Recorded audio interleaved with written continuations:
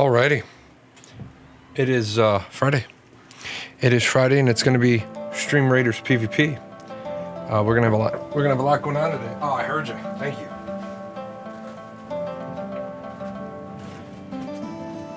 So, the timing was just 20 seconds off. I heard Tamir's car door slam, and I was like, I have to start because the song's almost over. Need a little chocolate shake today. I mean, there's nothing wrong with little chocolate shake every now and then. I take them. I have them a little bit more often than every now and then, but you know, it is what it is. Let's see. You applied for a job with the Air Force. Good. Civilian job or contractor job? Let's pop over into Stream Raiders. Hold on. I want to see something real quick. I want to see what this button does. Okay. I don't know why. There you go. Civilian electronics tech. Yes, I pushed the button. I did. I pushed the button. I don't know why. See, I also don't know why. See, this whole thing, this whole craziness needs to. I need to get this better. Like, today it's pretty good. Today it's pretty accurate. Rule number 1: never push the button. Yeah, I know, right? So we're gonna be doing a twofer here today. PvP is today in about an hour, so we're gonna do Stream Raiders PvP. I also gotta find that list of codes. where did I put it? I still have codes to give away. I'm gonna start giving away. I'm gonna give away those today too. Let me see if I can find that real quick.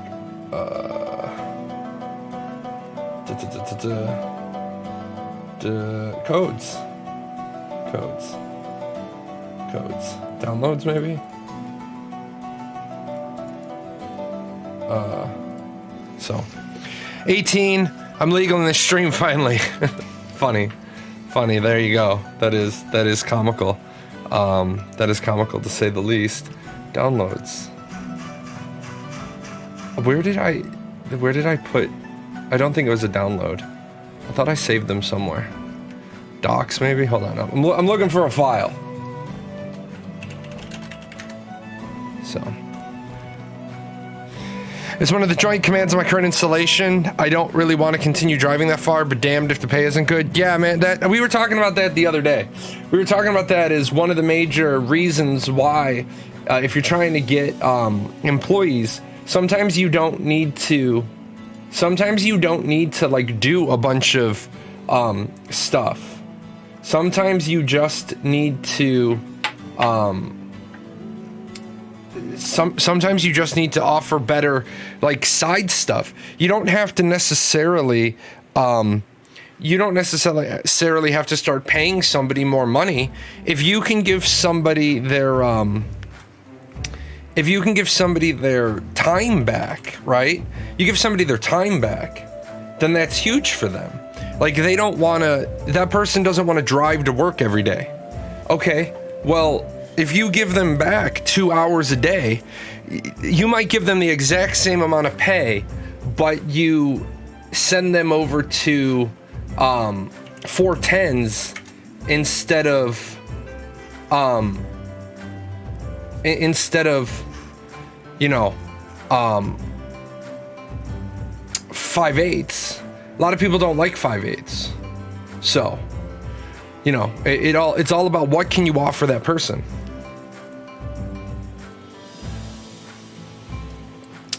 I prefer first 40, to be honest. I don't mind going in the office 5 days a week if I need to be there. But if I'm salary, I prefer to know how many hours a week I have to give you. I love first 40. After I've done 40 hours of work in the week, I just leave and I'm done. So, regarding the Talnar race, hold on, I got one other thing I need to bring up. Sorry guys, I was dealing with a family emergency just as the show was starting. So I'm missing my list of all my codes. I gotta find that. But a question is more important than my problems. Regarding the Talnar race, Steven said that the Talnar do not equal furries, but Steven also said that the Talnar will have mammalian attributes as well as humanoid and reptilian. Should Intrepid scrap the mammalian attributes so that people won't perceive them as furries? Or should they completely redesign the race from scratch into something completely different? Great question. Let's talk about that. I don't think Intrepid should completely abandon the Talnar. But I do think that they need to give the character design team for the Talnar specific boundaries,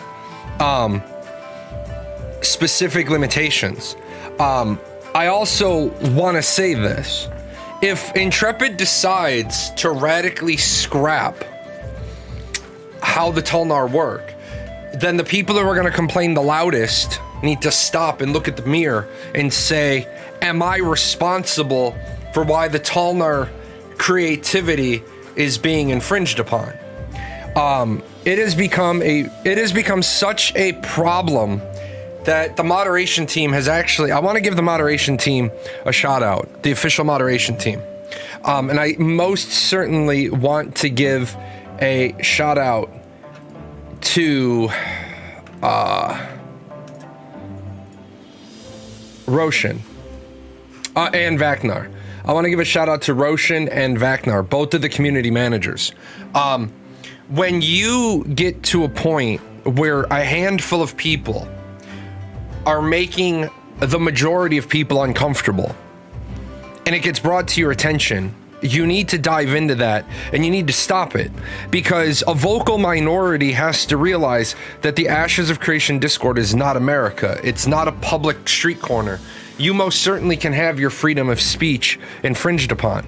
There is a small select group of people on the Discord who in the last day, or since today I've been on, they've completely changed their attitude and their behavior. And what I'm guessing is what happened is when you ask for complaints about somebody and the complaints come in so quickly that you can't keep up with the number of complaints, you don't even need to necessarily validate all those complaints.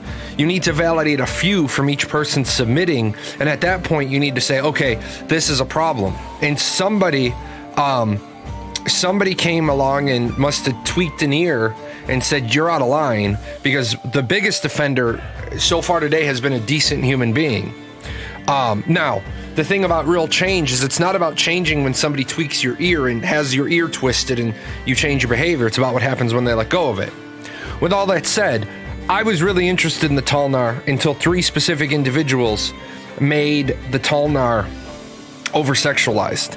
And at that point, I lost my taste for that particular, because I don't want to be associated with that deep level of perversion. So that's when I made the switch over to Vec being my preferred race. So what you're saying is they're scalies, not furries. No, what I'm saying is that all the degenerates who want certain things like boob sliders and dong sliders need to realize, when are you going to see that stuff? You're never going to be naked. The Frognar and furry movement became annoying and turned my interest off Talnar. Well, by the way, the Frognar movement is dead anyway, because I had to go through some old sound bites the other day. Steven's already said no amphibians. There is no plan to have amphibians, so that's already done. I truly believe that they need to consider, though, I don't think the Talnar, and I know I'm going to make some people mad. First of all, I don't think your game needs boob sliders. Not sliders. I don't think you need boob sliders. I don't think you need a dong slider, because your character is never going to be naked. When people say it adds to my immersion, you're a pervert. Because if you want perverted things, then your immersion is perversion. And there is nothing wrong with you being a pervert, but there is a whole section of the world dedicated to you. XXX sex shops, strip clubs, the porn channels. Go there. You don't need, if you want that kind of immersion, there's free websites to deliver that. Exactly, you don't need that in an MMORPG.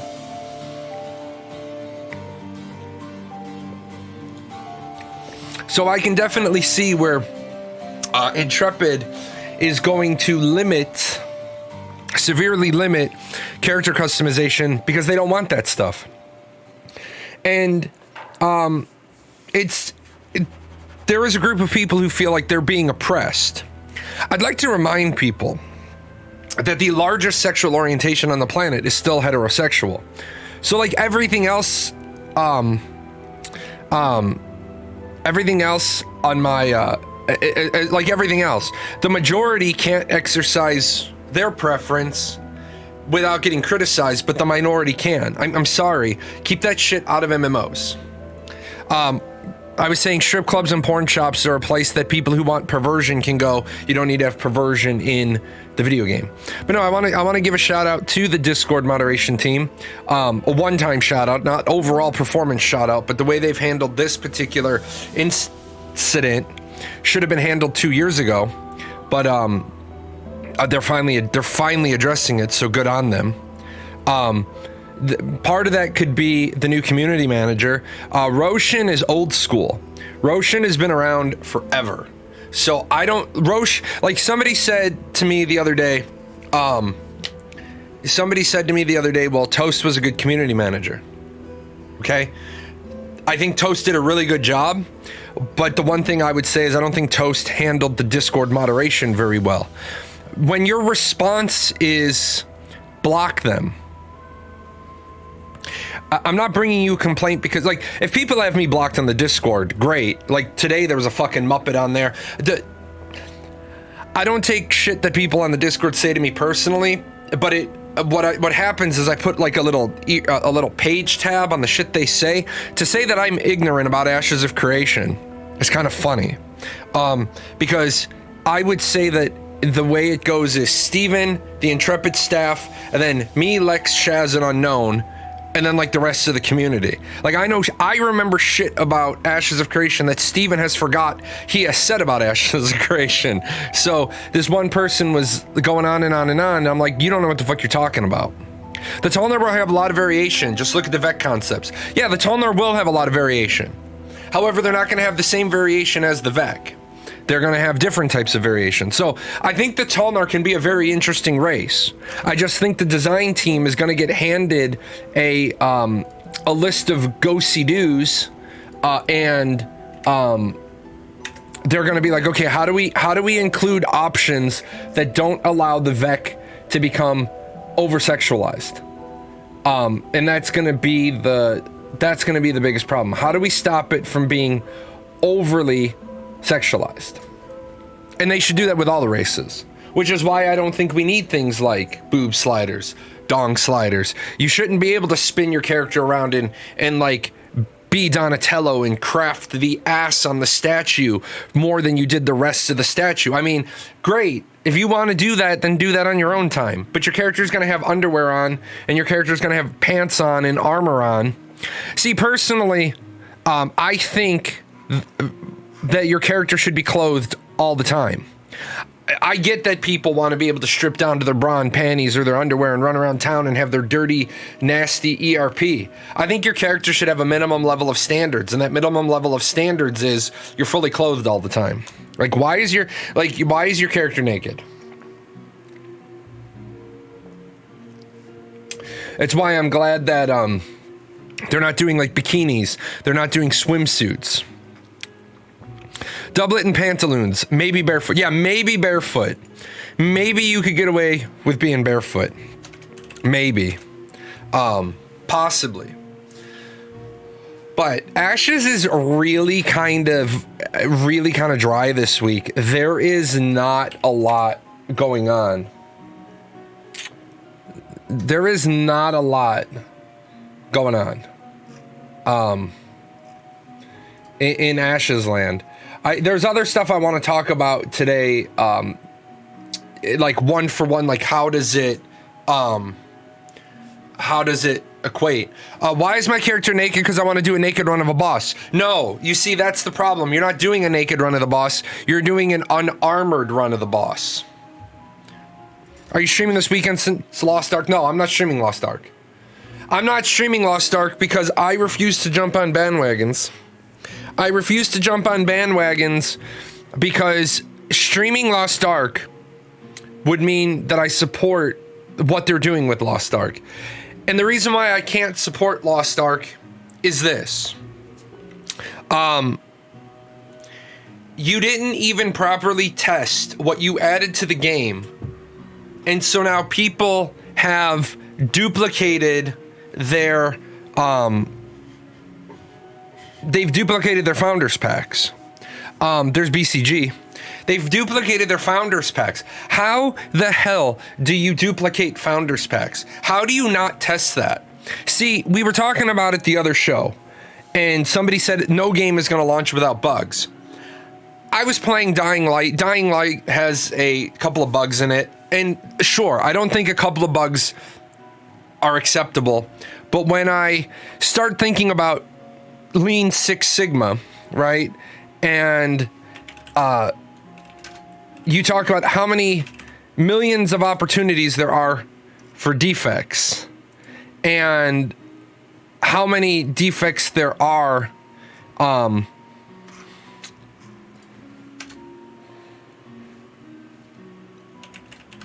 many opportunities for defects there are and how many defects that they had. You have three defects per million opportunities.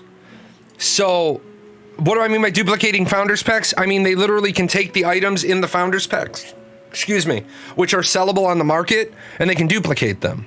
So that instead of having one costume that's for them, they have multiple costumes that they can now sell. So they can burn through tier 1 and tier 2 armor upgrades. Now, I know what some people are going to say, well, the PvP is normalized. Well, that's another reason why I wouldn't stream Lost Ark anyway, because I believe gear should matter.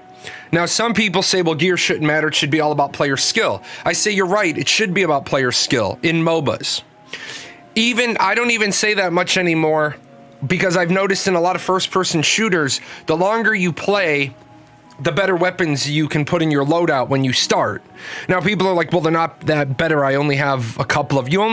So it's either not better or it is better. It's a black and white. Is this better than what a brand new first match player can have? If it's better, then what you're arguing is scale. You're arguing degree of better, but you cannot with a straight face say it's not better. Is it different? Yes. Is the difference positive? Yes. Okay, then it's better. So, the anti-sexualized Lalafell boob slider in Final Fantasy XIV is a good example. Even set to maximum, it makes very little difference. True. Very true. But yeah, you're able to duplicate founders packs, which means some people have, thousands of dollars worth of founders packs that they can sell the items for. Well, does it make a big deal? No. But my concern with that is, how do you not test that? You added it to a game that launched 2 years ago, and you didn't test it. It's just another example of Amazon Game Studios being inept. It's another example of Amazon Game Studios stepping up to the plate and striking out when the pitcher says, I'm going to throw you 3 right down the middle of the plate, and you miss all 3. I'm waiting on the economy of Lost Ark to implode. Right. It's the same thing, the economy of New World. New World, they didn't design an economy. They designed steps 4, 5, and 6 of the economy based on an open world fort building survival game with full loot drop. That's not an AGS issue, though. AGS is just a publisher. Would the dupe issue be a developer issue? It's both. Because who wanted the founders packs? See, there are times where something is purely the developer, and there are times when something is purely the publisher. Remember, the founders packs, the item was created, the founders packs were created by the developer, but the publisher is the one who has the interface, and I don't know how, I don't know the method, I don't know the why, I don't know anything about the dupe and how it is accomplished. In Elyon with Cacao, the dupe is 100% on Cacao's end, because the dupe is through the website interface. For ArcAge, the dupe is 100% on Cacao, because the dupe is through the web page. It's through the web interface. It's not like it's something in game. Like, now there are dupes in ArcAge that I know about that still exist that are 100% on XL Games. They've never patched them. So it's because I don't know exactly how the dupe for Lost Ark is happening. It's because it has to do with the Founders Pack. There is some amount of that on the publisher, because remember, the publisher is also responsible for operations in their areas of responsibility. So they should have tested the Founders Packs, especially, and this is where Amazon Game Studios gets shit on twice unfairly, but it's still true. Amazon Game Studios should have known that after the Elyon duplications, after the ArcAge duplications, they had a higher level of warning driving a higher need for quality assurance, and they didn't do it. That would be like right now, if Intrepid Studios was launching Ashes of Creation right now, and there was a way to unbind your Cash Shop cosmetics so you could sell them or trade them. Intrepid would, of course, be dinged once for you let this happen, but they would get piled on ding after ding after ding after ding after ding, because people would say, not only did you allow this to happen, but you know this is the trend in game launches right now, because ArcAge Unchained had it, Elyon Unchained had, or Elyon had it, New World had it, Lost Ark had it. Why didn't you do better? That's the problem with, like, you know, the unfair part when you were in school and you have to go up to the board, right? You get called up to the board and you don't know what the hell you're doing, and the last 4 kids ahead of you didn't know what they were doing. What does a bad teacher do? A bad teacher loses their temper at the 5th kid. Instead of the teacher saying, wow, if 5 of my students have come up to the board and don't know how to do this, the fault is probably mine. No, the teacher loses their mind on the 5th student, thinks the kids are jerking around, raises their voice, and that 5th kid never wants to go to the board ever again. It's an unfair scenario, but it's what happens, and we know it happens. Gold rolled through Amazon Game Studios under the bus 3 times in that interview. I don't know which interview you're talking about. You'd have to tell me which interview you're talking about.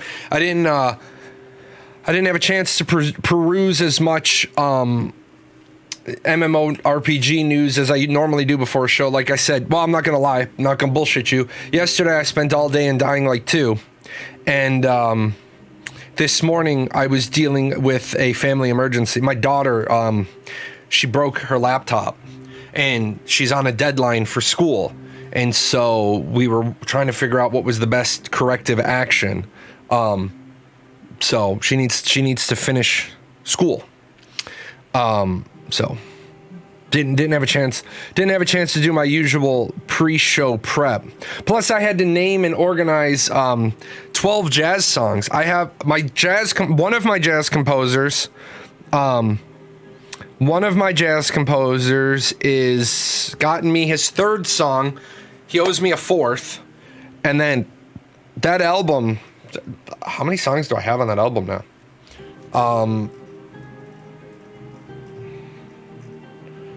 Have 13 songs on the album. He owes me one for 14, and then the other jazz composer owes me 10, so that album will have 24 tracks on it. It's called Private Jazz Club, a sampling of jazz. And you guys are finally going to hear my one jazz song, my one remix of a jazz, my take on jazz.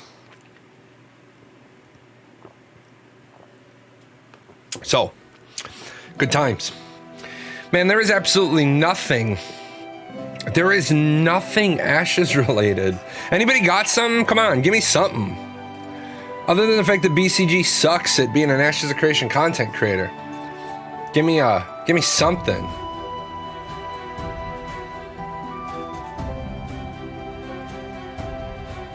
Alright, Ashes of Creation will have nodes. Yes, Ashes of Creation will have nodes. That is true. That is true.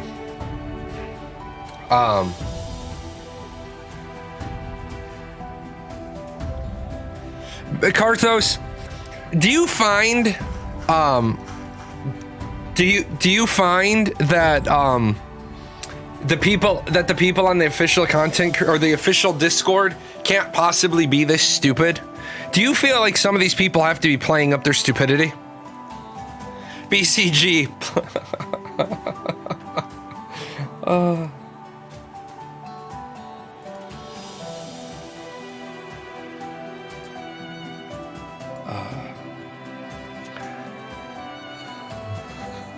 For the Lean Six Sigma rule, are we purely basing it on lines of code or interactions with the game total? It depends. It could be both. It could be lines of code. If you're doing a pure Six Sigma prior to launch, it would be lines of code, and then afterwards, or not even launch, but testing, it would be lines of code, and then after that, it would be per operation. So, let's see. I think people are 100% dumb as they appear. Ouch. I feel it's entirely probable that they are that stupid, and I base myself on Helen's Razor. I've never heard of that one. Oh, come on. Come on, feature chat. This is one thing that, the money that you guys give me, and Sneckers, big shout out to Sneckers, the other show, 75 pack. I want to get my own custom, like, interfaces made, so that I don't have to deal with, other people's stuff. Like, I use this program to put stuff up on the screen, and unfortunately, it works when it wants to. So, like, please jump off a cliff and take your stupid hat with you. I had to reload the program, and then, of course, the moment's gone, but I wish we had that. I'm a little afraid. My 13-year-old came out of a gaming session and said, "I fucking hate stupid people. Sorry, folks, I procreated," and he's just like me. Yeah, right? That never attribute to malice, but can be adequately explained by stupidity. Yes, I do know that one. I didn't know it by name, but I do know that one. Given that many people want to be taken seriously or be respected, many of them are on their best behavior and still look that dumb. True. Any idea of system requirements or when those are likely to release such info? So, let's talk about system requirements. System requirements for a game prior to beta are bullshit. Because prior to beta, they don't even know how much power they're going to need. Now, they do talk about their system requirements for alpha testing. And this is one of those things where, no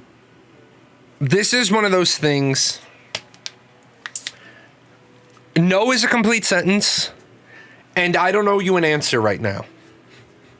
These are good parenting advice, tidbits for any new parents out there. Remember, no is a complete sentence. So is I said so. Because I said so is a perfectly justifiable response. However, you also don't owe people an answer right away. Like 2 streams ago when they announced Unreal Engine 5, and Margaret turned around and she said, "Well, our system requirements aren't going to go up." What in the blue fuck are you talking about? Your system requirements aren't going to go up. Of course they are. Of course your minimum system requirements are going to go up. Because you can't run Unreal Engine on these minimum system requirements. Right? You can't run Unreal Engine, a game in Unreal Engine, on these requirements. Anymore, 8 gigs of RAM, 8 gigs of RAM doesn't leave you very much to run Ashes with. 8 gigs doesn't leave you a lot of space anymore. What does Windows 10 64-bit use? Minimum 2 gigs.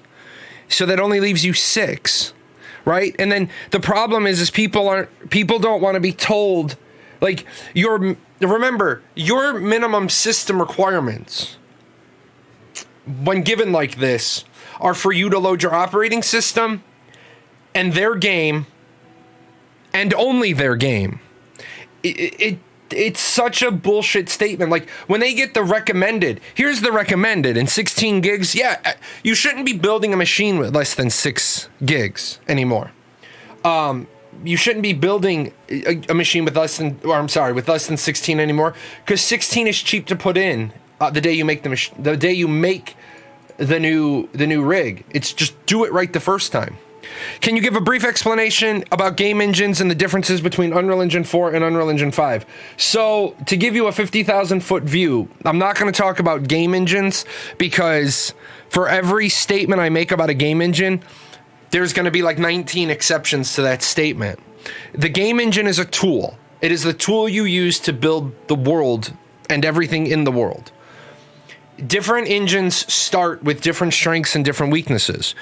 A couple of times I've given the example on my show, and a couple of times people have jumped in on it, and truthfully, people don't know what the fuck they're talking about, so they jump in on something, and then I end up having to ban people, and I would rather them not be banned. So let me just say it this way. The difference between Unreal Engine 4 and Unreal Engine 5 is nothing.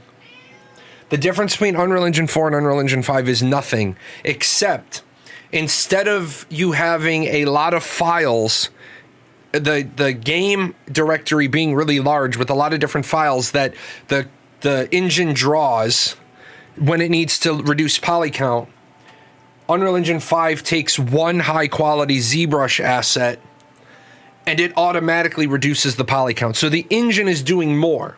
So the size of your game file is going to go down, but the power needed by your application is going to go up. That's why Unreal Engine 5 looks so much better than 4. Now, when I say this, people get confused. You can make something look the same in Unreal Engine 4 as you can in Unreal Engine 5. The trick to that becomes, how much time do you have? How much money do you have? How many resources do you have? Because one person in Unreal Engine 5 can make an entire world in the amount of time it takes one person in Unreal Engine 4 to make all of the manual third-party assets. Because remember, in Unreal Engine 4, you can't just load a ZBrush asset into the engine and the engine do all the work for you. What you have to do is use a third-party application. You have to use a third-party application to make different versions of a file when you reduce the poly count. To give you a good example of this, anybody that's ever had to upload upload 3 different versions of the same file, like I need this one to be 128 by 128, I need this one to be 54 by 54, I need this one to be 28 by 28. In the past on Twitch, when I wanted to load emotes, I had to manually have each of those 3 sizes. That's Unreal Engine 4. Unreal Engine 5 is now on Twitch. I can just load any size file. It will automatically downgrade it for me. So the real trick to Unreal Engine 5 is the in-game engine automation that it does for you. I would be 0% surprised if this ease of use was motivated partially to cut out the middleman unloading files. I mean, it could be. What do we got here? I'll grab that one. Should mounts get terrain... Oh, hold on. Why aren't you showing up? You are showing up. Should mounts get terrain buffs? Rhinos get +1 speed in desert. It would make a mount in a region more desirable and stimulate the mount breeding and selling economy in the regions. Do I think that this should happen? Yes, and yes, I 100% do think this should happen. Do I think it will happen? No, I don't. Not at launch. Not at first. The reason why is you're talking about a lot of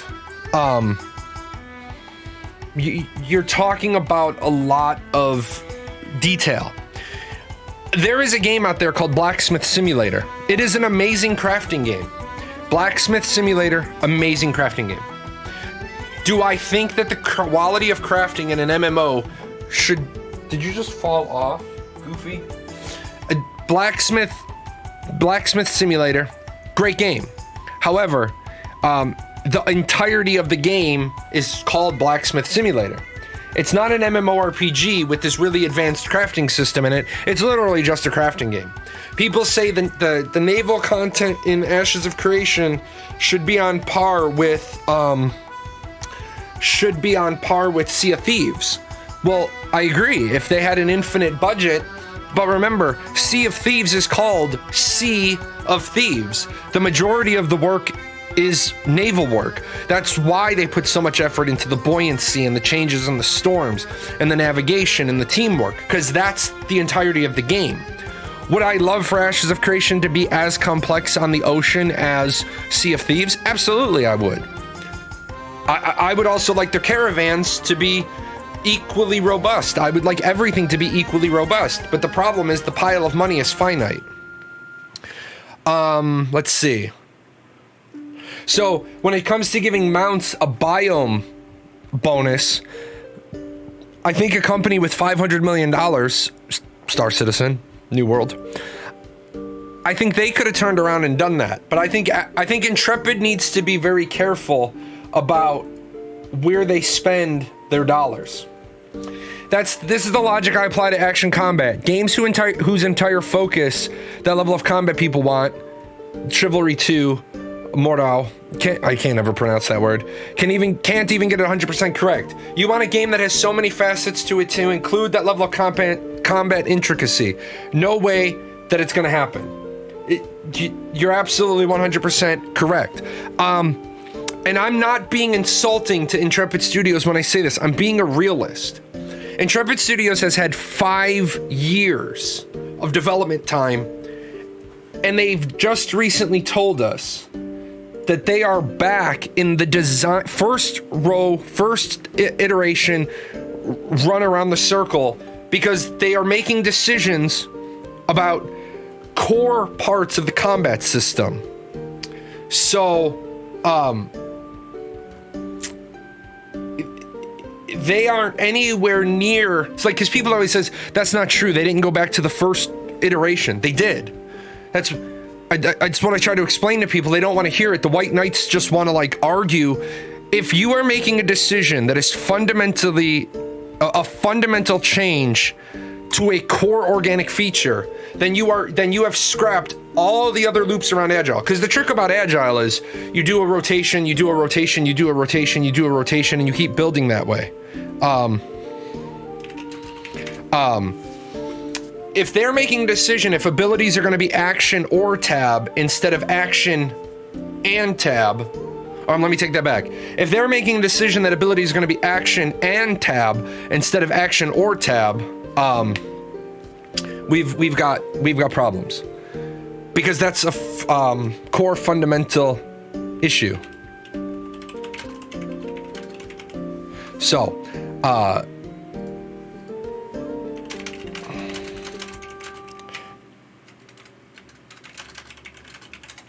they can't turn around and say, we're really far ahead on the action, on the combat, but we have these. No, you're not. You're on.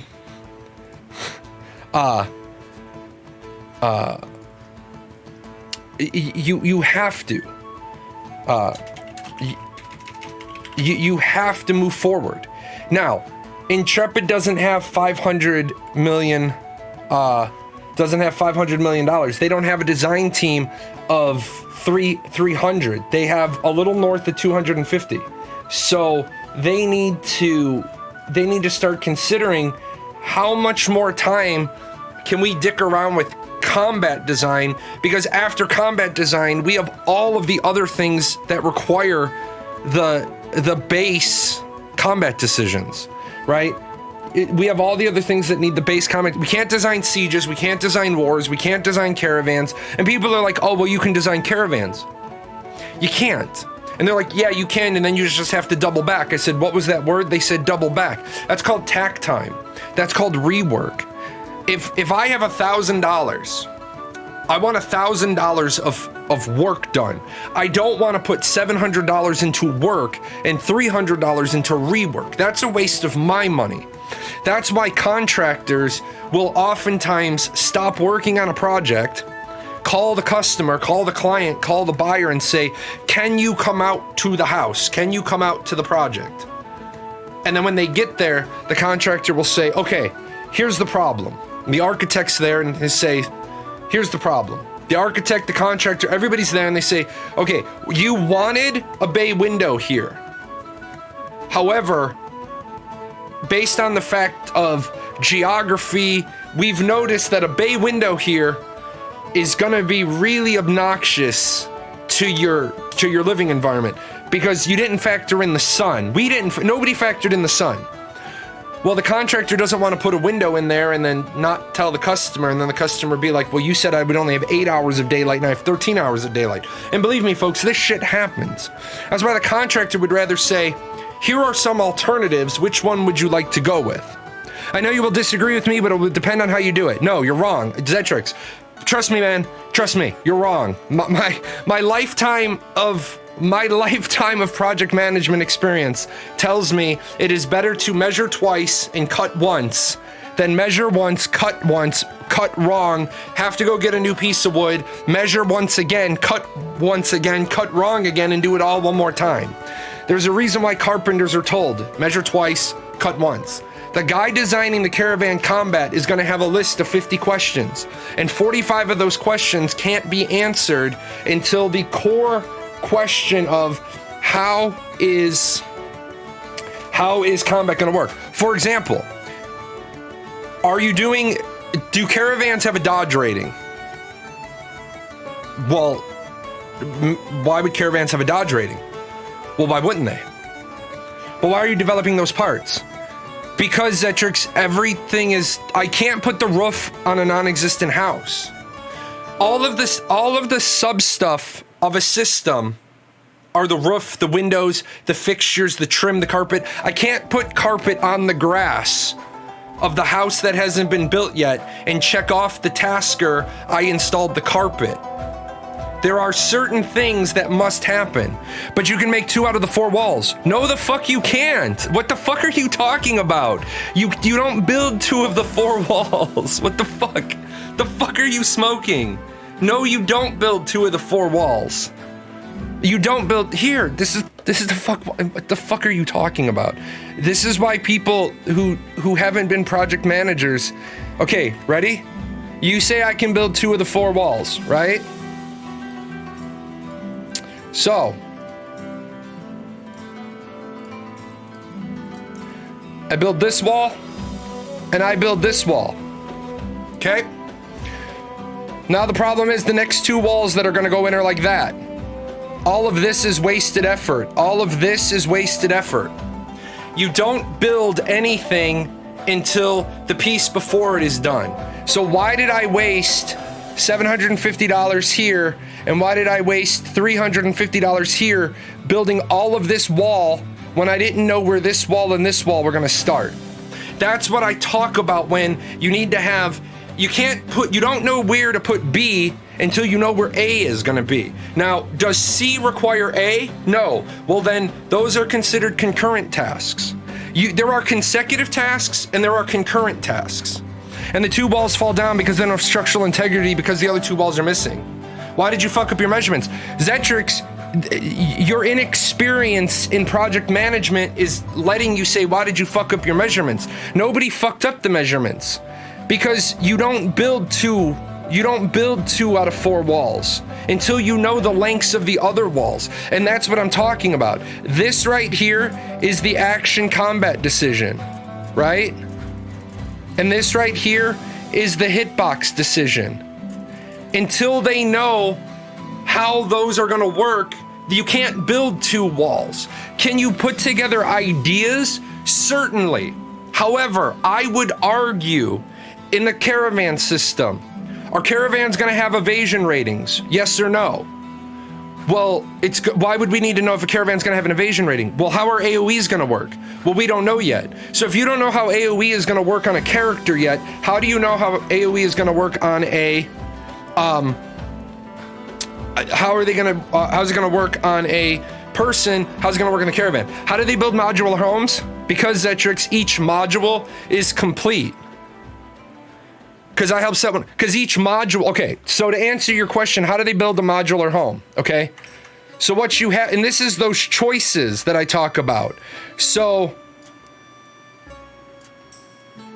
you have these 3 modules, right?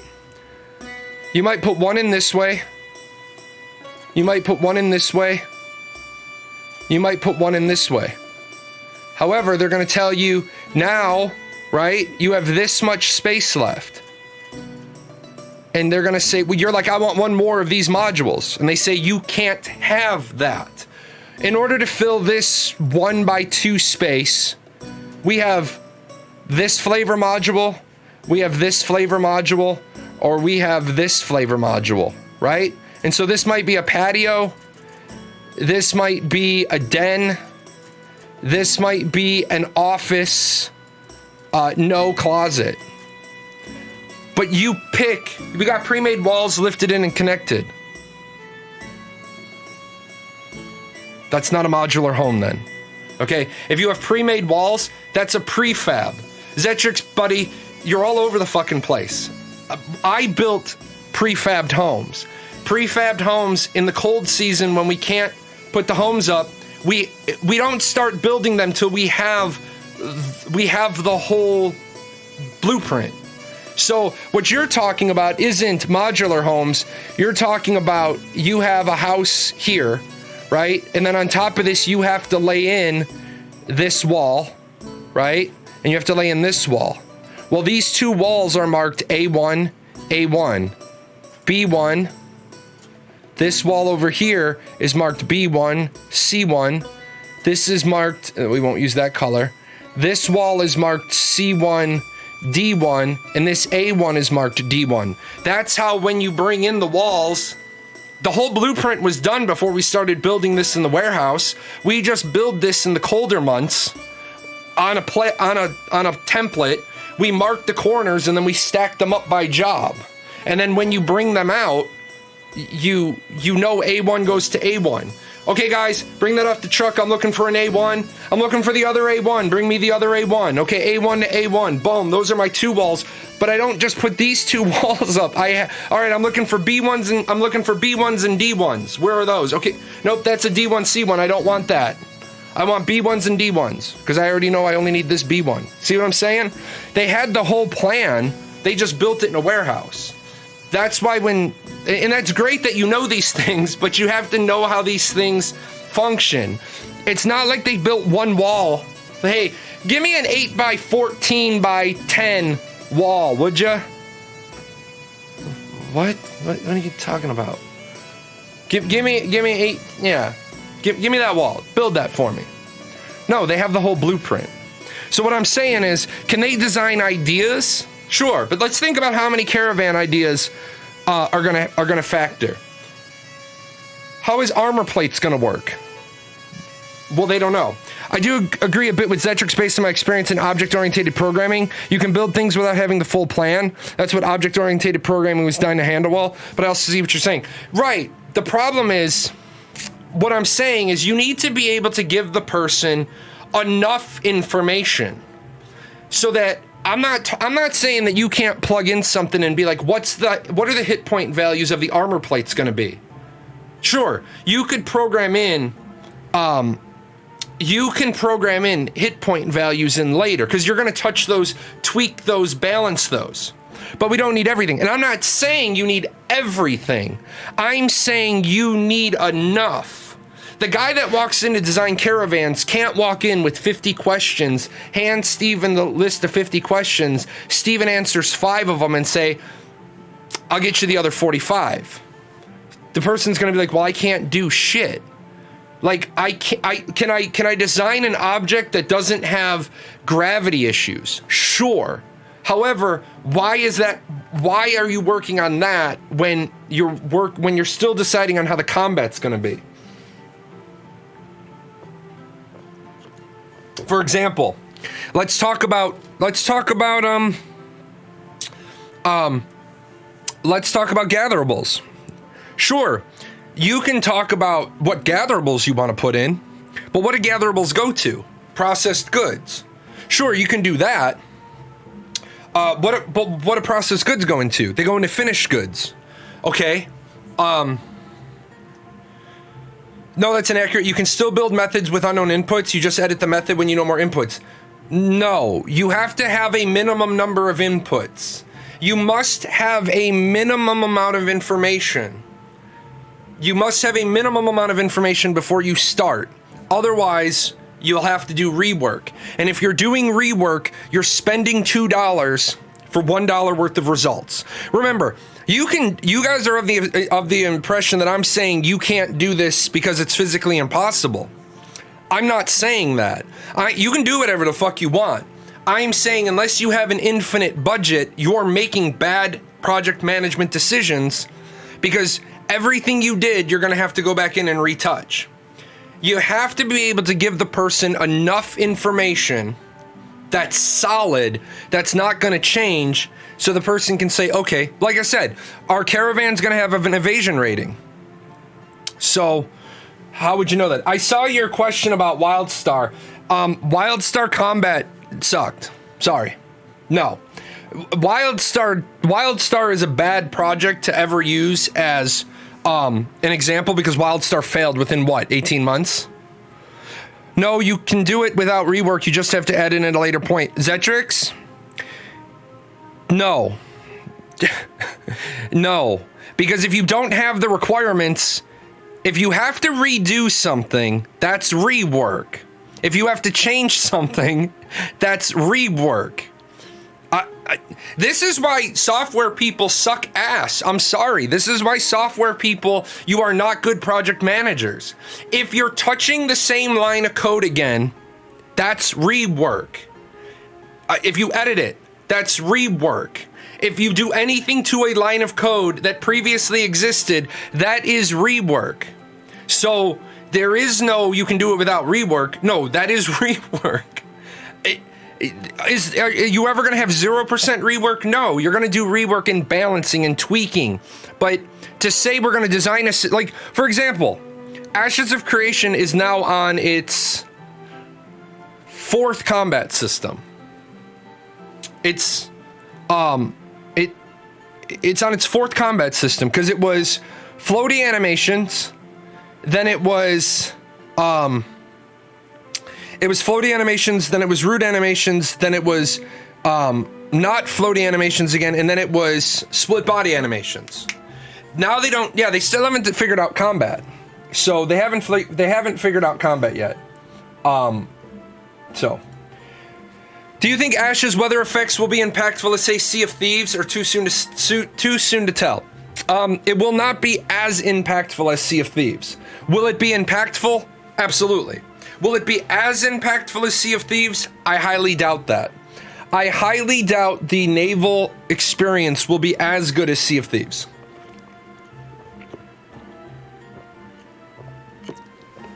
Hey Zetrix, I'm going to give you a piece of advice here. From my view, that's rework. From our side, it's addition of content. Your opinion doesn't fucking matter. Your opinion, this is why, and I'm saying this and I mean this with all sincerity. The project manager, his definition of rework is the only definition that matters. Because here's the thing, unless you want the owner of the company standing next to you while you work, there's always going to be one person in between you and the owner of the company, and that's going to be the project manager. Your definition of rework doesn't mean shit all because I'm the project manager and I'm the guy with the budget. I'm the guy that says Zetrix's amount of rework is 54% and Threather's amount of rework is 30%, and at the end of this contract, somebody's got to fucking go. And Zetrix is going to go because Zetrix's rework percentage is at 54%, which is why I said anybody who comes in to say, I have 50 requirements, and you'll see Grumpy Old Man use the word requirements. I have 50 requirements that I need before I can start this. If you give me 5 of the 50, I'm going to look at you and be like, I can't work like this. This is why project managers and the workers don't get along. We always think each other's definitions and viewpoints are wrong. Threader, the difference is that the worker level's definitions are wrong. Because you're the worker level, not the management level. That's why I tell people, you shouldn't be fighting back about the definition of terms at the lowest level. You shouldn't be fighting back about the definition of the word late. You should say, when's my deadline? I can't make that. I told you I couldn't make it. But that's also why we go to my standard software people. Most of them either are, I can do that in 3 days and it takes them 2 weeks, or it's going to take me 2 weeks and they could have been done with it in 3 days. Very rarely do you get the person who says, oh, it's Friday at 2 o'clock. I can have that done by close of business. And they're done. Would you consider me adding a template for you on Ashes of 101 rework? Adding a template? No, that's not rework. Adding a template is not rework. Changing a template is rework. Changing a template is rework. Now, you working on a template that you've previously given me that doesn't do what it wants is also rework. When you deliver it, it should work. When you have to go back and it's like, oh shit, it doesn't work right, that's also rework. But if my requirement changed, and this is where you get into the splitting, you got to be careful here. If I give you a new requirement based on an old template, technically that's not rework because it's a new requirement. That's what Grumpy Old Man was getting to, the word requirement. You can use your previous work as a template, copy, paste, and insert stuff, but changing the software that calls up a new item is rework. No, because changing the software that calls up a new item is a new requirement. A new item. Changing the way the software calls up an old item may or may not be rework. But going in, writing half of something, and then going in and drafting something before you have the final requirements, and then having to change everything you did because you have new requirements. So that's why I'm saying, how do you design the caravan system without the combat system? How do you design the siege system without the combat system? How do you design wars without the combat system? How do you decide what the war objective is going to be until you know what the combat system is going to be? How are you going to do crafting? Like, sure, you could go in and you could say, for health potions, we don't need combat to do anything with the health potions. Really? I would not do sieges without combat. Crafting is linked to combat because what's the armor going to look like? What's the, you couldn't do crafting. You absolutely could not do crafting. What are the stats you're going to put? How many stats? Which stats? What are the stats going to look like?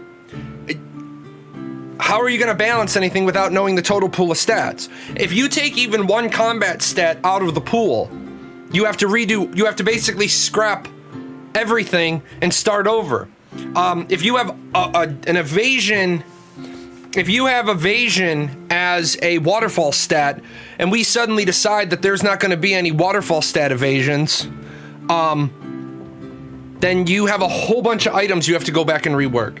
You can't even do potions, because you can't do potions until you know what the hit point is. Are you going to do percentage-based potions or fixed-rate potions? You don't know what to put the fixed-rate potions on until you know what the total number of hit points is going to be. What should the cooldown be? Being a software developer is really tough because most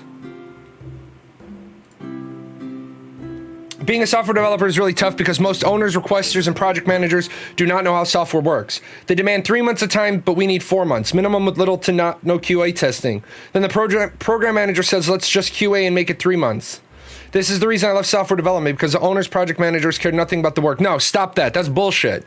That's a bullshit statement right there. I'm not going to allow that statement to go through. That's not a problem between software developers and project managers. That's you just worked for a bunch of shitty project managers and a bunch of shitty owners. Because as a project manager, no, that is bullshit. That's a bullshit anecdotal statement. That's not the problem, because I oversaw 2 software projects. I didn't know fuck all what I was doing, but I noticed that, because I could turn around and say then the problem with software developers is they all bullshit, based on my anecdotal experience with one particular person who bullshitted. What I will give you is, individual project managers you've worked for have been very poor. I will give you that the trend is the requester wants it here. It's ready. This is the problem, and this is project management 101, right? This is the triangle, and everybody knows that if you've worked on a project, you know the triangle, right? It's cheap, it's fast, and it's right. And you can't ever have all 3. You can only ever have 2. If you want it fast and cheap, it won't be right. If you want it fast and right, it won't be cheap. And if you want it right and cheap, it won't be fast. You can't have all of them. You get to pick two. I want it cheap and right. Well, it won't be fast. I want it cheap and fast. Well, it's not going to be right. I want it fast and right. It's not going to be cheap. For example, I'll give you a great example. My daughter needs her laptop back. She broke her laptop, can't do school without it. She's missed 2 days of school this week without the laptop. She went to a shop today and they said, we can do it in 2 to 3 days. Or if you pay the $50 service fee, you go right to the front of the line. She needs it right and she needs it fast. She can't do it on the cheap.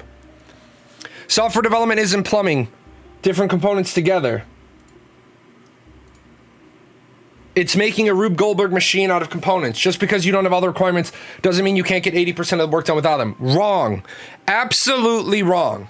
Because what you just said is, it's making a machine out of components. Just because you don't have all the requirements doesn't mean you can't get 80% of the work done without them. That is wrong. That is absolutely wrong. How the fuck do you start without 80% of the requirements? How do you start without 80% of the requirements? So that's a bullshit, no, flat wrong statement. Do you need 100% of the requirements to get started? No. Do you need 50 to 60 of the requirements? Probably. Can you work on subsystems like the road system we saw? Sure, because so I can't start rebuilding my car. No, did I just fucking say all the parts? Jesus Christ. See guys, you want to sit here and try to make me be wrong, but you have no interest in learning and you have no interest in making yourself right. You just want to keep making me wrong. And I didn't say you need 100%. Didn't say, and how the fuck did you get to a car from software? I know what the finished product of the car is. I'm rebuilding a 1967 Corvette Stingray. Guess what? There's only one right way to put that bitch together. I know what my project is. See, the requirement, I have 100% of the requirement. I'm rebuilding a 1967 Corvette Stingray. There is only one fucking requirement. A functional Corvette Stingray. See how I have 100% of the requirements? So you going to the car example makes me right and makes you even more wrong. Don't try to make me wrong. Try to make yourself educated. And the same way you design specialized libraries and you have no idea what developers will end up using it for. Why do I want... Hold on. Why am I developing a specialized library that the developers will... when they're not... I don't know what they're going to use it for. Why am I incurring that cost? You can time me out for this if you want, but how did we get to a house from building a software caravan? Because he mentioned putting walls A and B up. So I went to the house because of his example. I didn't go there. He went there. I followed him there.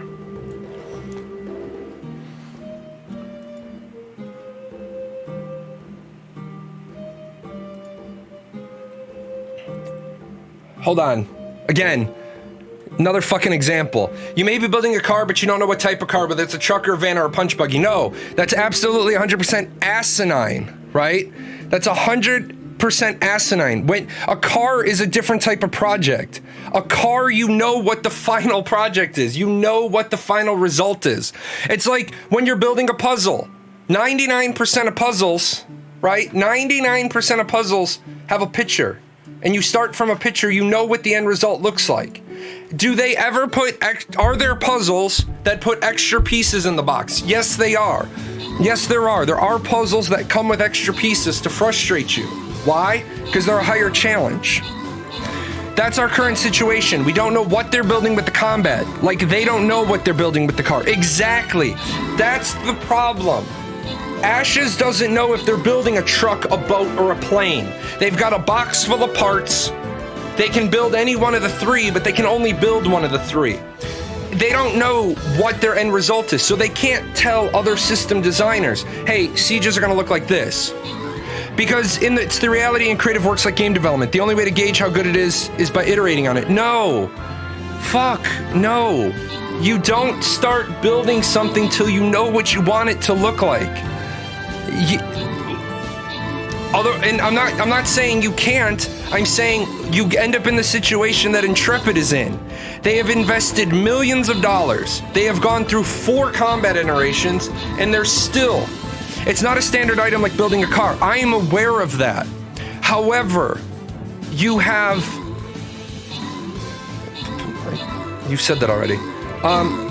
You have to know what you're trying to build, right? You have to know what you're trying to build.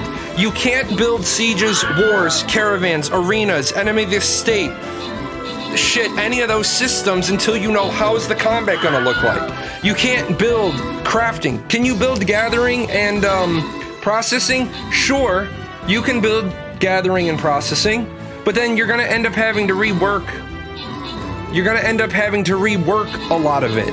And the point is that we want to avoid rework, because rework is twice as much money for half as many results. If I have $1,000, I want $1,000 of new content in the game. I don't want $1,000 of rework in the game.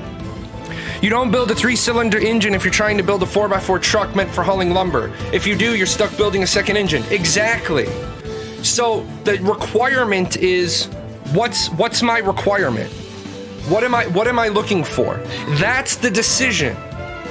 That's the decision. Are we doing action combat, tab enhanced combat, or some sort of hybrid combat?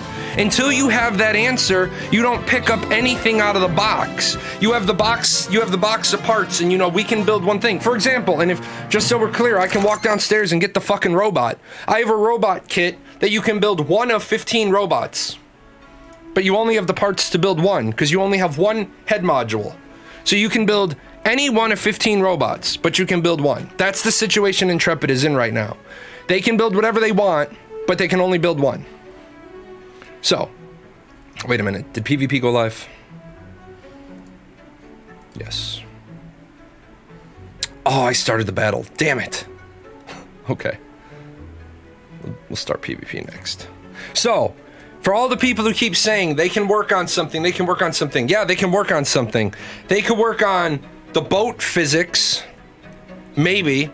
They could work on the caravan physics, maybe. They could work on the road tech. They could work on the unique buildings. They could work on the node tech. They could work on environment art. I still don't understand how combat mechanic integrations with the I don't know with the frafting. I don't know what a frafting is. So, when I was in college, I was taught one thing over and over again. The best programmers in the world are the laziest people in the community. They never write the same line of code twice, and they try to do it right the first time so they never have to look at it again. So, they can work on the cosmetic shop. Yes, they can. Oh, even then, well, yeah, they could work on the cosmetic shop. Do I feel that Intrepid should keep their targeted T rating? I feel like they should go M. No, they shouldn't. Yes, Zetrix, you do need to learn to explain. That is one thing for you. You need to stop trying to be right, and you need to learn how to explain, or you need to learn how to ask questions that help with your growth. Trying to be right gets you nothing. Trying to be right gets you nothing. Do I think you do try to be right? You do try to be right. Because you try to make me wrong. You do that all the time. You do that all the time. It's something that I've come to enjoy about your company, but you always try to make me wrong, and it's not gonna work. No, I don't think Intrepid should go with M for mature, because I didn't know this until about a year ago.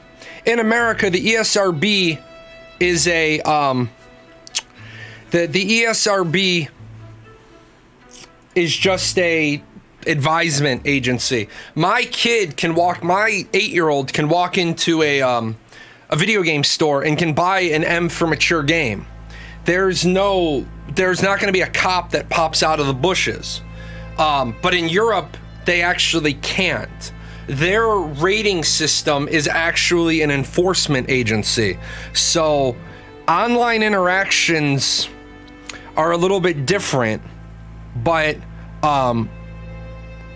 because you'll notice a lot of American games are rated T for teen, and then there's that little disclaimer, online experience not subject to rating. But in Europe, Europe is a little bit different. So I'm not versed enough to say what would the ramifications be if they allowed teenagers to play an M for mature game, and you don't want to cut off a segment of your market. Also, what does being an M for mature game really get for you, right? ESO is rated M, and it doesn't seem that extreme. I just wonder if keeping it T rating will limit them. Really, what M rated stuff, like Diablo 4 is going to be rated M for mature, unless they cut out one of their CGI scenes already. They're going to be rated M for mature. I don't know what making your MMORPG M for mature it gets you. I don't, like, do we need softcore porn in our MMORPGs? Do we need nakedness? Do we need gobs and gobs and gobs of gore and violence? Mature ratings only get you a may contain intense violence, blood, gore, sexual content, and or strong language. Right. But do we need that?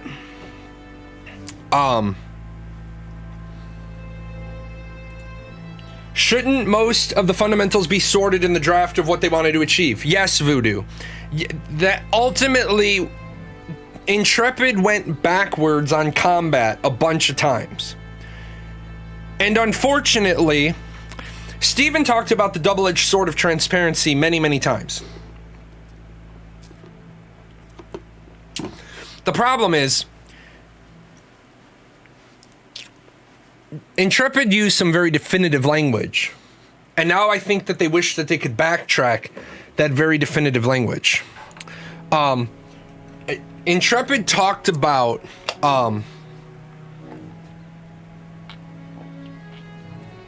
deliverables. And as you saw on Alpha 1, Intrepid could fall off the boat and miss the water with their inability to hit deliverables. Intrepid talked too much. Intrepid talked the talk, and now they can't walk the walk. That's a big problem for them. Intrepid luckily had said the game will always have some sort of tab component to it. The game will either be full tab or it'll be tab hybrid. But the fact that in November they put the combat back into design review, it's like Carthos said earlier. Companies who have made their entire game only about action combat can't get action combat right. So how are we expecting a company that's trying to do 15 revolutionary systems and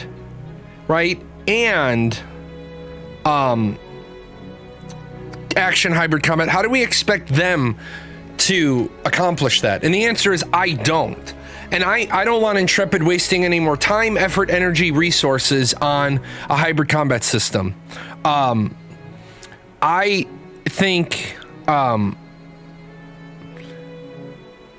think Intrepid just needs to go tab enhanced. Make a good tab enhanced system. Design out everything else. So they said they may have set the bar too high for themselves. Yeah. If they haven't finalized how hitboxes will work, does that hinder cosmetics or are they not related? Well, Magisto, that is a huge one for me as well. I'm beginning to lose faith in Intrepid because I'm beginning to feel like they don't think customer concerns are an issue. The customers have been asking for over a year. Can you please tell us what buildings our freehold skins go on? It's been a year. And no, they can't. They can't or they won't. Last year around this time, Margaret came here and she says, I know what buildings they go on and I'm waiting for a final thing from design, but design is busy because they're in their Alpha 1 push. Well, 20% of your company's life has gone by and you still don't have that answer. And when you got asked again, it was, we're going to get it to you. there's already somebody who has drafted a very long and very articulate complaint to the Federal Trade Commission. And some people tried to talk about it on the forums, and of course the White Knights. See, the problem with White Knights is the White Knights goad people into taking actions against the company. There is a person who has a very articulate letter to the Federal Trade Commission about bait and switch. And the problem is that the Federal Trade Commission is not a judicial body. The Federal Trade Commission is a lot like the cops. The Federal Trade Commission says, we think you did this, here's your fine.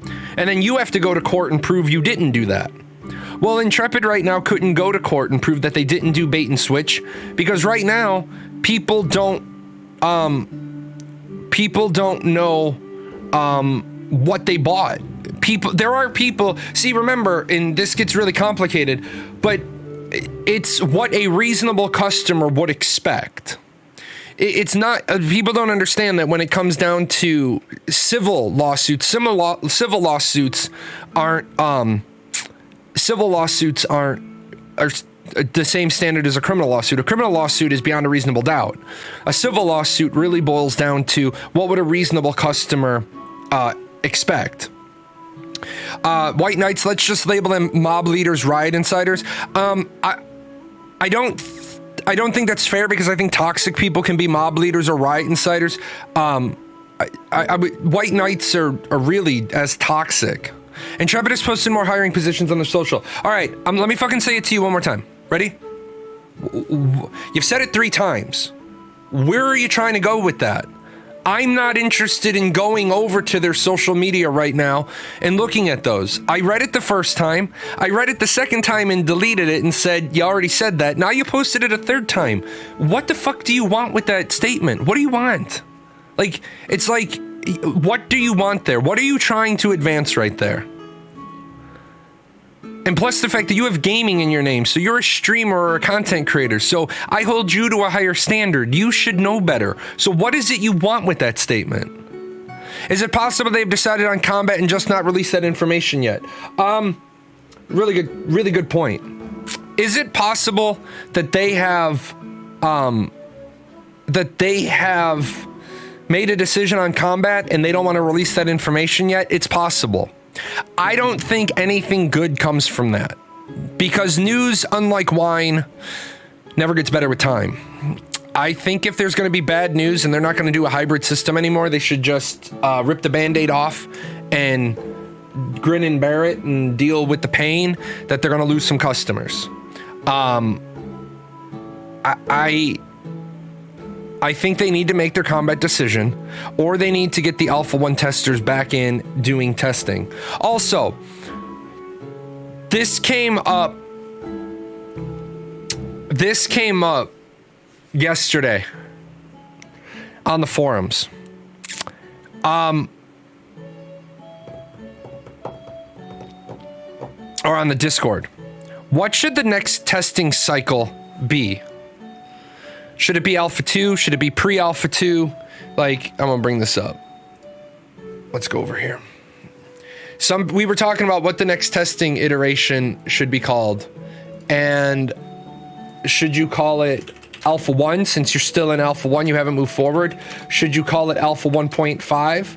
Should you call it Alpha 1.5 Combat Tech Testing? Should you call it pre-Alpha 2 testing? And should you call it, what should you call it? And then who do you invite? Okay, here's why I think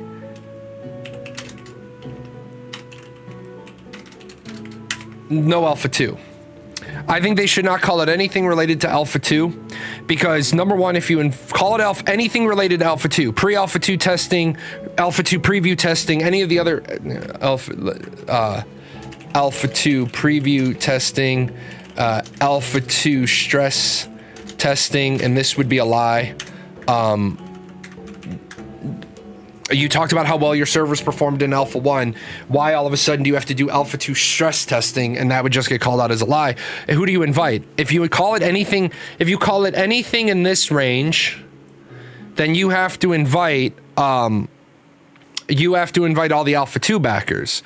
If you call it anything in this range, all you have to invite is your Alpha 1 backers. Don't call it Alpha 1 even, call it Alpha 1 combat revamp testing. Yeah, you could do that. You could actually call it something like,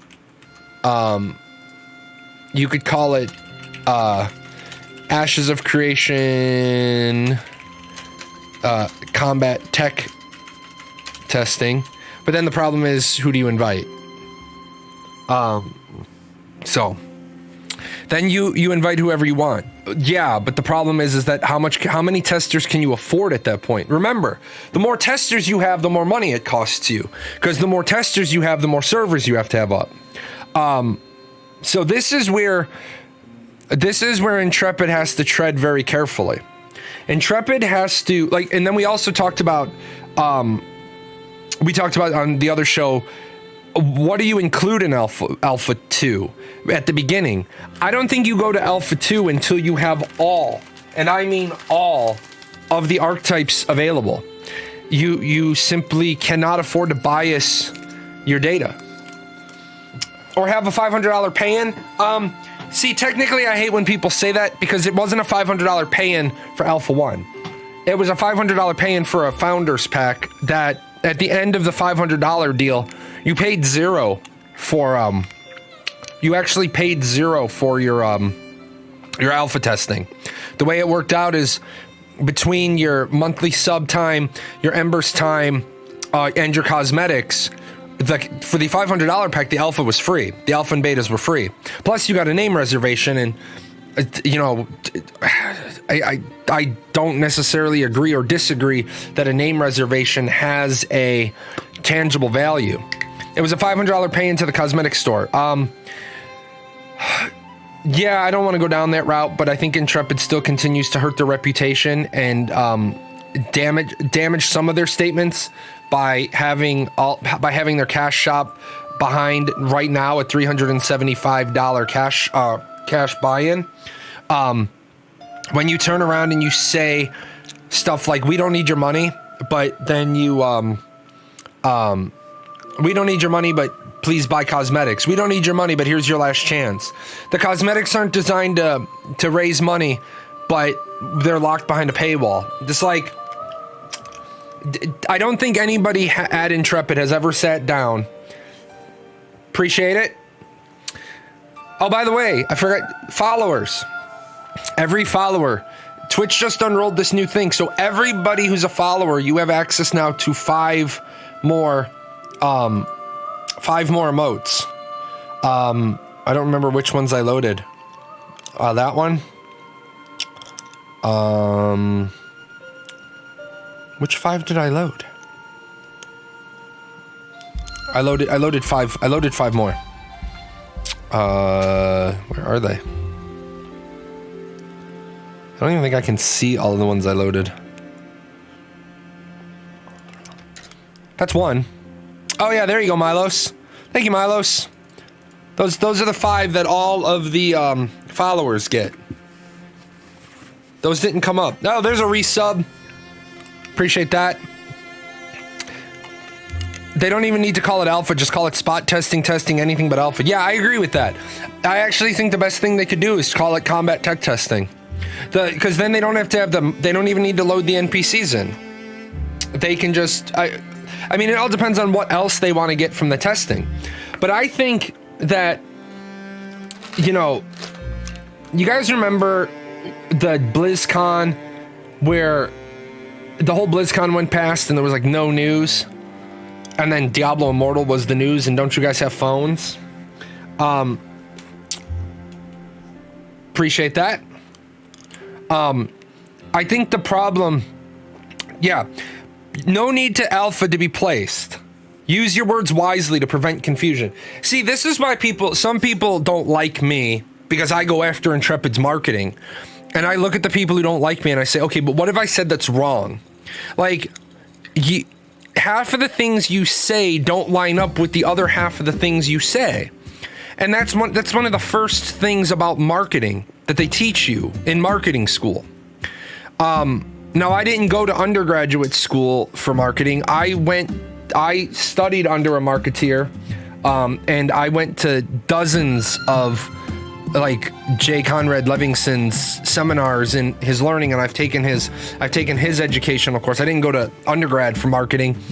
So I don't have a degree in marketing, but I have a lot of experience in marketing. Every single thing you say publicly should link up with every single thing you say publicly. The problem is right now, Intrepid is very picky choosy, and very one-offish and very singleton. Their statements they want to exist in, they want their statements to exist as single links of chain. Well, you all know that a single link of chain is really useless. For a chain to be valuable, it has to be long enough to attach to something. And the problem with chain is that the weakest link. You are the weakest link. I think Steven needs to turn over, and this is the problem, because he doesn't have a lead game designer to turn over the next 2 weeks of operations to this guy. And Steven needs to sit down with the marketing team and bring in Critical Hit, who's their public relations firm, sit down and say, all right, Jay's been saying this shit, and I want to validate it, or I want to shut Jay up. How many things do we say that don't line up with the other things that we say? I want to fix our public image. Because what really bothers me is Critical Hit. I want to get their actual... I want to get their actual job. They are a game PR and marketing. They are a public relations and marketing company. So they should be able to, and they are, here, let's put it up there so everybody in the class can see.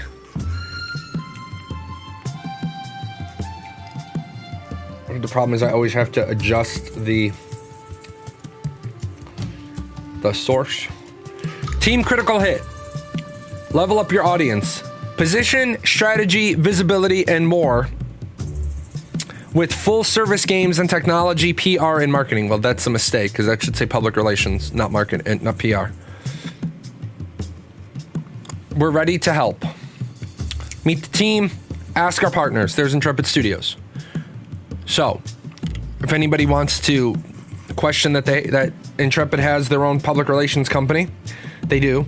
So my question then is, why are you spending money on a public relations company and then you don't have a public relations campaign?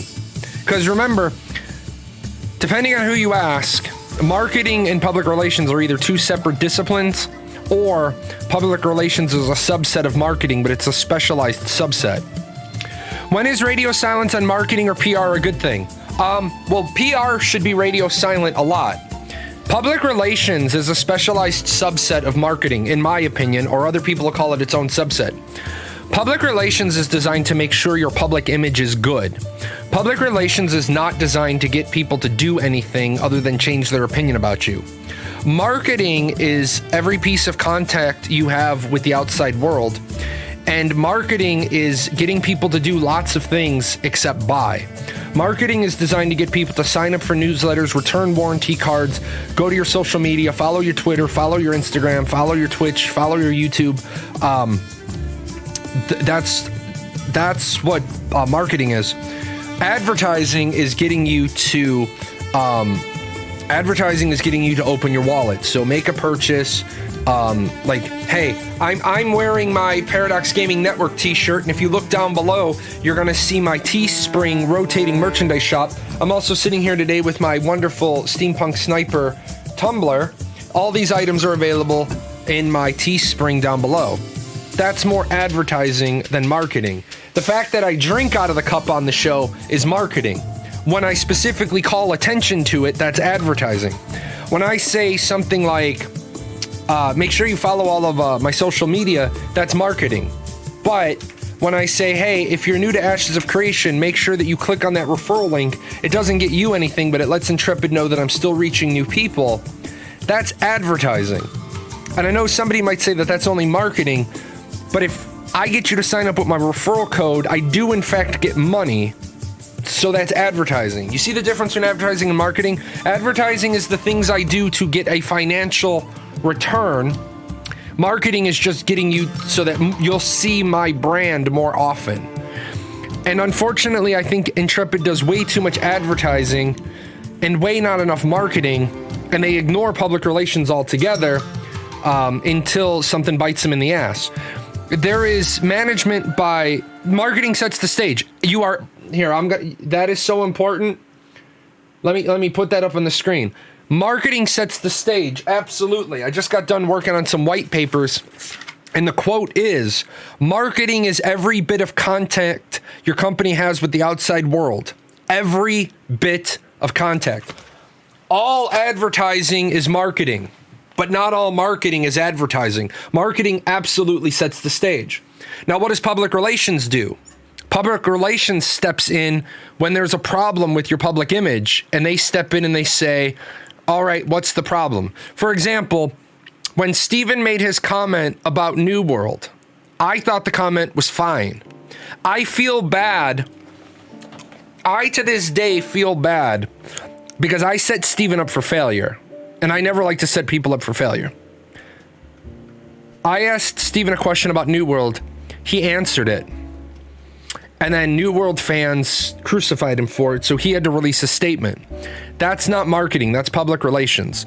Steven went out and he made a statement to clarify a statement he had previously made. That's public relations. The goal of that was to fix bad optics. But yes, you are absolutely right. Marketing sets the stage, which is why I tell small business owners, I tell streamers this, every single thing you do every day, if you are trying to be a Twitch partner and live on your Twitch partner money, every single thing you do should be part of an overall plan.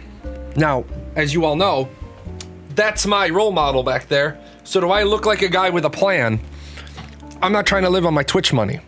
I'm trying to make music with my Twitch money. Everything you guys have heard so far today, all of you that have been here, you know that everything that I play on the show, it belongs to me. It's all PGN music. It's all DMCA free.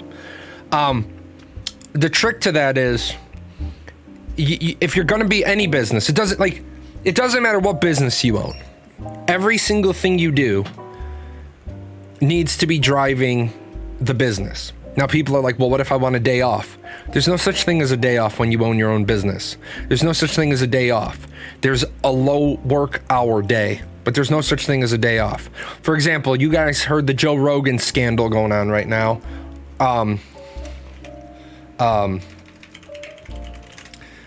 Whatever the deal with Joe Rogan is, and using racially insensitive words. If somebody has any background on it that they can drop on my Discord for me, that would be great, because I wasn't aware something had happened.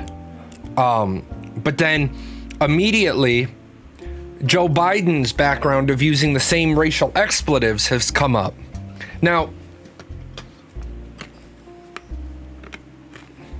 wrong is wrong. So I might say some stuff in the next couple of minutes that offends some of you.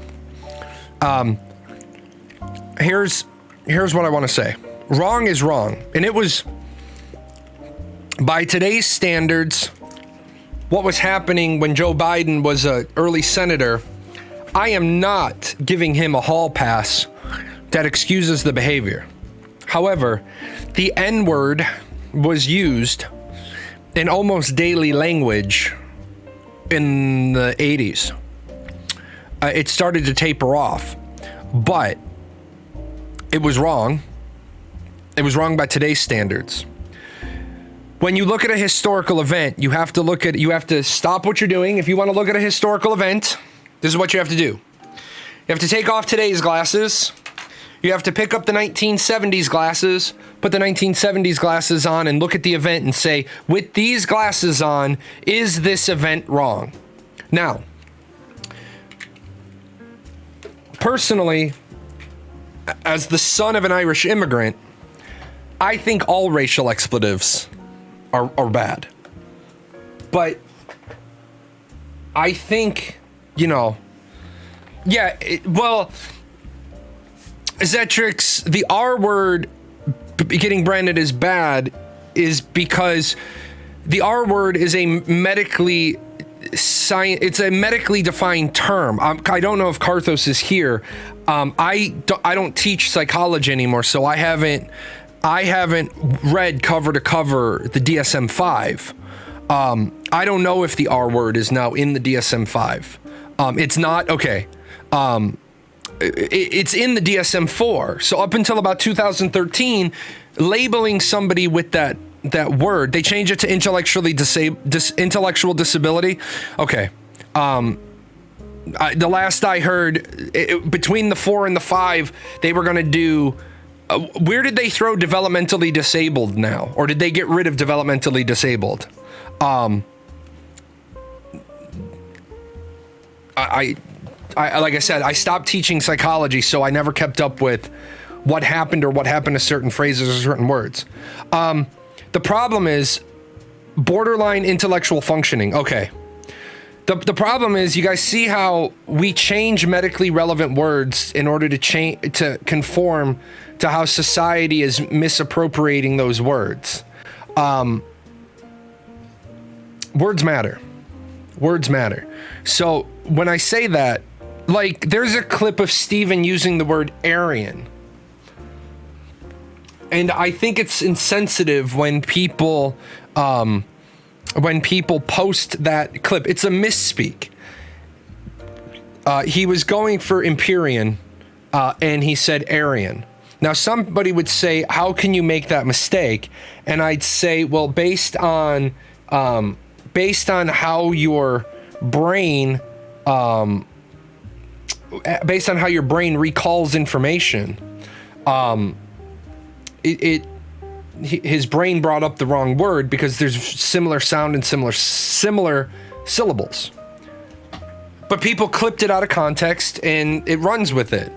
And I'm like, okay, great. You clip something out of context for whatever reason. Now, luckily, new race confirmed, right? I think the problem is that people don't realize that how damaging that is, because there have been people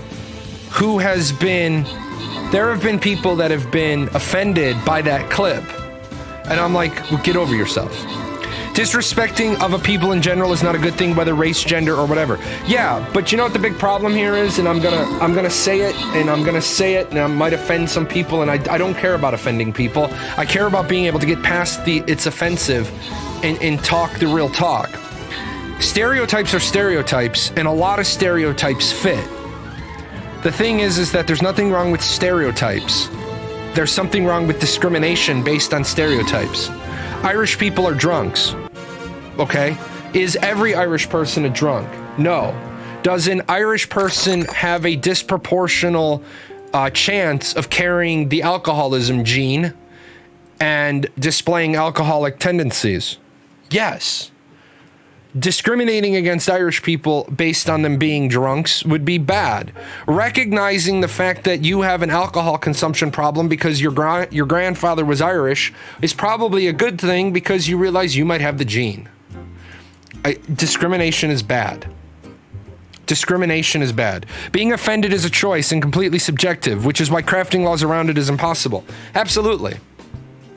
100%, 1000%, absolutely. People are offended for the sake of being offended. Like Artho says, is it racist to point out that a large number of lactose intolerant people in the Native American population? Why is the Native American population more likely to be lactose intolerant than a European? Because what did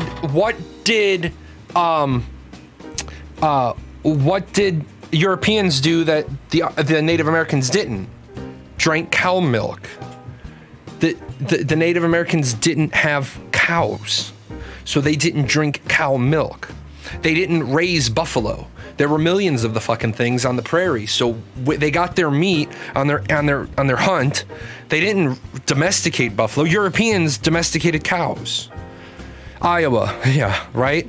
So I think the big problem is that people are waiting to be offended all the time. If you're waiting around to be offended so you can jump on somebody because you're offended, you're part of the problem.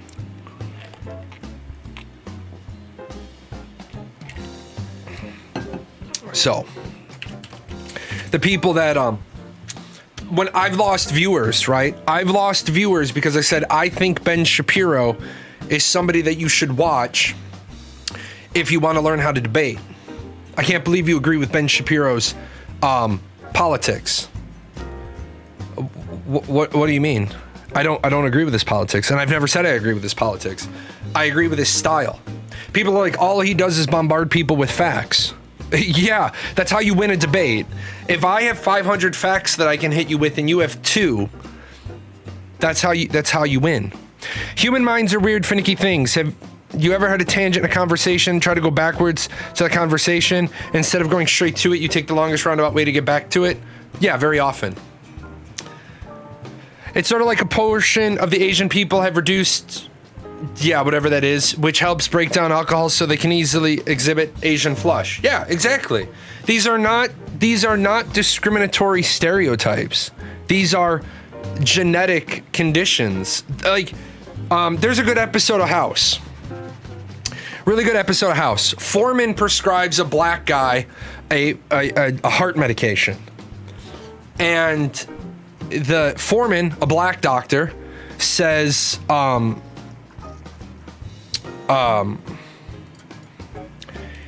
giving you this medication because we've gotten really good results about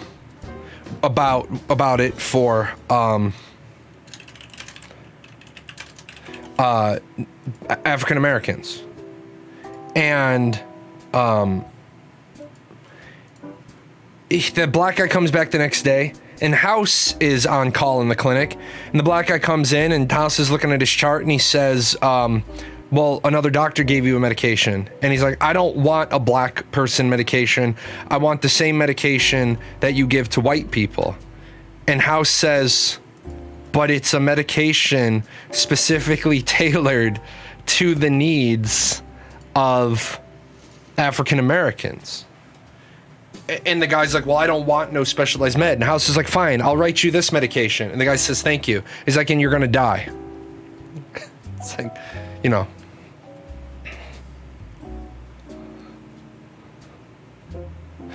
Ben Shapiro's debate tactics are classic Gish Gallop. He bombs you with facts, but many of them are irrelevant or give no context. I don't see him as a good debater. No, here's why I see him as a good debater.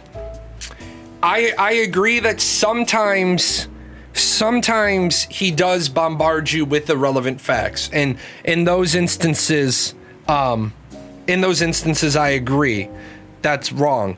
But a lot of the times, the clips of him spouting facts are his responding to people using irrelevant facts to base their point. So what's really impressive about him is that he comes prepared, and he comes prepared not only, this is my opinion and I'm prepared to support my opinion, but I know what you're going to hit me with, so I'm able to apply a lot of facts that break down your facts that were irrelevant in the first place. It's just like Jordan Peterson. I love the way Jordan Peterson breaks down the feminist argument.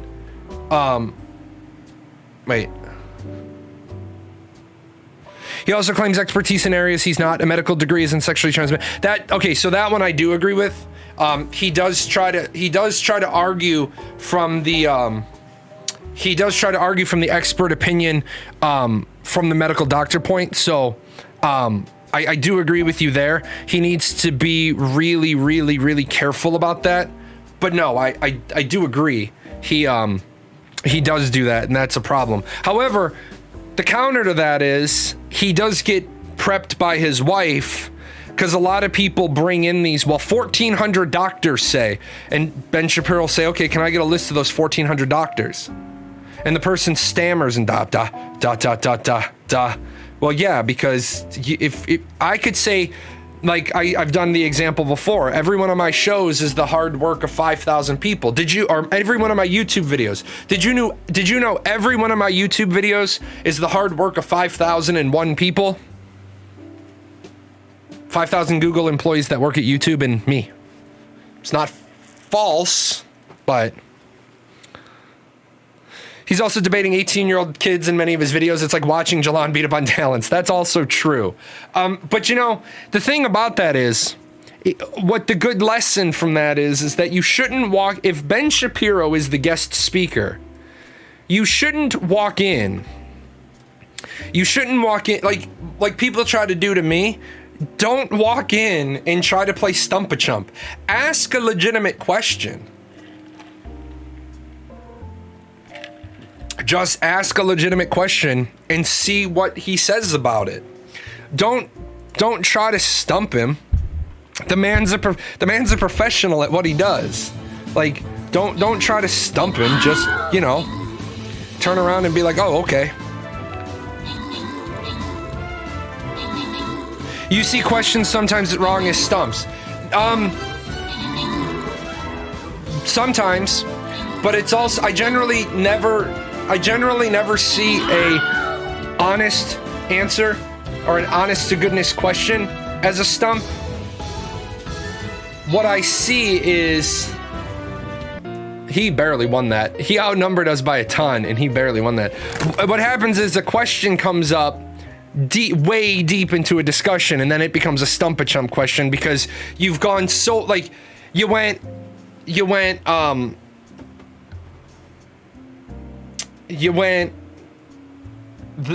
this, house, car. Like, how the hell did we end up on cars? By the way, guys, I am really just kind of LOL, I'm so randoming part of this for today. So, if you want to see how he fares with a real discussion, check out him melting down on the BBC and called their top conservative pundit a leftist after he was asked to clarify something from his book. Yeah, I agree with you there. Although at the same time, when the other time he was on the BBC with the other guy that wants all guns banned, why are people in the BBC talking about, why are people in England talking about all Americans and all Americans and our gun rights should be banned? It's like, we're not your colony anymore. What we do with our guns is what we do with our guns. Piers Morgan, yeah. Like, Piers Morgan has a horrible position on American gun control. Why are you even talking about American gun control? It's not your bag, man. That's not your fight. So why you got shit to say?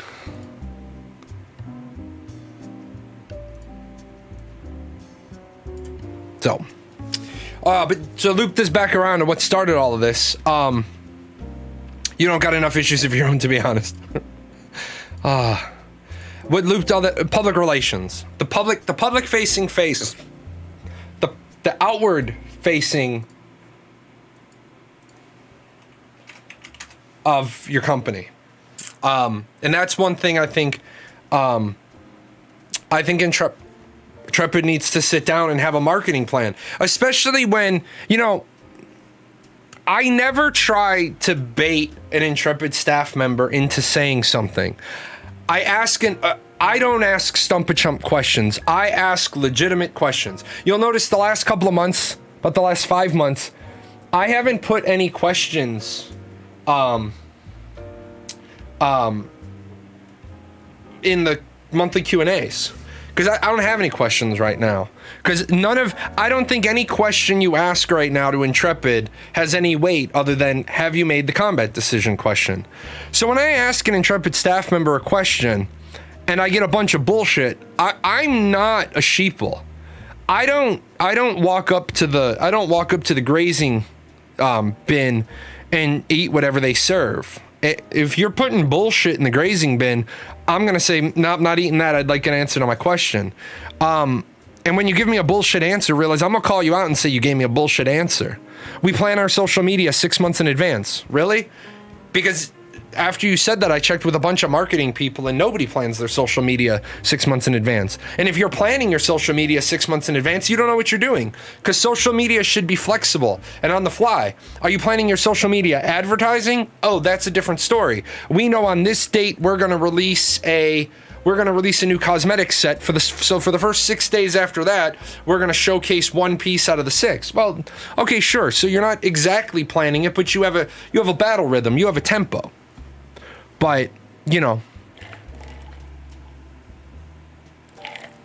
that still doesn't explain the fact why you allowed something that was wrong to go out, well, then you find that, you know, you look at it, you're using Hootsuite. So you guys aren't actually reactively planning your social media. You're loading your social media into a third-party management tool and forgetting to quality control it. I mean, that is what it is. There's no, like, I'm not asking if that's right? I'm not asking if that's right. I'm telling you, that's what that is. You can try to debate me after the fact, but if you're using Hootsuite, you're preloading. That is different than planning. Their studio tour is taking painfully long. They're still waiting on the last pieces of furniture. No, now they're not waiting on the last pieces of furniture. Now they're waiting for the lights and the murals and the company signs. So, again, like I've said, you want to shut a lot of the critics up. Instead of putting out your advertising pieces on your Twitter every single day, put 3 or 4 pictures of the studio up. Some content creators creating major buzz for us right now. Let's start putting together something feeding off that for 6 months down the road. Yeah, exactly. I noticed Intrepid's Twitter is just a heart emoji and 3 content creators the other day, and it was posted through Hootsuite. I was like, why? Why load that up? Yep. So I think this MMO would have been hard to pull off for a fully established MMO developer, never mind a new company. You know, you are 100... See, every once in a while, every rarely once in a while, do you get a company that comes out of nowhere and just completely rocks the boat, right? Just completely rocks the boat. But beyond that, the majority of the time, a company comes out and has like 1 or 2 new ideas. They have like 1 or 2 good ideas. Intrepid is trying to come in, and this is other game, because I have contacts at lots of game studios. You've seen me, I've been promoted, I've been sponsored by other game companies to review their game, show their game, you know, all those things. There's a lot of people who are expecting Intrepid to fail. There's a lot of people in the video game, the MMORPG spectrum and the video game spectrum combined that expect Intrepid to fail. Because Intrepid walked up in 2017 like Negan from The Walking Dead. Big breast, balls, big dick, energy, motherfucker. Like, I'm changing the industry. Okay? 2 years later, you're fucking late. You didn't release your game on time.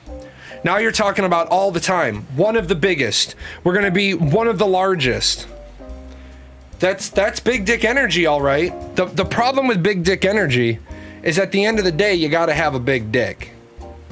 Right? And so I don't think Intrepid is going to be able to deliver on what they say they're gonna deliver before the point of no return where they lose to ArcH2 or they lose to the Riot MMO, or they lose to Diablo 4, and you're like, wait, Diablo 4 is not an MMO. Remember, your target audience doesn't only play MMOs. Your target audience plays lots of games. So your target audience might not, you know, your target audience might not be only interested in MMORPGs. Your target audience is MMORPG players, but those MMORPG players play other games. So, unfortunately, they talked all the talk and are still tripping over combat. All that talk is backfiring. You're absolutely right. And then something like this happens.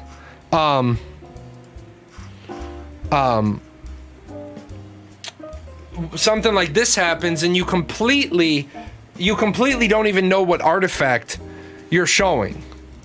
And then you never addressed it. Like, I am amazed that they did not address this in their most recent live stream. So what it basically says to me is that they know they have mistakes. They know They know they have mistakes. They didn't try to pull one over on us. This is what happens. See, this is what makes me sound like an asshole. And I know it makes me sound like an asshole, and I don't want to come off that way, but it is what it is. Hi, Zenedra. What happens is, what's up with it? Oh, they said that it was at 30 frames per second on a 1080. It was really at 30 frames per second on a 3070. They didn't even know what hardware it was on. So the big problem there is, right? And this is the way it rolls. If you are running around, if your marketing director is running around and doesn't even know the artifacts that the marketing director is showing on the live stream, then why is the marketing director constantly saying, I designed this, or I designed that, or I designed that? Maybe the company would be running a little bit smoother if the design people were designing the cosmetics and the marketing person was designing the marketing. Isn't half the problem Intrepid saying we're going to do this way instead of saying we will try to do it if we can? Yep. Never say we will, say we will try. He did say, I think it was a 1080. Milos, why does the CEO of the company not have an idiot card? Why does the CEO of the company not know exactly what it is? Why are you showing something? Why are you showing anything? Steven was set up to fail by his team. Absolutely. Steven was absolutely set up to fail about that. So, there should have been no reason at all. And no, he didn't say running on a 1080. What he said was, you're seeing the frame rate at about 30 on Clayton's rig, which I think is running at 1080. There is a difference between at and because you actually got the quote wrong. You got the quote wrong. He said it's running at 1080. Now, part of this is NVIDIA's fault because you've got at 1080, you've got a 1080, you've got at 1080 or on a 1080. Yeah, signatures and protecting them. Always protect your boss's signature. But there's no reason to show it unless it's supposed to impress us. Exactly. If you're showing it and you're showing it to impress us, then know exactly what you're talking about. Did new news come out saying that the siege test footage was not on a 1080? Yeah, it was not on a 1080. It was on a 3070 at 1080.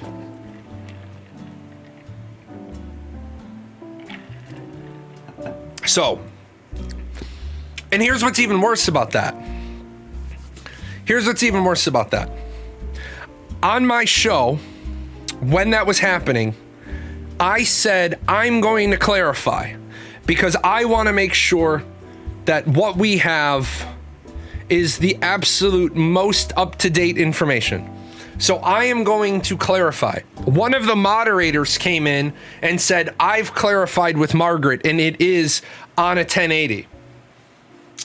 And then the community manager clarified with Clayton and it's on a 3070. Again, I acknowledge that I go after the marketing director hardcore because the marketing director has chosen on occasion to go after me hardcore. I only play by the set of rules you wish to play by. Maybe the marketing director should stop designing cosmetics and should put the marketing plan, because I would love to fly out to San Diego, or yeah, I'd love to fly out with San Diego, hang out with Steven, look at their marketing plan, you know. Hey dude, going back to the hotel for the night. Let me take the marketing plan with me. I'll give it a once over. You know.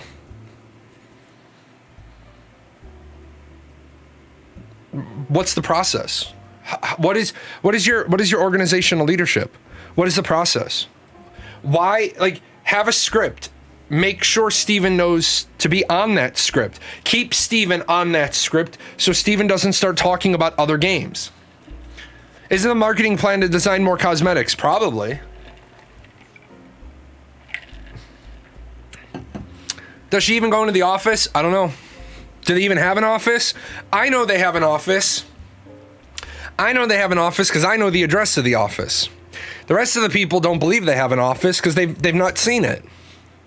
It's like, how hard would it be to show your office? Like, this wouldn't be hard.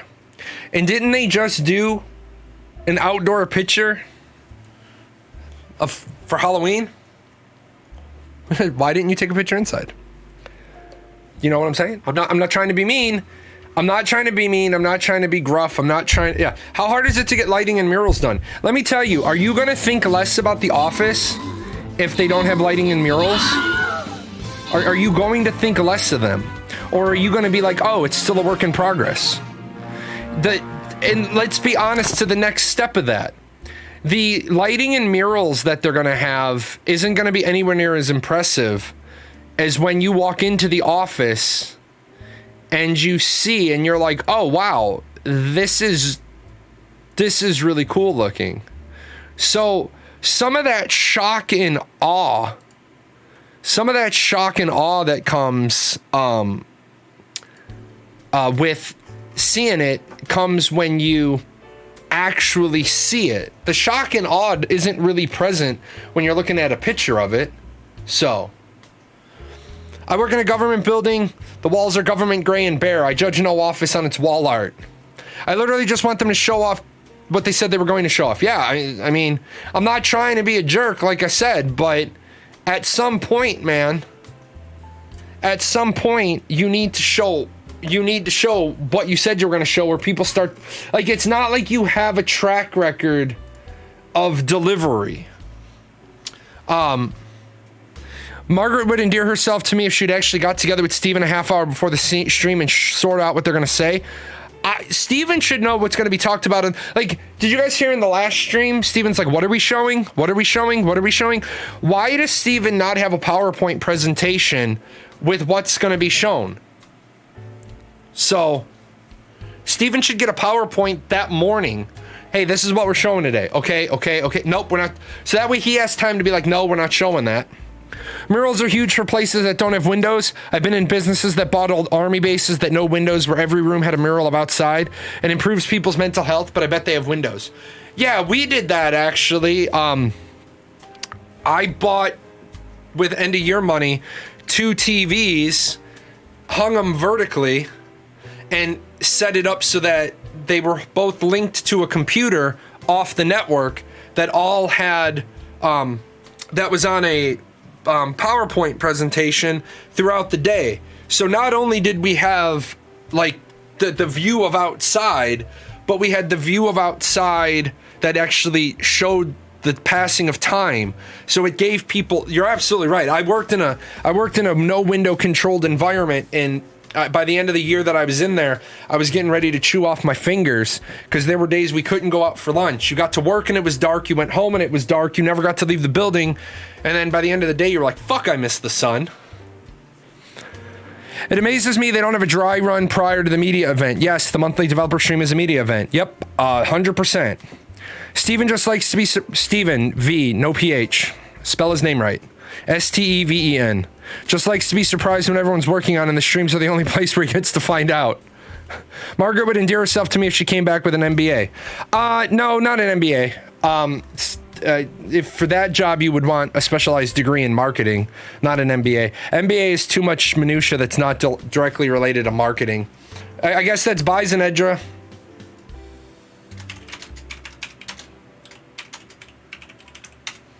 If their studio was all cardboard boxes, I would still be satisfied because they did the tour. Yes. Yes. Truthfully, show me what you got. Show me the cards you're holding.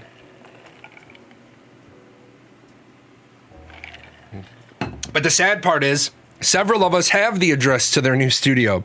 So we know, like, the only thing I can tell the 66 viewers is, I know they have an address. PhD in marketing? No. PhD in marketing is not the appropriate level of qualifications for marketing. You only need a bachelor's. You only need a bachelor's in marketing. PhD is for people who want to teach marketing.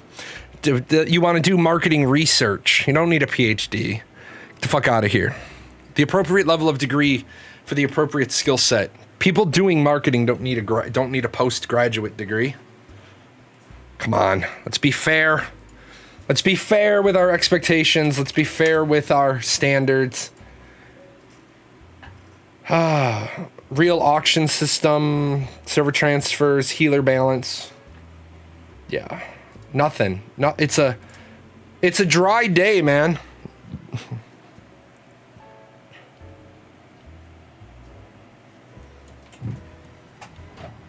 See, here's the other problem. Unfortunately, the Unreal Engine 5 announcement, in my opinion, was dropped in December. But this year's MMORPG space, early year results. I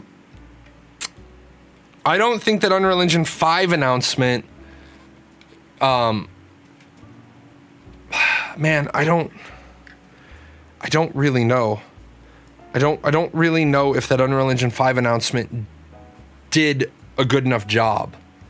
So what are people fucking yammicking about on the Discord?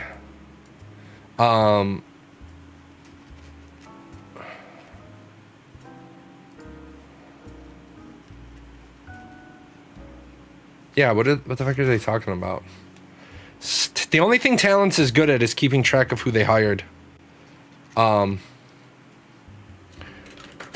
Yeah, one important part. One thing Steven does really well is tell you when they've hired people. But one thing that they do really bad is they don't farewell people. So, I'm not in there. I'm just listening to you and doing actual work and actually doing work. You're doing actual work on a Friday? What the fuck kind of government employee are you? Problem is they have so many things that they promised to deliver and everyone is still waiting. Need to have them stop waiting, deliver, then go dark, or tell us they need more time. Yeah, exactly. Doesn't he track down the people selling their packages? We all do that. We all do that. I'm going into the office in person in about 30 minutes. I'm a stooge. Oh wait, for you it's still early.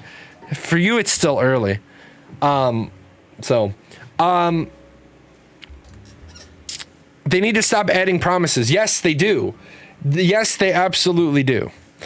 So would you say the move to Unreal Engine 5 was mostly to help them catch up and not to benefit the players? No, I have a video over on my YouTube about the Unreal Engine 5 thing. Moving to Unreal Engine 5 was the right decision for many, many reasons. Many reasons. The biggest of those reasons is if Epic Games is going to, oops, wrong button. If Epic Games is going to Unreal Engine 5, then they will eventually stop supporting Unreal Engine 4. So you want, long-term support. You want to be on the newest engine. You don't want to launch on their old engine because, number one, launching on their old engine is going to make you look bad. Okay? Launching on their old engine will make you look bad because people are going to ask the question, why are you on the old engine? Right? Number two, there's going to be features and things that they add to Unreal Engine 5 that help Intrepid develop. The biggest one of those things is the ability of the team to be working, multiple people on the team to be working on a part of the project at the same time. That right there is huge. The other one is Lumen. Lumen allows the lighting artists to work in real time instead of the lighting artist having to have two machines and constantly losing half days worth of time as the lighting map bakes. Lumen is like is literally like the god hand with the flashlight and being able to move the lighting around. Also considering that they're going to have a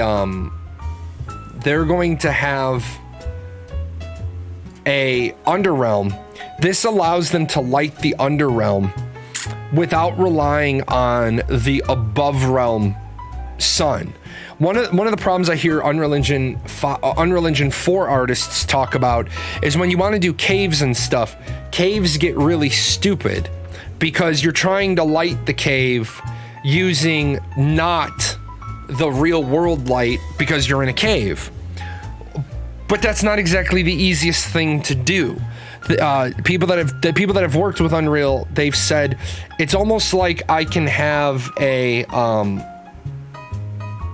it's almost like I can have a flashlight underground. So I thoroughly think that will help them speed up. But the engine is never for the players. The engine's never, ever for the players. So they do have a tiny show off of their main studio page of people working environment. Is that the old one? That's the old one. That's the really old. That's the really old one. In fact, I haven't ever thought to look, but I'm not even sure all those people. I'm not even sure all those people that are in those. Hold on, let me go look real quick. Do all those people actually still work there?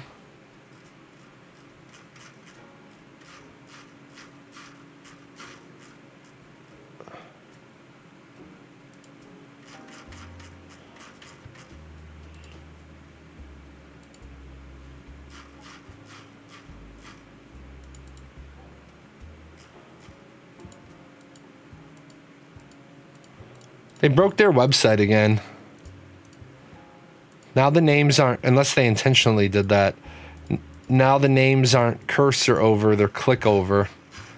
But yeah, the top piece that used to rotate into a video, it's not there anymore. At least it's not there for me. They also removed their lead game designer from their career page. Doesn't mean they got someone or gave up on hiring. Good question. They may have made the decision to hire somebody in-house. They may have hired somebody. They may have decided that what I said needs to happen and Steven just needs to be the lead game designer. And they need to bring on assistant lead game designers to fill in the blanks that Steven doesn't know.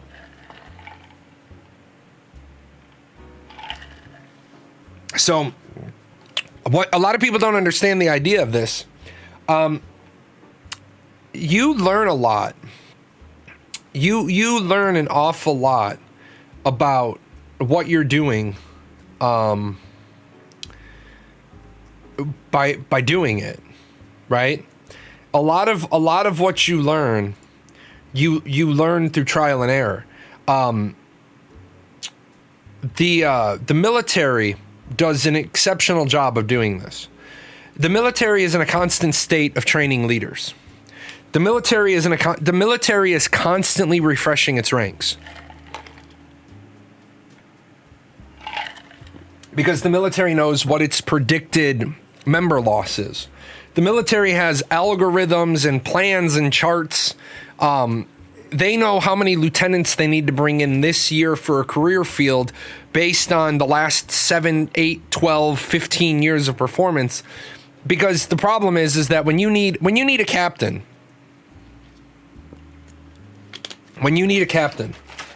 you can't just fucking reach into a fucking hat and pull out a name and be like, oh, we have a captain. It takes 4 years to get a captain. Now, with some changes to Title 10, with some specialized career fields, you can bring in somebody to have the technical level of a captain, but you can't bring somebody in they need a computer programmer, or they need an information security specialist. Okay? They can bring in an information security specialist and give them the rank of captain. That's fucking great. The problem is the person's not a captain. The person is a captain equivalent of an information security specialist. The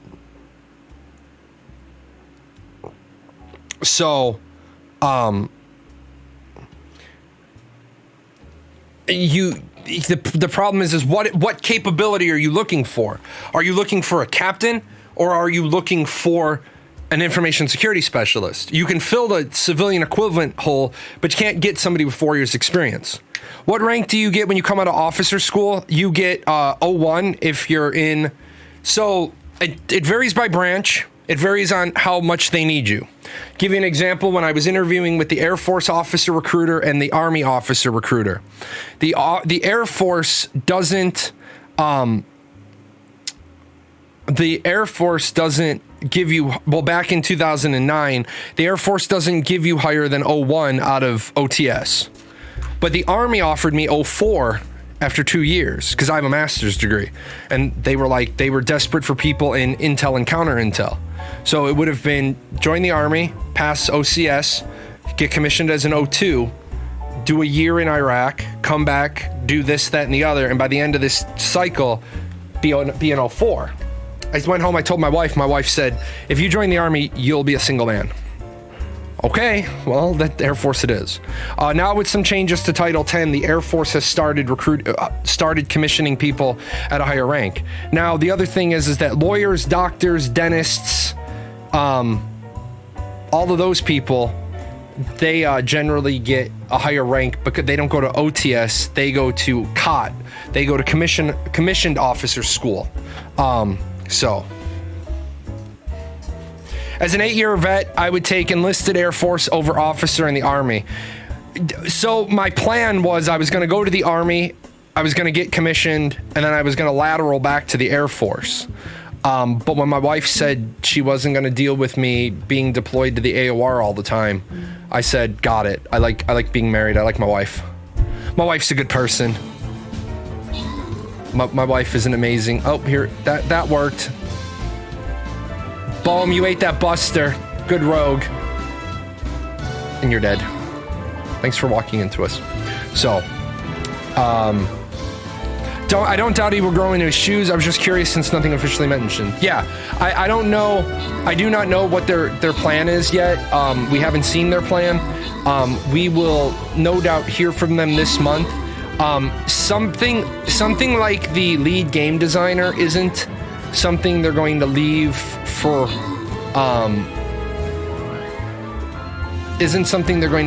like, so that sucked. Your shot was in the air first, but his was faster. I like Tamir too. She keeps you in check for us. You're manageable. No, Tamir absolutely does not keep me in check. Tamir's like, fuck it. Here, he's off the chain. Tamir stops me from going off the chain in public, but that's more so that I don't rock an orange jumpsuit. So, as I said, guys, I'm not really paying too much attention to Stream Raiders today. Yeah, Tamir encourages me. Tamir brings me caffeine and chocolate. So, but no, I think here's the thing. I think Steven would make a great. I think Steven would make a great lead game designer. I did a video on this.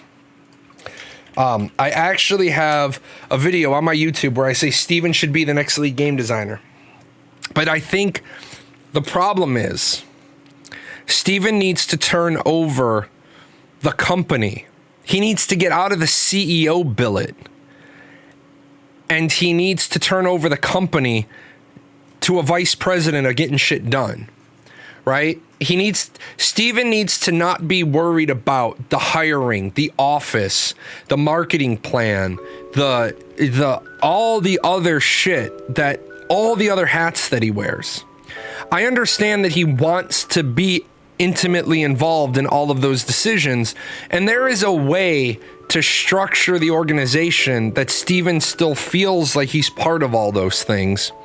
But it's very difficult for anybody to wear too many hats.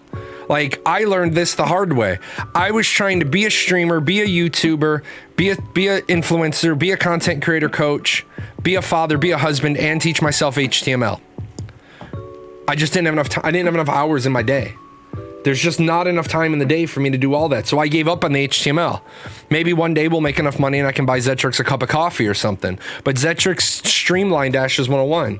Ashes 101, now all I have to worry about is the content. I don't have to worry about the layout. It works. That layout and that flow works. Now, when we get more information and we might have to do what I don't plan on doing what a lot of other websites do. I'll reference other websites for that. Like, I reference the wiki all the time. I'm not trying to be a competitor to the wiki. There's no point in competing with the wiki. There's absolutely no point. So, what the hell is going on over here?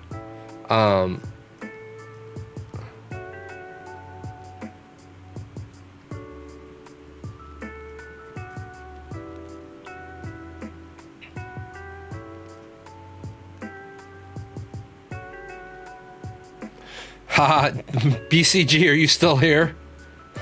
Is he still here? So, oh, he's not. So every time you get timed out on the official Discord, you get points, right? And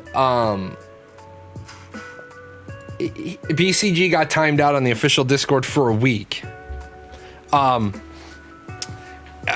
He's timed out for a week because he called the pedophile on the Discord a sick fuck. Well, he's been timed out before, so he's timed out for a week. I'm going to talk about this. This is my topic for the day. Should in-game moderation or should official Discord moderation have anything to do with things you say off platform? Because there is some people who believe that their off platform behavior is being brought into question when they're being moderated. So I think most people are going to say no. I think off-platform behavior shouldn't come into account. Yeah. I've never felt like my off-platform behavior has impacted my standing on the official Discord. Although a lot of people try to bring the shit that I say on my show and use it against me while on the official Discord. And I do want to thank the moderators. The moderators give me a very long leash. I have a lot of liberty when it comes to the people who try to attack me in the official Discord about things I've said on my show. It also amazes me. You guys know that I'm big on equal rights. A real world platform. I'm big on equal rights. Here's my position on equal rights. Ready? Are you a human being? Yes, you have equal rights. Are you a currently incarcerated human being in a prison? Yes, you don't have equal rights. You sacrificed your equal rights. You sacrificed your equal rights by bad behavior. I don't care what your ism is. I don't care what your grouping is. I don't care what your anything is. You have equal rights. However, when your community starts labeling me with an acronym that I never approved of, I never agreed to, I don't think I need to have, and I talk about that, and then you get offended by the shit that I say, you have the right to be offended. You don't have the right to start labeling me with every name in the book. I mean, you have freedom of speech, but then you run the risk of alienating one of your biggest supporters. I made a comment once about transgenders on my show. We were having an adult conversation, and somebody who's not an adult came on my show in the middle of a discussion, heard something out of context, ran over to the official Discord, started pinging me with it while I was live, and I had to go over there and slap a hoe and then come back to my show. What the fuck are you bringing that stuff over to the official Discord for? So to understand your question, the words, actions you take on Twitch should not impact your standing on the Discord. Correct. Whatever I say on my show hold on, let me back that up for 1 second. Right now, there's no official content creator program, so there's no official content creator standards. When there was an official content creator standard, those individuals accepted the fact that they would be held to a higher level, but they knew what that higher level was. But right now there's no official content creator program, so how can you hold me as a content creator when you don't have a standard, you don't have a layout for it? Why does my Stream Elements do this? I hate when Stream Elements does this. Unban.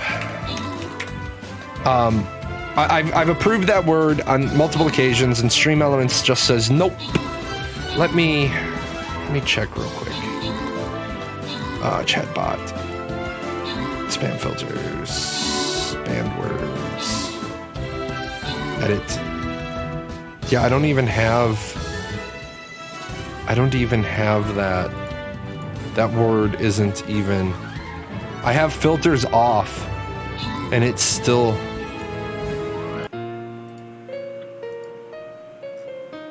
Oh. There we go. Okay. It was a nested command. Okay. Yeah, I'm not worried about our win-loss rate today. I'll worry about our win-loss rate later today. Unfortunately, PvP started today, but it's the middle of the Ashes of Creation show, so we're just kind of throwing units down today and get a couple of wins, get a couple of losses, see how it all works. So, but I want bones. I'm sorry. Then you can go PvP with another captain. It won't hurt my feelings.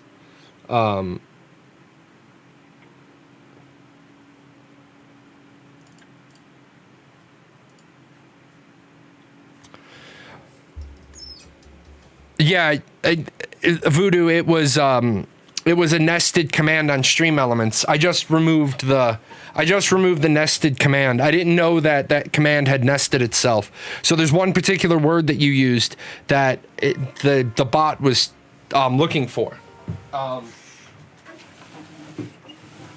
So I found it. I had gone looking for it once, and then since it just happened, I went looking for it again. I actually have Stream Elements moderation off, but I have a small set of keywords that I monitor for. So, no, you're fine. That's why you'll notice it says timed out by Stream Elements, not timed out by me. I'm actually the one who unbanned you. But no, I got word that the moderators their decisions for moderation were being off platform or off Discord behavior was being factored in. I was like, well, wait a minute. The community manager said that that's never going to happen. Now, with that said, I do want to play the devil's advocate for a minute. There was a you should be judged by moderation based on whatever actions are on any given platform and those platforms only. And for sure, I agree with you. However,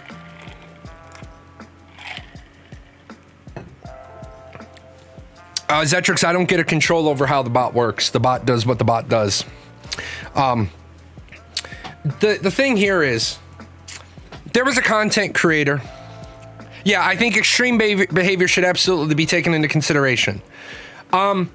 So the one I want to talk about is there was a content creator back about 3 years ago now, an official content creator who did a podcast where they blatantly lied about Intrepid.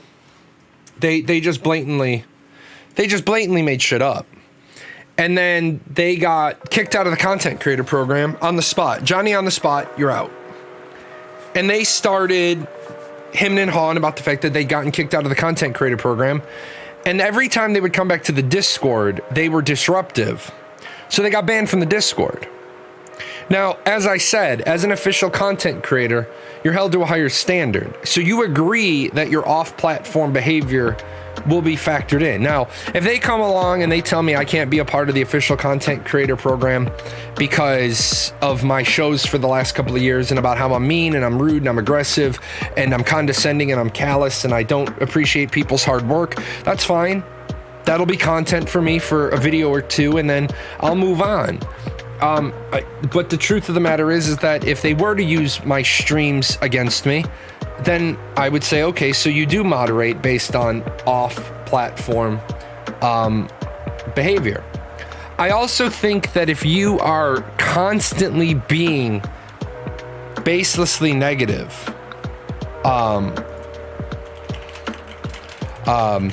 then if you are constantly being baselessly negative in your, like, for example, everybody knows there's the one individual who got banned from the Intrepid Studios, everything. He's banned from everything. He's made more than 50 accounts to come back into Discord. He's on the Discord right now. He's made more than 50 accounts to come back on to the Discord. He interrupted Extra Life for Kids. He doxed John Moore, who's the president of Intrepid Studios. I mean, he did all these things. He got banned for his on-platform behavior, but his ban appeal factored in his behavior off-platform. I agree that you should have the freedom of speech, and this is one of the major reasons why I disagree with Intrepid being the owner of their Reddit. I think a company should own their forums, and I think they should own their forums, but the Reddit should always be the opposite end of the spectrum for gamers to go and talk about a company. So yeah, what's wrong with that guy? If you really want to know, man, there's like, I don't know, an 80-page PDF that runs around about him. I'm sure I could hook you up with somebody to give you a copy.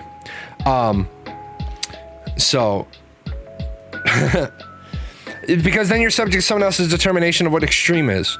And I agree with you, Vale, except I think we can all agree that there is certain behavior that is universal, like doxing the president of the company.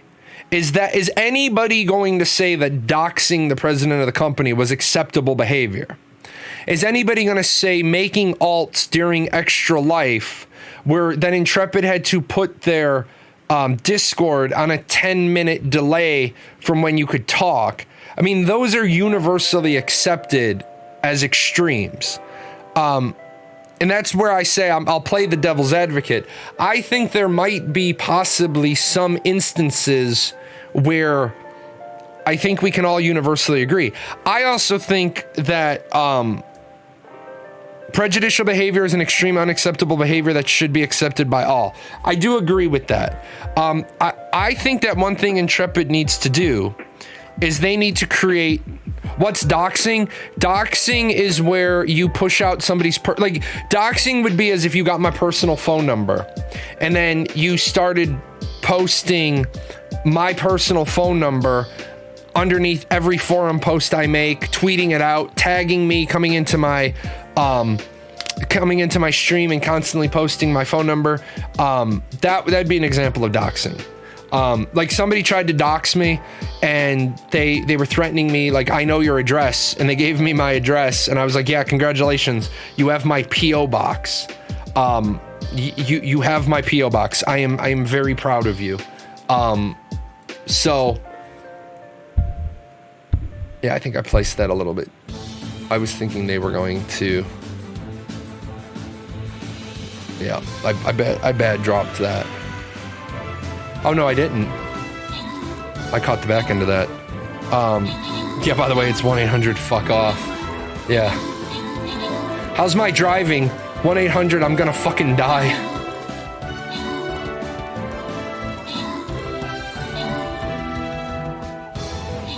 Wait for it. Do I get a $10 gift card? Do I get a $10? No, I have to buy myself. Oh, I can't buy myself skins. Do I get a $10 gift card? Excellent. Good game. I am the last man standing. Just so we all know, I'm entitled to a $10 gift card. What if they post your IP address? I mean, my IP address? Who cares? I mean, my IP address, the way my IP address is going to do, it's going to tell you an address one town over. So, I mean, there are ways to get somebody's physical address off their IP address, but that's assuming that their IP address is a static to their house, which very rarely happens anymore. But no, I mean, I think universally there are some standards that if you break, they have the right to ban you. But I think Intrepid needs to have the Council of Interstellar Management like EVE Online has. I think, truthfully, and I'm going to be honest, I need to be on it because I don't think you're going to get anybody better to be a voice of the people than, what if they get your MAC address? Big deal, change it. You can't change your MAC address. Yeah, you can. Moving forward, you absolutely can. There's a guy on the Discord, I won't give his name because he doesn't. There's a guy on the Discord that a long time ago in a land far away already proved that you can change everything about your computer. If you're dedicated enough, you can change everything about your computer. I think they need to have the Council of Interstellar Management. I need to be on it, and they need to have 11 other people on it. 5 of them appointed by Intrepid, 6 of them voted on by the community, and those people should make determinations based on like ban appeals. I think ban appeals should go through the Council of Vera, and truthfully, 6 appointed members by Intrepid, 6 elected people from the community, and then if you come up if your ban appeal comes up, it should go to the Council of Vera, and then the Council of Vera goes to Steven and says, okay, the quarterly ban appeals, we uphold these 12 ban appeals, but we think you banned this person in haste. There's one person I think Steven banned because Steven was having a bad day, and we all have bad days. I unmuted somebody yesterday and I asked them, they were on BCG's show and they were saying, can you please ask Jahlon to unban me? Well, I unmuted them. They never talked to me. I guess they didn't really want to be unbanned. But I unmuted them. They could talk to me. I usually don't unban people. Because I find most of the time my bans are justified. But there's been a couple after the show, 1 person or 2 person be like, man, you might have banned them.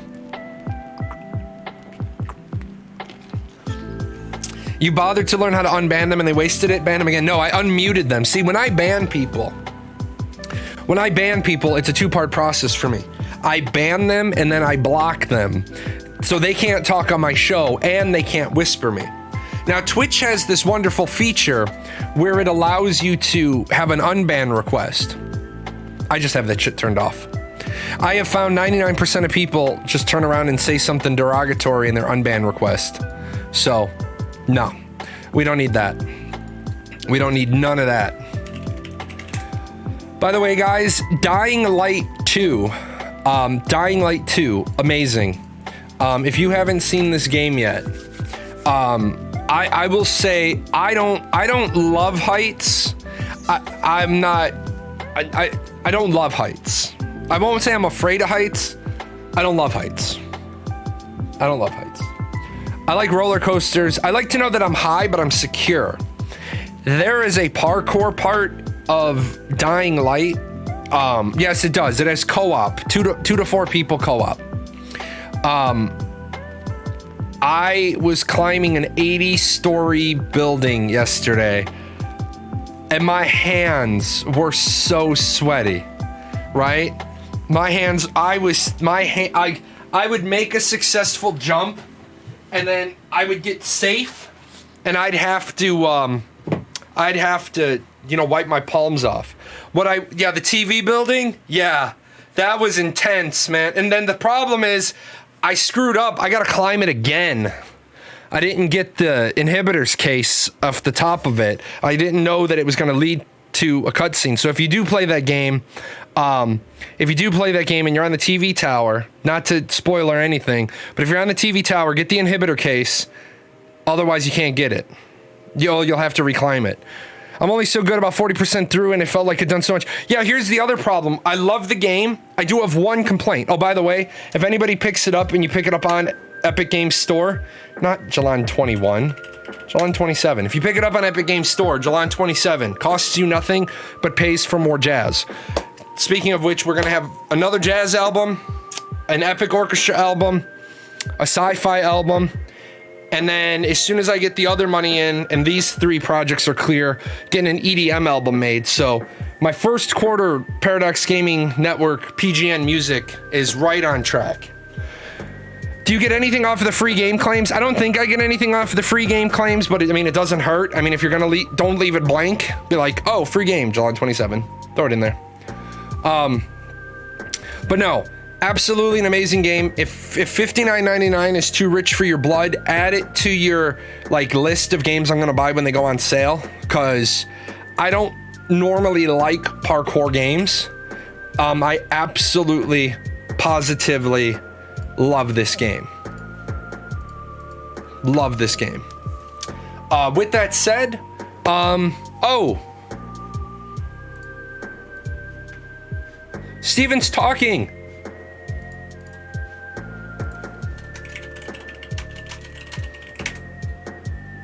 Steven, you aren't dead. He's talking in Discord. Do you approve of Lost Star character name? Snorse. So.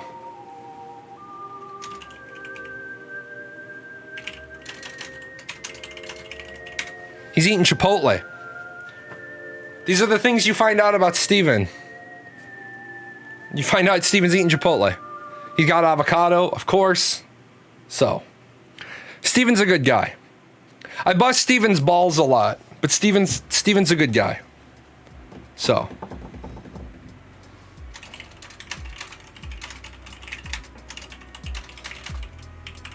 What's his order? I'm getting the deets, man. I'm getting the deets about his order. I want the whole order. I don't want to just know that he got avocado. I want the whole meal. I want to know what he got.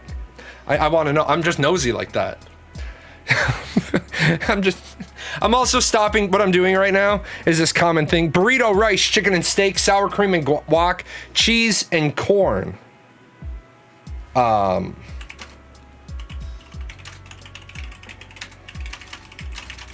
got no fajita veggies? You're dead to me.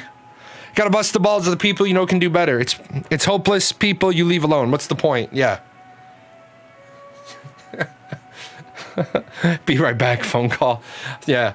For those of you that don't know, I do bust Steven's balls because if someone's constantly busting your balls, you either decide to do better or you decide to give up. Storm Song is absolutely 100% correct. If somebody's a worthless pile of shit, busting their balls won't matter because they're never going to want to do better.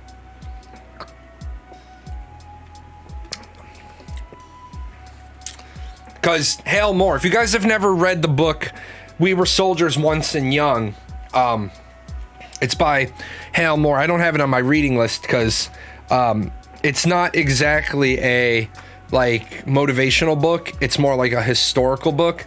The name of the book is We Were Soldiers Once and Young, unlike the movie, which is just We Were Soldiers. There's a line in the book where he says, 3 strikes and you are not out. There's always one more thing you can do. Oh, wow, we got schwacked. There's always one more thing you can do. That's the big piece for me.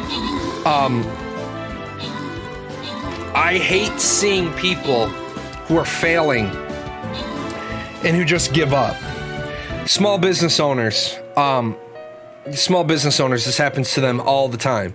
Small business owners feel like they're not making any progress, so they just kind of put their head down and they die. Guy I know owns a couple of sushi restaurants, and he was going to sell one. He was going to close one. And so what I said to him was, let me know what's going on, and I will buy all of your equipment. You bring the bills for all of the equipment, and I will buy all the equipment. I will take over your lease. I will employ your employees. We're going to go forward with this. What I was going to do is I was going to rip out the bar at the sushi place, and I know a person who makes cheesecake, and they are looking for a storefront. And so I was going to rip out the bar, still have alcohol, not a huge array of alcohol. Might not have even had anything other than sake, but rip out the bar, put a cheesecake to go there. That way cheesecake could be on the dessert menu. And then I was going to take over the sushi place. Already talked to the chefs, already talked to the server, already talked to the manager. No, everything was good to go. Then this guy, like him and hawing and shuffling his feet, he's worried. He decides to auction off his equipment. And I said, well, that's not going to work for me because I could end up spending more than what you owe. And he's like, well, yeah, but I have to have a chance to make a little bit of profit. Your buyout doesn't give me any profit. I said, yeah, but you don't take any loss. So, and now he decided he's going to open up a new location. He's going to move all his equipment there. And I'm like, I don't get this guy. But I mean, I don't get his plan. But I respect his hustle. So I was talking to him the other day and I said, so you moved the manager over there? And he was like, yeah. I said, well, you know, all you did was move your problems from one place to another. Not the manager I was going to retain, but the other one. I said, you made the bad manager the new full manager over at your new establishment, but he was the problem he was your problem. So some people you just can't help, man. Some people, they just want to be dumb. So.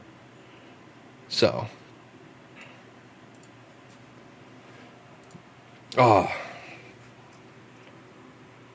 Why are we talking about egg rolls? Oh. What else, guys? Give me something. Give me something, or we're gonna switch over to Stream Raiders. I didn't want to spend 4 hours on Stream Raiders today.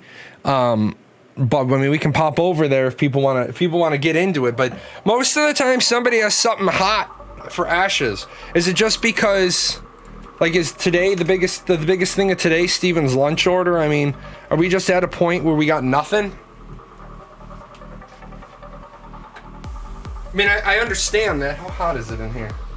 76? Ouch. So.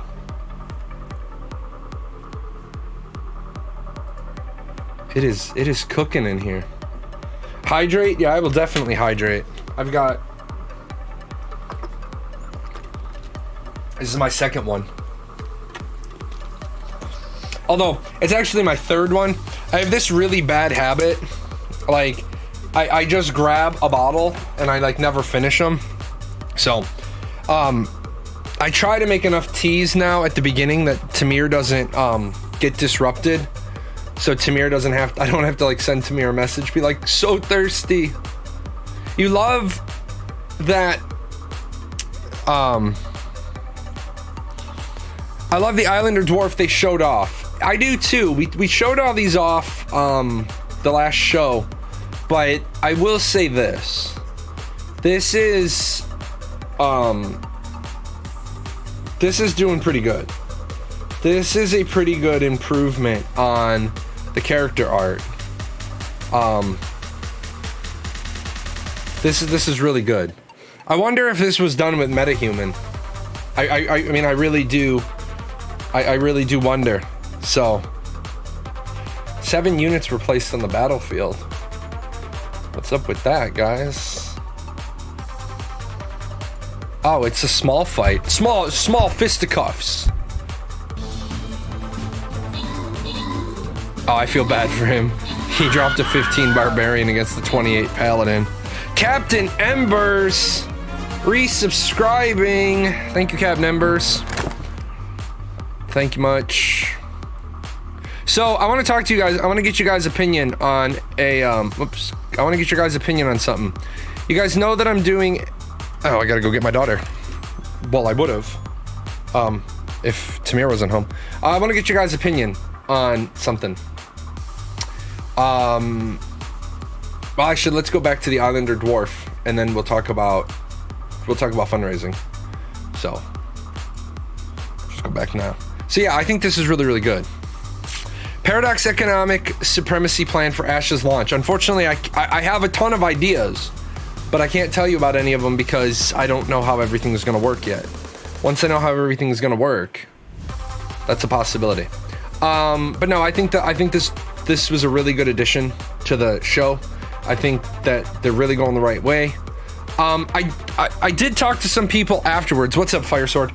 I did talk to some people after the show on Wednesday, and I do think I am now convinced that the denier dwarf is I do see what they're saying. The denier dwarf needs to, the legs are a little off. Comparing it to the Nakua dwarf, I do get it now. The legs are just a little short. So absolutely. But no, I think the new racial models were really, really good. We're really good. What? Okay. I think the newest thing I tried to say was, oh no, they lost more lead because they look for an audio lead. Yeah, you know, people need to understand what they've not had an audio lead, because again, we talk about work, we talk about rework. You do not start putting the sounds on the animations until you're sure you know what the animations are going to look like. You can't know what the animations are going to look like until you have the combat system decided on, and you can't have the combat system decided on until you know if you're doing tab enhanced, hybrid. So I also want to remind people, the audio lead is not something that is going to delay the game overall.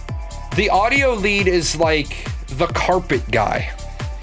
Really, really important for transitioning a building from a house to a home.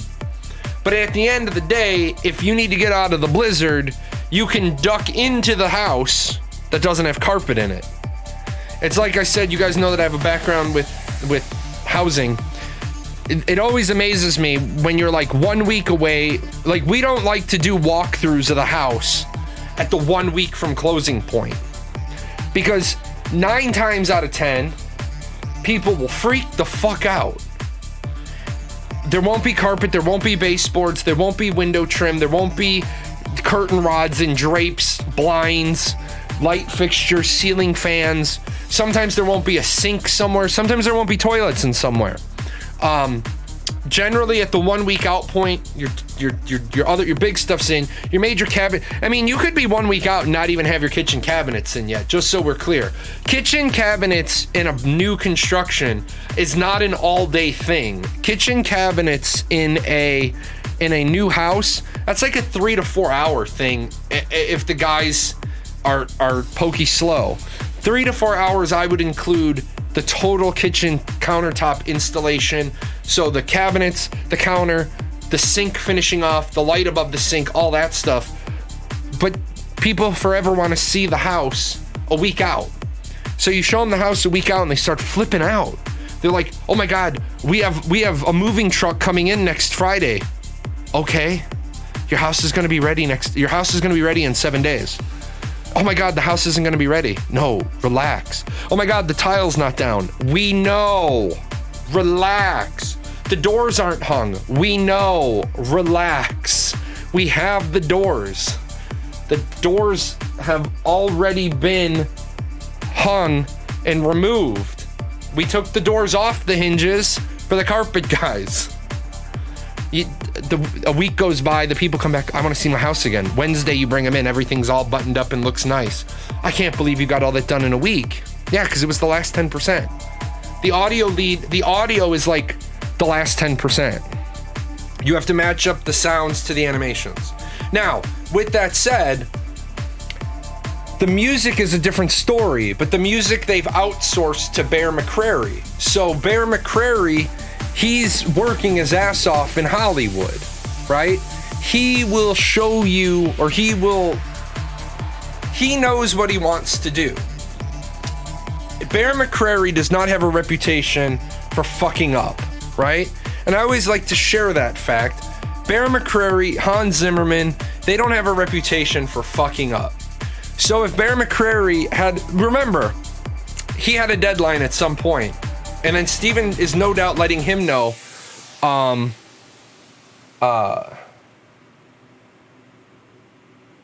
yeah, you have more time.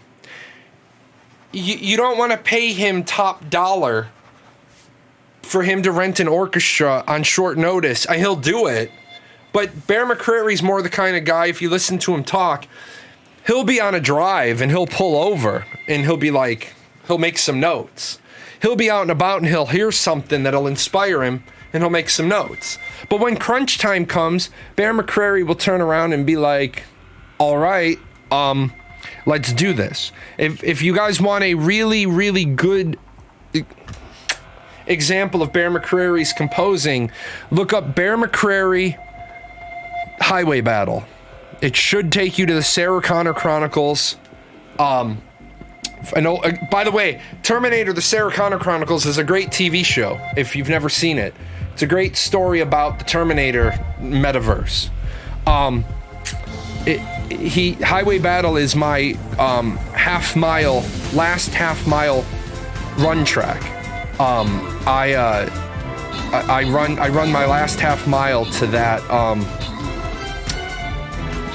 that particular song. He did the Battlestar Galactica, he did God of War, he did Black Flag, he did Chucky, he did The Walking Dead intro. Bear McCreary is like a lot of people don't nerd out over Hollywood music, but Bear McCreary, if you know his work, you're gonna nerd out over it. You're absolutely gonna nerd out over it. Love the Sarah Connor Chronicles. Lena Headley's Sarah is great. Summer Glau's Terminator is amazing. Yep. I don't like how they ended the show, but Fox being Fox ruined that show as well. I don't know what is up with Fox commercial or public television, but they are absolutely just fucking dumb. They ruined so many shows. They ruined Almost Human. They ruined Terminator. They ruined Firefly. They ruined it. Like Fox TV is the John Schmedley of TV. Don't you think it's really bad that? Don't you think John Schmedley hates his life, knowing that he is the acronym, or he is the standard to which people attach negativity? I think it's time for John Schmedley to just leave the gaming industry now. Unless he's working on an amazing project. Unless he is working on something star-spangled awesome. So, if he's working on something star-spangled awesome, that might work. So,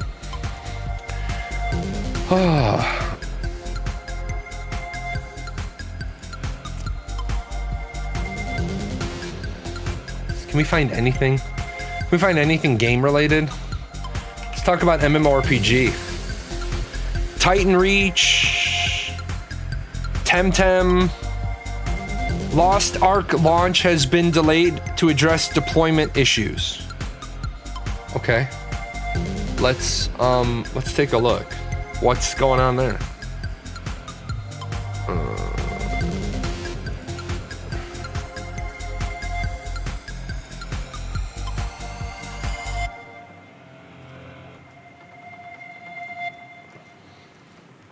Lost Ark's launch has been delayed. The game was supposed to launch at 9 a.m. Pacific, but shortly before the servers were supposed to go live, there was an official announcement due to deployment issues. The launch has been delayed. There's no estimate on how long this will take. Asmongold has 370,000 people watching him sit at the login stream. Nice. Nice. Demand for Lost Ark has been high this week, and with the 3-day head start ending this morning and a full free-to-play launch, complete with 15 new servers, scheduled with much anticipation, there's no word from the deployment issues. So, app is not released in your library. The Amazon team is working on getting everything to work smoothly. And if it takes some more downtime to get there, then that's what we'll continue to see for now. They are assuring everyone that we want your time in Arcasia to be a great experience, and we're working hard to get Lost Ark live as soon as possible. Amazon Web Services appear to have issues in the last 24 hours, though. Yeah. But I have to give Asmongold mad props, man. I want to look at something real quick. Asmongold currently has 363,000 people watching him right now. Asmongold currently has 7 7% of the Twitch audience. There are 5.2 million people watching Twitch right now, and Asmongold has 6.9% of them. That number doesn't seem right.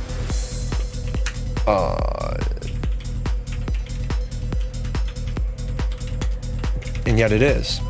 Asmongold has 7% of Twitch watching him right now. Could you imagine that? This is why I try to tell people. Right, can I grab this real quick? This is what I try to tell content creators. And I want to share something with you guys. I offered yeah, here we go. So there you go. Asmongold, 285,000 was the peak viewers until today. He's got 363 viewers. That won't kick over until after he ends that stream. But let's just do a quick math here on the top 10 people. 6.9, 2.5, 2.2, 2, 1.6, 1.5, 1.5, 1.2, 1.1, 0.9. The top 10 people account for 21% of the viewership. Now, yesterday, there was a person who they asked for a channel review. They said, I'm losing followers, I'm losing viewers, I don't know what to do, I really want to make it on Twitch. I went to their channel, I saw something about their channel that was glaring and was going to hurt them long run. I said to them, I will give you a channel review, but I have a feeling that you're not going to like it. My channel review will be honest, but it will be harsh and abrasive, and I don't think you're going to like it. The person, they did this. They responded with, no thank you, I think you're just using this as an opportunity to be rude. The fuck do I need to go out of my way to ask you if you want a channel review, but warning you that based on what I see about your channel, you're a fragile, sensitive fucking snowflake. So I want to let you know that what I'm about to tell you is going to be honest, it's going to be abrasive, and it's going to hurt. And the person's like, no, I think you're using this opportunity to be rude. And I tried to send him a message. Son of a bitch blocked me. This is the shit that I'm talking about when it comes to content creators who are never going to make it. Somebody told me once that, like, I say to BCG all the time. You guys know BCG and I are friends. If he was going to be where I was, or I was going to be where he was, if I was going to be in Germany or he was going to be in the Midwest, I'd say, hey man, let's link up our schedules so that we can meet up and, you know, have a couple of beers, have a meal. Let's do some brainstorming. BCG, amazing producer. He is an amazing producer. BCG is an amazing mind, marketing, advertising. He's got the hookups, he's got the connections. I don't think he's a great streamer. I don't think he's a great content creator. The reason why is I think he goes 3 standard deviations into negative, and then he doesn't tell you why he's that negative. He's the Lord of Salt. I have told him repeatedly, if you're going to be the fucking Lord of Salt, man. You remember Samuel L. Jackson in Snakes on a Plane? Samuel L. Jackson said they were going to rename the fucking movie from Snakes on a Plane to like Pacific Flight 270. And Sam Jackson said, what the fuck are you talking about? This is Snakes on a Plane, so we're going to call it Snakes on a Plane. He's like, that's the only name for this that we're going to do. I think BCG, if he fully embraced the Lord of Salt and was the Lord of Salt, his brand would take off. But he's like 1 foot in and one trying to be polite. But I think BCG could turn a bunch of small creators into partners. And I mean that 100% sincerity, 100% honesty. I think he would be an amazing resource, and he is. He's got a Discord that he has set up for content creators. He's constantly giving away assets. He's constantly giving away ideas. He's constantly like, for example, he reached out. I got hooked up with Elyon because of his connections. He got me the hookup. He is an amazing producer. I just don't think, with any level of sincerity, I don't think he's going to be able to make it as a streamer for the reasons I've said. He's a very emotional, very passionate guy. But I say all this shit to his face, and he knows I say this shit to his face. I don't wish it's me giving you a legitimate, you know, channel review isn't me bashing on you. So this guy that was like, I need feedback, I need help, I'm gonna give you help, but I don't think you're gonna like it. You're just taking this opportunity to be rude. Okay. Have fun never growing. It's like the guy that came here the other night. I actually reached out to somebody after the show with that other streamer who came here who was just had very poor behavior.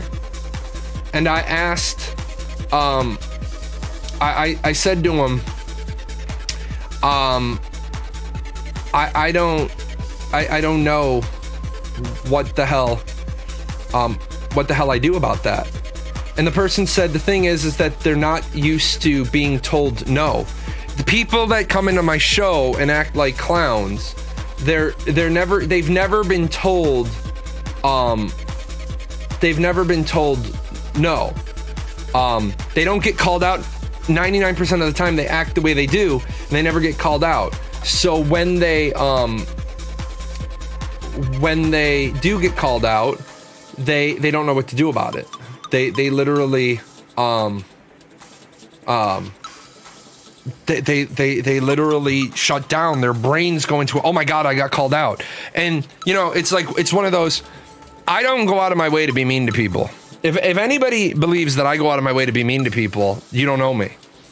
The shit that I do is just how I am. Now when you come into my show and you act like a clown and I click on your profile, you have TV in your name, or TTV in your name, or gaming in your name, you know, I don't go out of my way. This is my first nature. Exactly. You've never seen me go out of my way to be mean to somebody. I go out of my way to protect me and mine, but I don't, like when you threaten a lawsuit against me and when you threaten a lawsuit against me, and so I develop like a background paper and then I share it with people and then they run with it. That's not my fault. Okay. When I went to experts to see, is this good? So this is the way.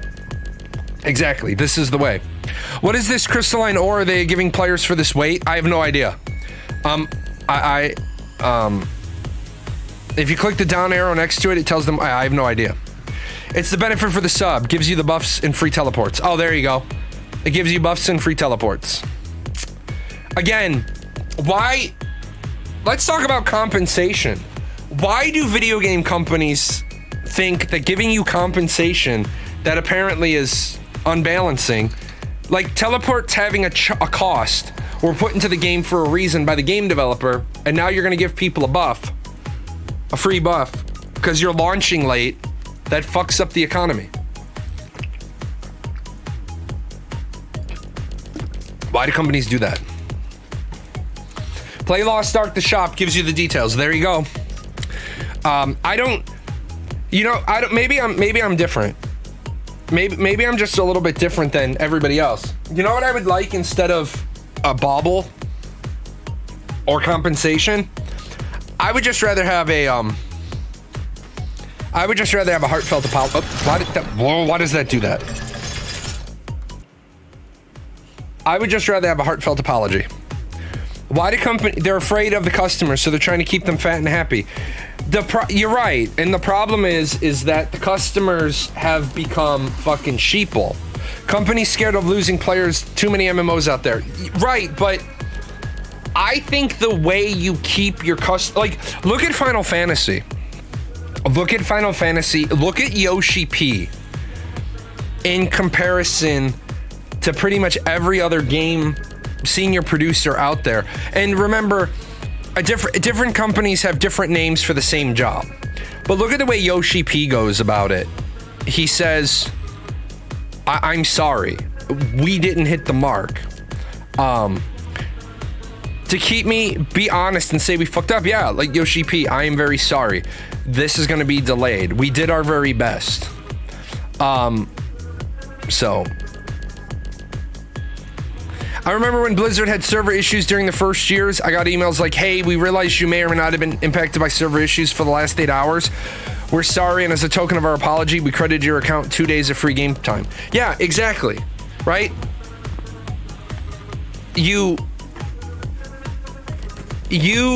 don't give just a fucking little bauble. If you're a company with a subscription and your game is impacted, then what you give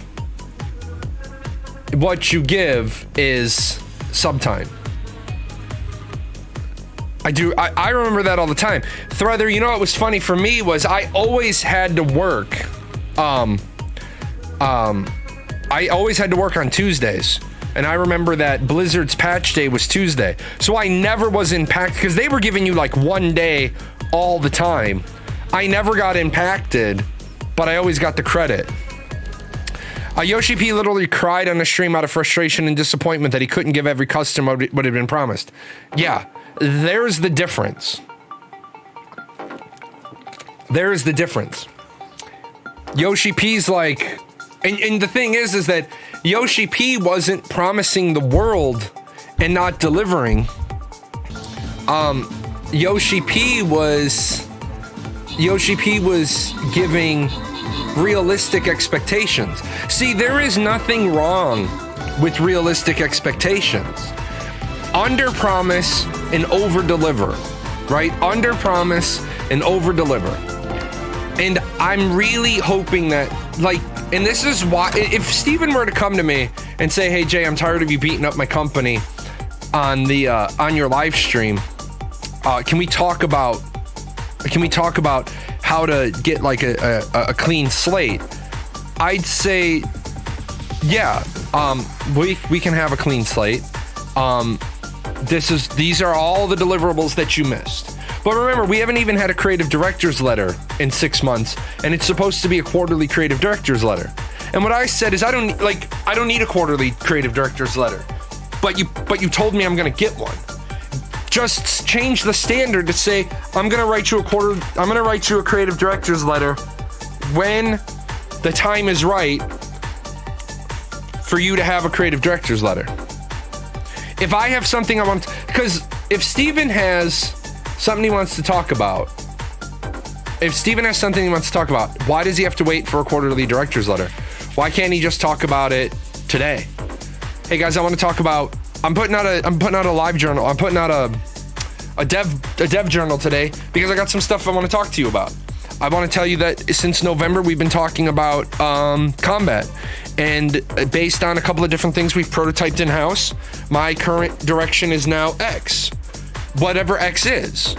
Because no matter what X is, unless X is full action combat, then X is nothing more than what's been promised. Steven disengages hard from Discord the instant anything comes up that's uncomfortable. No, he doesn't. I'm gonna call you out there. You tagged him, but he had said a while before, like at 2:43, he said he had a phone call. You didn't tag him until 2:50. You tagged him 7 minutes later, and he said he had another meeting. So in that regard, I'm not gonna let you shit talk him. We were having a conversation, and he said he had 19 minutes till his next phone call. His next phone call was at the top of the hour. So no, guys, he doesn't. You gotta remember this. He not just this time. You'd have to give me very specific instances, but I have, and maybe honestly, I'm gonna say this. Maybe it's honestly because you go at him fucking hardcore, and I'm gonna give you the devil's advocate opinion. You go after him hardcore, and who the fuck are you to do that? Like, you go after him hardcore, and who the fuck are you to do it? I 100% agree with what you asked him, but I'm not gonna say that he dodged you, since 7 minutes before that, he said he had a phone call, and there was nothing at the time that was going on that he was dodging. He was dodging me asking him about his lunch. He was dodging me saying that he put no fajita veggies on his bowl, and he laughed. Z said you ruined it with guac. He left at 2:43. I very rarely have ever seen Steven disengage anything, let alone controversial topics. Now, if it's a big deal to you, roll it like it. And I talked about this earlier in the show. When I posted that no expectation of response, I wanted to stick that shit in his head again. Except the problem is, Faye, you're not going to stick it in his head. Because he'd already said, I'm going to be right back. You know how the guy once told me in a single day, he got 6,000 pings in a single day. When he tried to do an interview with me, he literally could not log in to a new machine. His machine had an issue going on. He tried to log into his Discord on Margaret's machine. And then he finally had to just exit it out. Margaret logged into Discord. My first interview with Steven, I was on a phone call with Margaret because Steven's account, he says anytime he logs into a new Discord, it has to populate all of his PMs. Steven has so many PMs. If you ever think that he ignored your PM, he may not have even gotten your PM because his PMs drop off the bottom. He gets so many a day.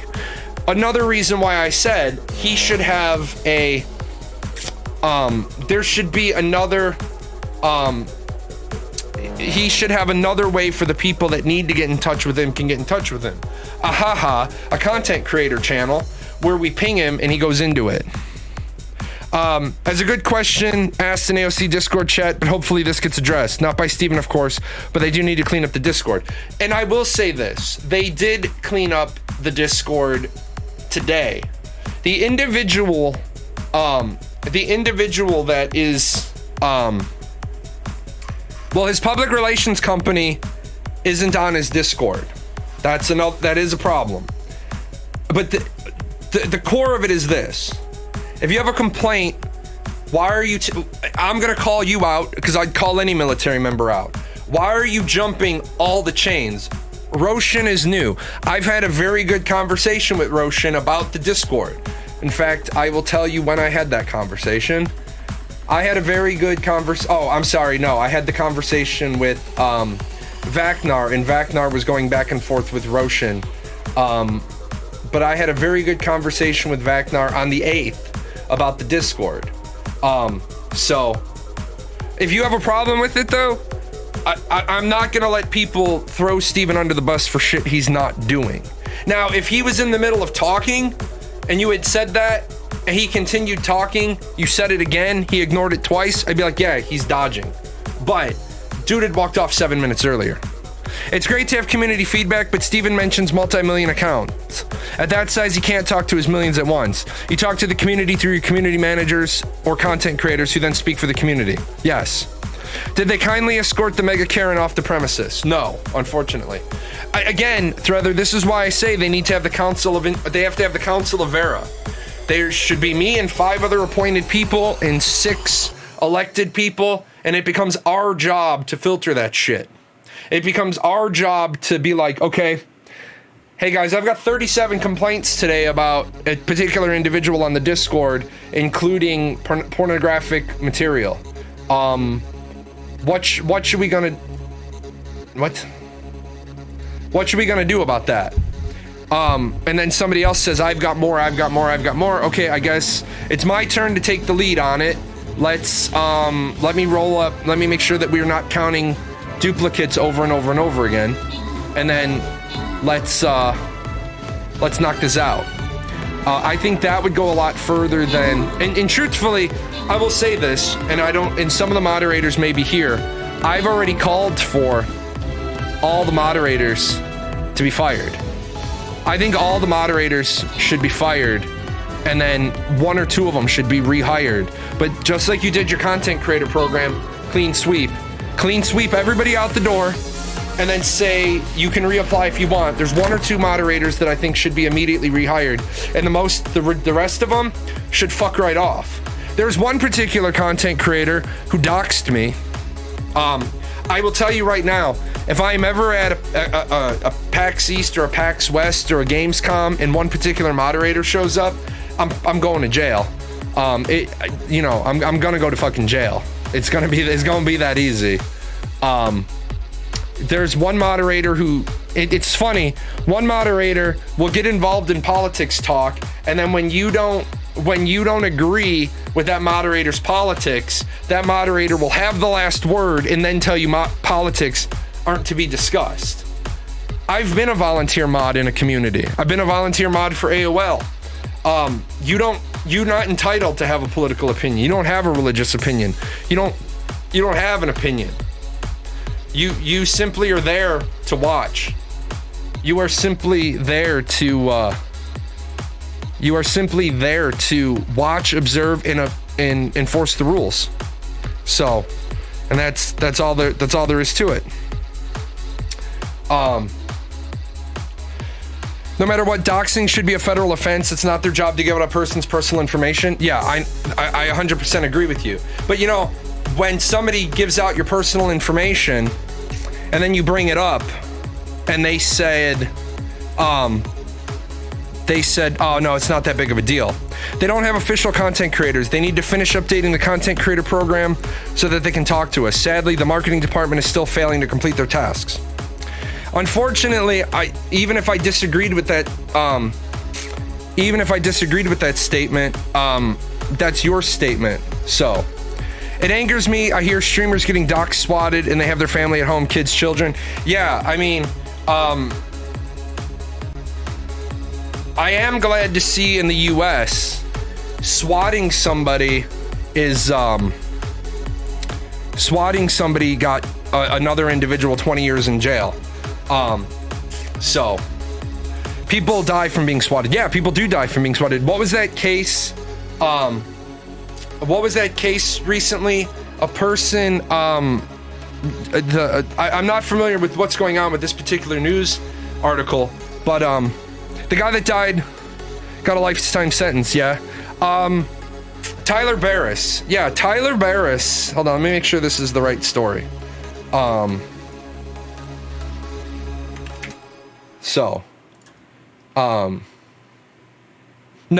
that's not the one. I'm talking about the recent one. That Tyler Barris, that's Wichita, Kansas. That one's not the one I'm talking about. The one that just recently happened within the last week or two. Person that wasn't the subject of the warrant. Person wasn't the subject of a warrant. Person was at home, had a gun. Cops busted in the door, got killed. They weren't even the subject of the warrant. The person that was killed had no arrest record. No arrest record. Got killed, cops busting in their door. There's a problem there. So.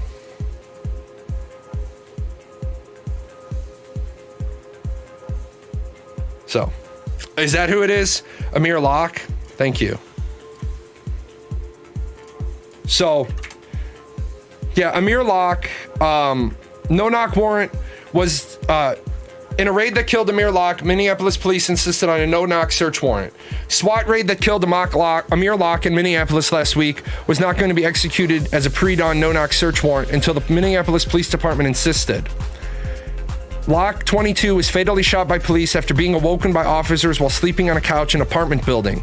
He was not the target of an ongoing investigation, according to the newly unsealed search warrant request. St. Paul police initially requested a typical knock and announce warrant, but that warrant, which was jointly executed with Minneapolis Police Department SWAT team, was never executed. A separate no-knock warrant. So just so you guys know, what a no-knock warrant is the police don't have to knock on the door and say it's the police. They literally just go up to your door, knock the door in, and detain everybody in the house. Minneapolis police tightened its policies on unannounced entries in November after George Floyd. The initial search warrant is based on how we handle things and that we talk to our partners. So basically what happened is a person that they wanted to arrest was in that apartment, but they no-knocked. He had a gun. Obviously, he's sleeping on his couch. Got a gun nearby. Cops bust through the door. He has a gun. He gets shot. He gets killed. There should be no more no-knock warrants. I lost my best friend over doxing. Someone doxed me. One of our mutual friends had admitted to it. My best friend defended her to the point I was removed from the community. Doxing is always a huge deal. Doxing is always a big deal. Oh, guys, is this me being the last man standing again? I'm against no-knock raids, illegal as fuck. That's the government for you. Yeah, I mean, that's the government for you.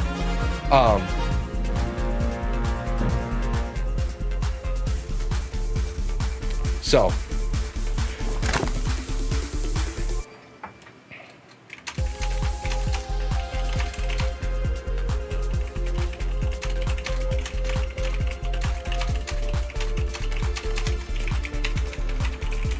So, case in point about moderation, literally, case in point about moderation. Why are you all talking about me while I'm live on stream? That's my point about the moderation.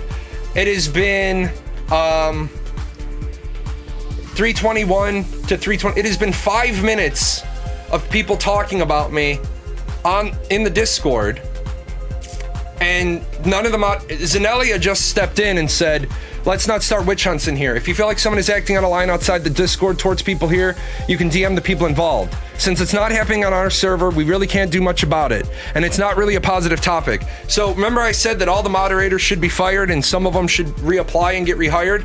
You can see a classic example of that. There's 1, 2, 3, 4 moderators with their green dot on who aren't see, it's real simple. If you don't want to be an active moderator, then go invisible. So, but it's not just bullshit. It's how can no-knocks exist? How can no-knocks exist at the same time in a country where laws allow you to defend yourself in your home? Like the fuck? It's illegal to no-knock. It's also legal to defend yourself from armed home invasion, but you can't resist the police. The fuck? Yeah, it's like you have a piece of paper that legally allows you to no-knock somebody's door, and bust through the front door. But the thing is you can't be charged with murder.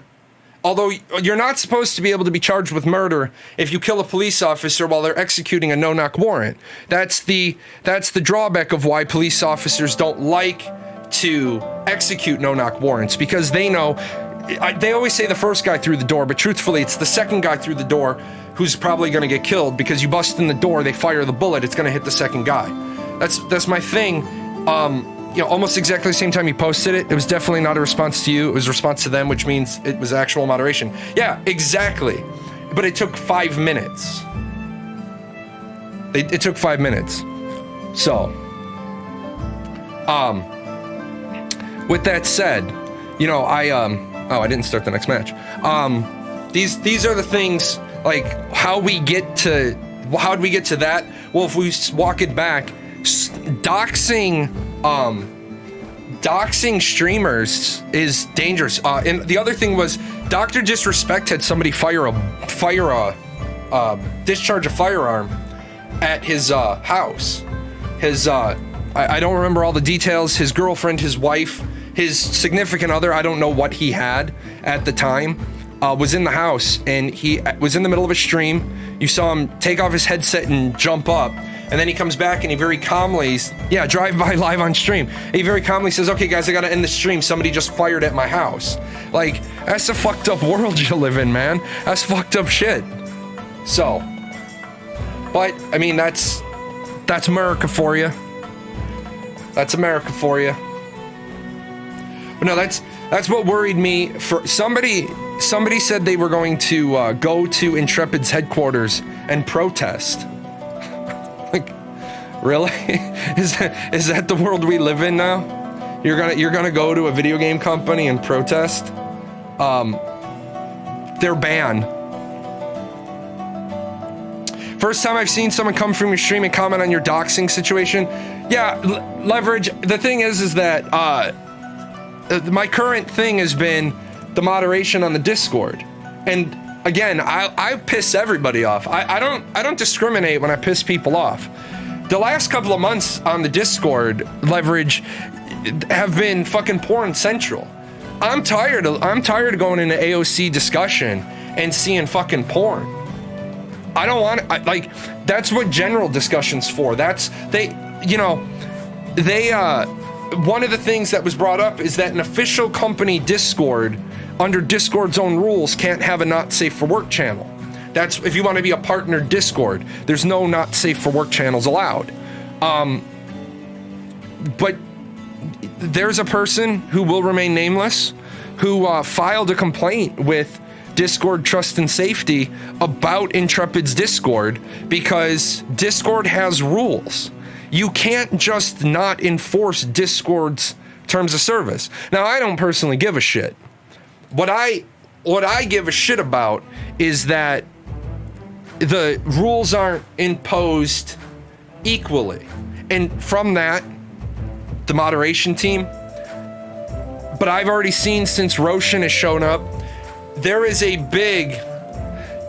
been a big push in the last couple of days to clean up the Discord, as there should be. The Discord is an official platform where the questions channel and the AOC discussion channel should be held to a higher standard. I don't go into general discussions unless I get tagged. I never go into AOC guild chat. I feel like when I go into AOC guild chat, when I come out of that channel, I need a Brillo pad and a bucket of bleach. There should be certain channels that are held to a higher standard. So,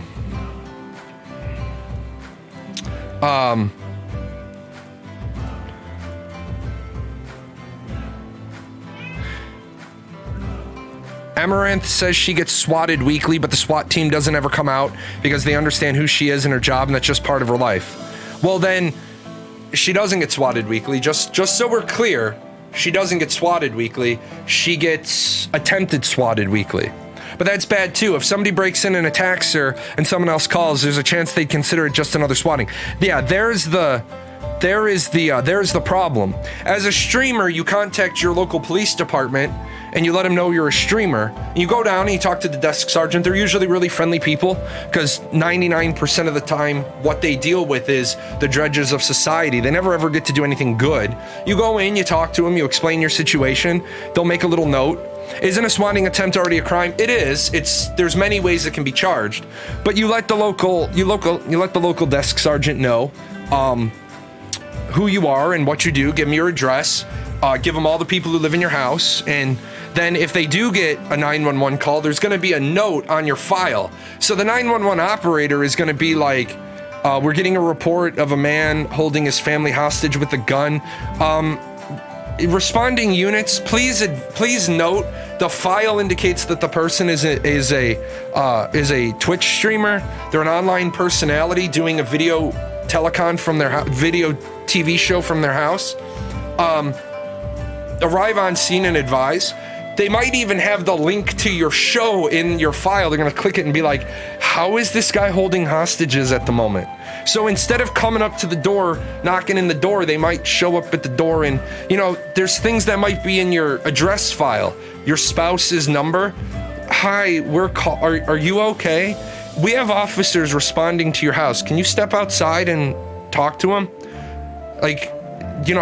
But at the same time, I agree. If you've seen the pizza delivery stories where someone being held against their will in a house calls for a pizza, calls 911 instead, says to the operator, says to the 911 dispatcher, I'd like to order a pizza. And the dispatcher's like, I think you have I have the right number. I need a medium pepperoni. And then the dispatcher instantly, oh, okay. Can you get away? No extra cheese. So, what about if someone provides a report of a streamer under medical duress, seizures, blackouts, injuries? I mean, when they come knocking on your door for medical duress, they usually don't. The first people through the door aren't usually in full tactical body armor. But yeah, I think a lot of that can just be resolved if we ring the doorbell before we kick the door in. How many people have to die for the police to realize maybe this isn't the best alternative. Yeah, the first hey, Karthos, if you're here. Oh no, Karthos was going into the office. I don't think they give the paramedics riot shields. But that's what you guys, but honestly, that's why sometimes you'll see me, I'll hear a commotion outside my house, and I'll walk to the window and you'll see me do this. Because sometimes I hear a commotion outside the house and I'm like, the fuck's going on out there? If I'm live and I see fucking multiple police units arriving outside, number one, I'm not turning my stream off. Number one, I'm not turning my stream off. I'm going to the full screen camera with both the, like if I hear the fucking cops getting ready outside the door, I'm switching to my 2 camera mode, right? I'm keeping my mic on, going to my 2 camera mode, and I'm locking my computer because that shit's gonna continue to broadcast. If you see me them come in and like, you know, rifle stroke to the side of the head, I want that recorded. But number 2, if I see the cops amassing outside my house so I don't get my ass shot, I'm gonna open up my blinds, open up both my windows and be like, hey, I'm unarmed. But you know what? It was funny, not funny, it was ironic.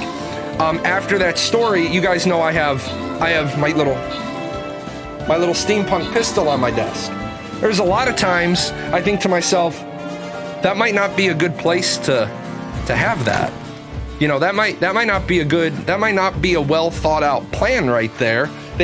Because if they do come bust into my house, I mean, obviously I'm gonna hear them, but they come in, I mean, a split second judgment, they see a firearm on the desk.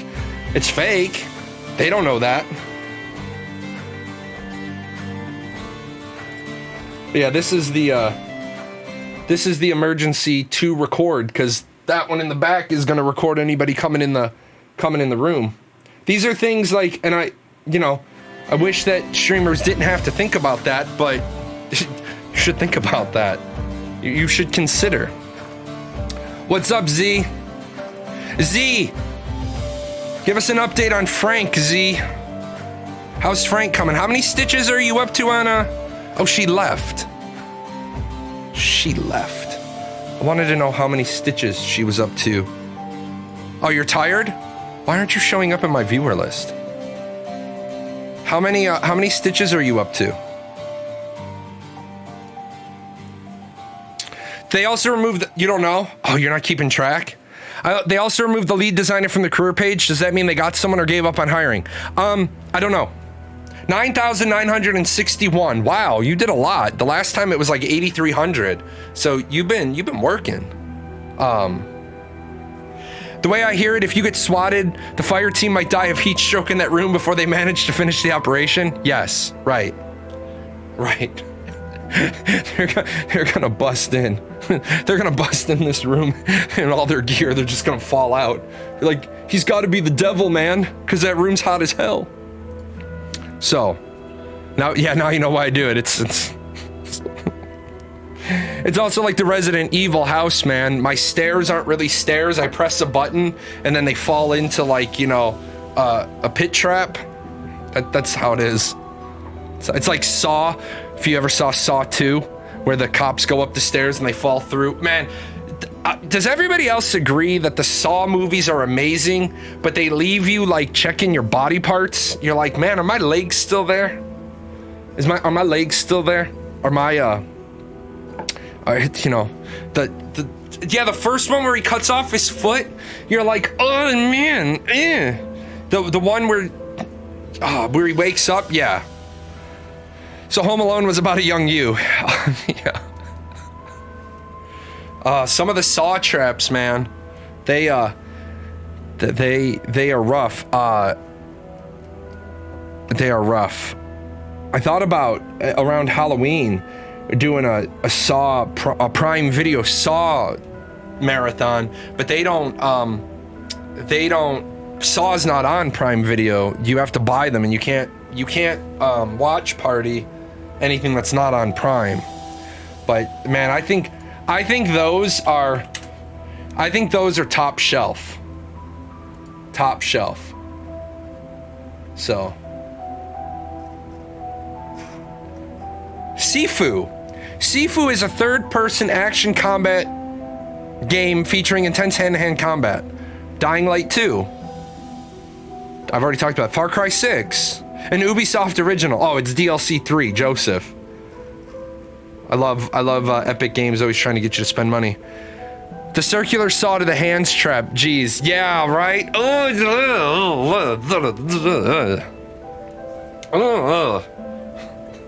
Although I will tell you this, man. The, oh my lord.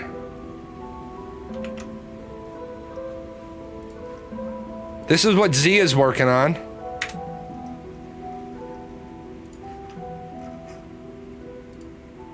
Look at, oh my, Z, that is huge. That's Frank. That's Chonky Boy, but that is huge.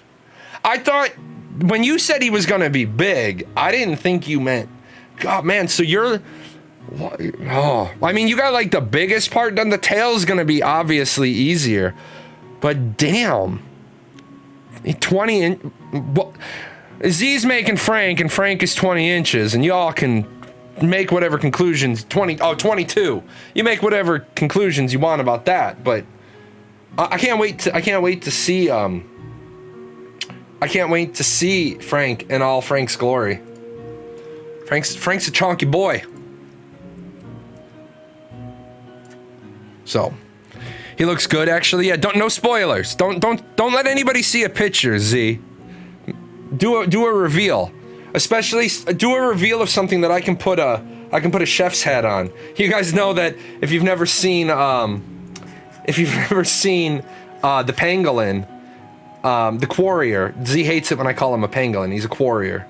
Wrong one. I keep adding to Z's creation. I gave it a chef's hat. I gave it a little bowl of stew. That comes from another one. We bastardize. we do this to have a good time. Where is it? Memes. Like, they released the Quarrier, and then I forgot who added the goblin and made him all bloody. Frank is Z's creation. We do have some other questions that are in our... Oh, that's not... What are you? The pet from last month. Or is it still this month? Whatever month. The cosmetic. Z is it crocheting you're doing? Why is Frank? How is Frank? What is Frank? Nice Guardians of the Galaxy. Do you like how he got called Frank on Steam? I did! It's cross-stitch? Okay. How high is Frank? Remember, it's not high. It's not how high are you. It's hi, how are you? Hey Z, go into the Discord and moderate that. Why are people allowed to take pot shots at me while I'm streaming? Like, come on. Why are people allowed to make targeted attacks at me? Where's this moderation? It's like, come on, Jay's complaining about the moderation, and then, you know, perfect example. I thought because all I want to know is if personal attacks are going to be allowed, then are personal attacks going to be allowed? I would love it if we could just have personal attacks. So, you know, if we could just, you know, if we can just do that, let's have the Wild West. So, yeah, here, hold on.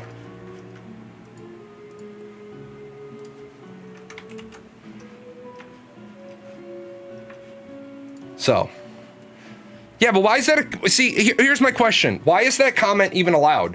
Why is that comment not instantly timed out? Like, how can someone shit talk me in the Discord while I'm not even there? Now, luckily I'm there and I can see it, but I'm very confused. I just want one universal standard. I want everybody held to the same standard, because I've said less than that and gotten timed out. So, what's up? Having a good day? Having a good Friday? It is Friday. It is Friday after all. But I mean, I'm just curious, because it's like, in the complaint people have brought to me is that Phoenix Initiative members Phoenix Initiative members can say whatever they want. And, oh, it's up, Cheesy Dorito. That Cheesy Dorito, that is a very nice 9-month top hat next to you. Just 45 minutes before your weekend. That was, you know, I hated one thing about the military. I hated final form. Anybody that's been in the military, you know, final form is final formation for the week. It's usually, for trainees, it's just your Friday, it's part of your Friday day. But for everybody else, if you're having a final form, oops, I forgot to drop. If you're having a final form, it's usually something's gone wrong. So, Friday evening, 4 beers in here. Nice. Nice. I'm so glad that ended at basic for me.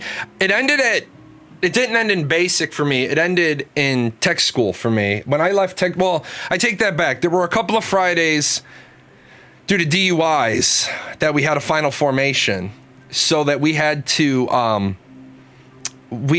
and sit through a lecture about DUIs. I got in trouble once because we were a base of 3,000 people. We were a base of 3,000 people, and we had a DUI. And I was an officer. We had one DUI in our squadron. I'm sorry, one DUI in our group. And then we all had to go to officer's call to address the fact the base had 6 DUIs by about August. And we're sitting there, and the group commander is going back and forth, and I just raised my hand and I said, of a base of 3,000 people, 6 DUIs is well below the national average. What are we trying to get to? And the commander, I got kind of yelled at afterwards. It's not called being yelled at. It's called being smoked. I kind of got smoked by my group commander, and he's like, I don't know why you think getting a DUI is acceptable. I said, I didn't get a DUI, but I'm saying that you cannot have a standard of 0 DUIs. And he started lacing into me, and I said, well, if we're going to go this hardcore about DUIs, why don't we go this hardcore about sexual assaults? Because 6 DUIs are going to happen. A town of 3,000 people has way more than 6 DUIs in 9 months. And then he just kind of looked at me, and I was like, I think we have our eye on the wrong priority here. What do you want to do? Like, you want to make the guy stand at the gate? Like, because my group commander was mad because at the gate it said the last DUI was from a member in the blah blah group at the blah blah squadron. It was like this this wall of shame. DUIs are weighted way too heavily in the military. No, I agree with you. Now, I'm not saying that there shouldn't be a punishment for DUIs. My future son-in-law just lost his DUI case, and he's appealing it. He's not appealing the conviction, he's appealing the punishment. Which is, I mean, I get at the end of, I mean, I guess. I hear appealing a $600 fine with a $3,000 court fee. Okay. I wouldn't have done that, but I also wouldn't have gotten a DUI. But yeah, I don't know, maybe about 20 years ago, people still made E9 with DUIs. People still made E9 with Article 15s about 15, 20 years ago. Now in the Air Force, at least, you get a DUI in your first term, they don't even let you re-enlist. The in-vehicle breathalyzers are rough. I don't know if they're countrywide though. My state has them. My state has them.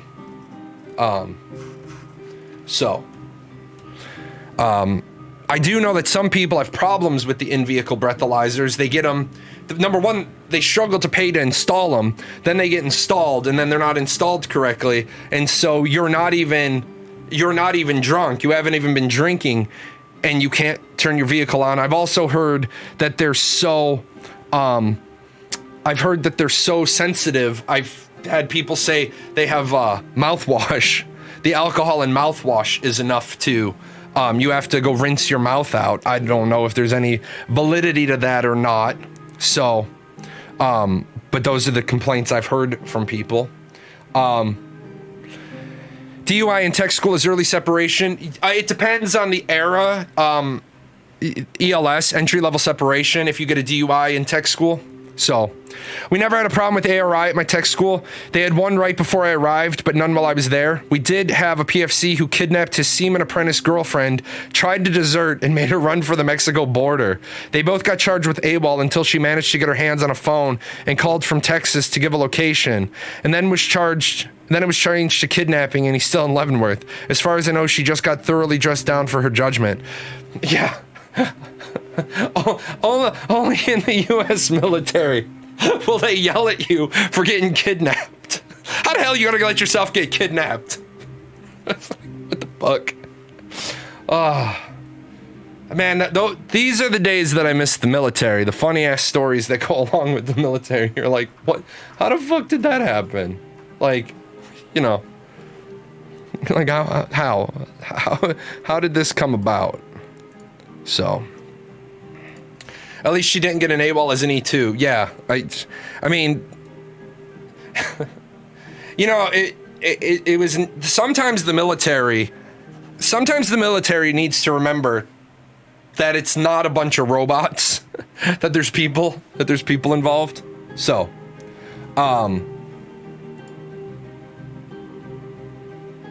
what the hell?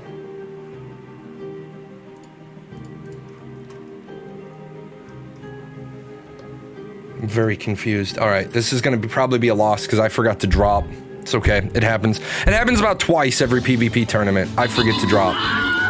It is what it is. Wait a minute. Did you guys?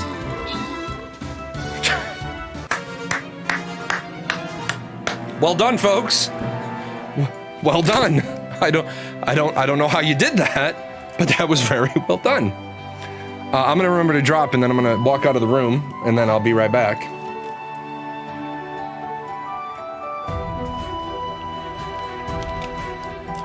All their percentage went to busters. We don't need you. Oh no, I've had 2 last man standings today, and grumpy old man why are you so grumpy old man? Why are you so angry? So, I will be right back because I want to talk about that. The military mystifies you. Let me skip ahead in this video a little bit. There we go.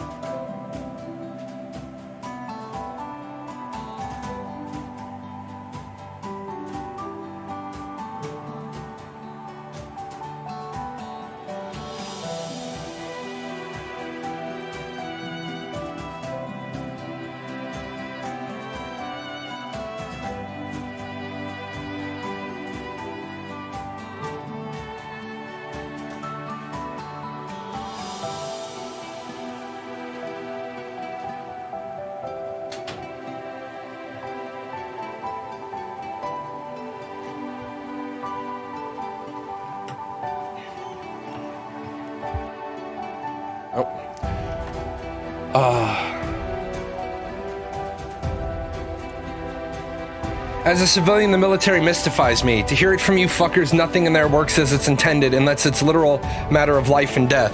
The rest of it, it'll shake out before it gets to the press. Screw it. And somehow most of the time, it works out. Yeah, that is pretty much the way it works. There is... See, because remember, what is the military's purpose? The military's purpose is to fight wars on other continents so that we don't fight a war on our own continent. So you've got this huge, massive military organization that you keep around as a big dog, really. The American military is like a really big dog. It's meant to scare everybody else into behaving. Now, I do want to recognize there is a subsection of American military operations where we do humanitarian relief.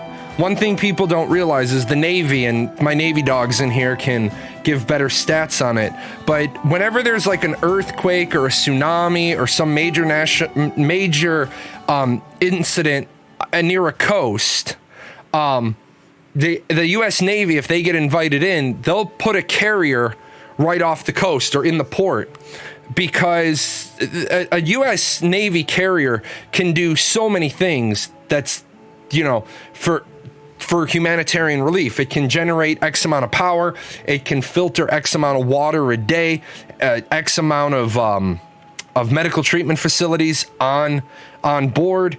And that's not even including and I don't know how many hospital ships we have left, but I know that New York got the USS Mercy, but they use like less than 10% of it, but a 4,000 bed hospital ship arrived in New York.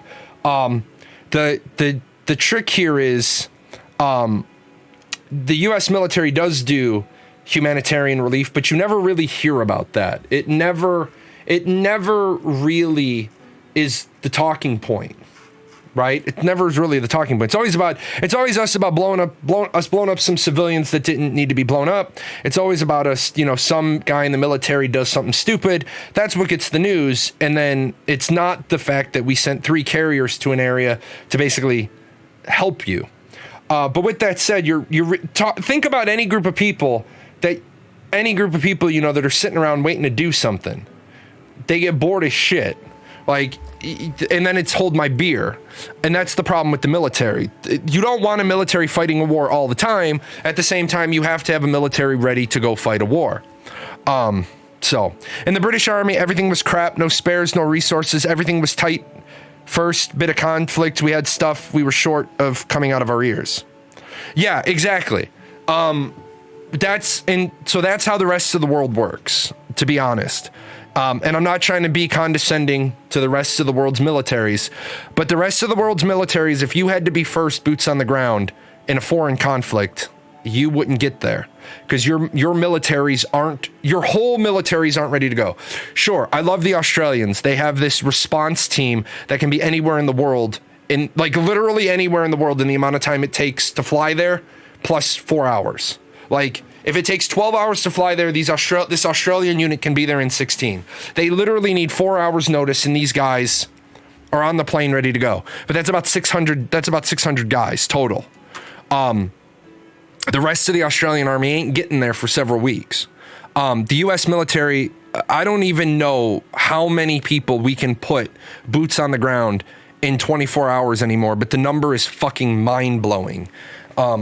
How many people, and even if I did have the number, I couldn't publicly share it.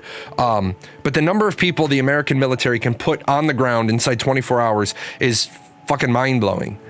But that's why we have so many stateside problems. Guys get bored, they get DUIs, they get stupid fight charges. That's also why a lot of the Army posts and Marine posts have bars on the base, because there's a difference between a Marine and a Marine getting into a fight and a shoving match at the bar on base, and then the MPs come in and break that up, versus a Marine gets in a fight with a civilian and then the local police get involved, and then you have a local state's attorney who doesn't want to kick the military cases back to the military. The U.S. Marine Corps is bigger than your entire army. Yeah. The U.S. military is, I forgot how many countries you have to go down combined to equal ours, down our allies. Obviously, Russia, China also have very large militaries. They also have dogs on the chain that you're basically trying to not get to fight. That's, at the end of the day, we don't want to have another world war. Which, I mean, with what's going on in the Ukraine, I am a little worried. I am a little worried about what's going to happen in the Ukraine, what's going to happen with Russia. People are making memes about it, but that shit's remember, that shit, all that takes is for one person to discharge one round. You had these incidents down in Cuba, down at the military installation at Gitmo. The Marines will be on patrol, and one Marine thinks he's about to, it's what the movie, oh shit, Tom Cruise is in it. He's a Navy lawyer. A Few Good Men. It's what the plot line of A Few Good Men is. There's a Marine who part of the backstory is he discharges a round at his Cuban counterpart because he thought he was about to be fired on. Well, that shit was kicking off all the time in Cuba. That's all we needed was a war with Cuba, and Russia was an ally of Cuba. We would have been at war with Russia. So luckily that never... Yeah, you can't handle the truth. Luckily that never kicked off.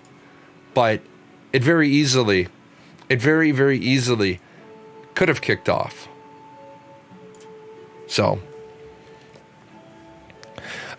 scary part, in my opinion, is how soon as it involves Russia, how long until it involves China, and then we're on. Rami, that's a really good point. And the big point of that is, China and Russia used to be allies. And China and Russia aren't exactly allies anymore. China and Russia are, China and Russia are the reason why the US and Russia won't go to war is because if the US goes to war with Russia, the US will be so weakened after going to war with Russia, China will beat both of those countries. If the US goes to war with China, then Russia will be the one that cleans up. And if China and Russia go to war, then the US will clean up, and they both know that. But China and Russia aren't that close. They don't need to be close. I mean, they're close. They're close, but it's, you know, I mean, that's like saying the US isn't close to Russia or China. I mean, remember, parts of China touch Russia, the side of Russia that gets forgotten about. People forget that Russia spans so much of the damn planet.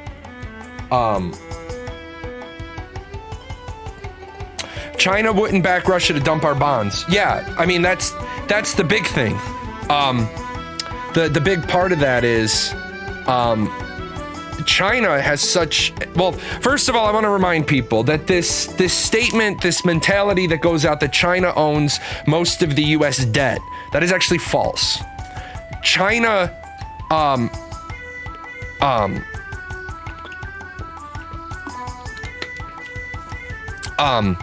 close allies? No, they used to be. They stopped being. But I constantly hear people say that China owns the majority of U.S. debt. That is not true. China owns the majority of U.S. foreign debt. The United States, unless something happened, and I missed a meeting, the United States owes the majority of its money to itself. Most of the U.S. debt is to itself and to its own citizens. When people say, well, China owns so much of our debt, no, they own a huge portion of our foreign debt. No, but they would invade Taiwan as the world was busy with the Ukraine response. That right there is the fear. That right there is the fear. If anything does happen on the Ukraine-Russian border, there's no way the U.S. is getting involved in a war today. No, we've already talked about the fact that we will get involved because the Ukraine is a NATO ally. So the Ukraine has said we don't want the U.S. to get involved, but this is the big problem. If Russia invades the Ukraine, the U.S. will just, and I'm telling you, if Russia invades the Ukraine, the first thing the U.S. will do will be to move one of the reserve fleets to right off the coast of Taiwan, to basically look at China and say, I fucking dare you. That's what they'll do. They'll bring another fleet over. Not this one. No, they'll get involved in this one. NATO can get involved without us getting involved. Dude, NATO can't find their fucking shoes without us getting involved. I mean, come on. NATO will get involved, and I mean, NATO is basically the US's we want to do what we want. Russia has invaded Ukraine before and faced zero palpable repercussions from the US. Look at who the leader of the US was at the time. Also remember, when Russia invaded Crimea, it was... when Russia invaded Crimea, the only reason why the US didn't get involved was this. Russia went as far as to annex Crimea and stopped. And then the Crimean people were like, yeah, we wanted to go back to Russia. That was the problem. The people that got annexed were annexed and they said, we want this to happen. See, the U.S. sometimes doesn't give a shit, but generally the U.S. doesn't want to go and get involved in a war where the people who are being annexed aren't angry about it, because then our military might comes from our ability to land aircraft as close to the conflict as we can land with the safety of our cargo planes in mind. If we can't land close, a lot of our military, the ability for us to project military strength is weakened. We also, we can't really employ air superiority if we can't bomb anything. The Air Forces, or the U.S. military might is our ability to control the air. Well, in Crimea, those people said, we want to go home. We want to go back to Russia. We're Russian. We want to go home. Ukraine didn't want to kick off a fight. The U.S. didn't. Nobody wanted to kick off a fight. That was the problem. Don't forget that half Ukraine citizens are Russian, in fact, and that's why this all happens to East Ukraine. Yes, that's exactly why I'm saying it the way I'm saying it. If the people being conquered are welcoming the conquerors, it's really hard to. What are we doing here? What are we doing? Because then that would be like, you know, if there was some group in America, that would be like, truthfully, that would be like if Mexico wanted to walk 10 miles over the border and say, well, all those people in those border towns are Mexicans anyway. And they'd be like, yeah, but the Mexicans don't want to go back to Mexico. They want to stay in the US. They want the border to go the other way.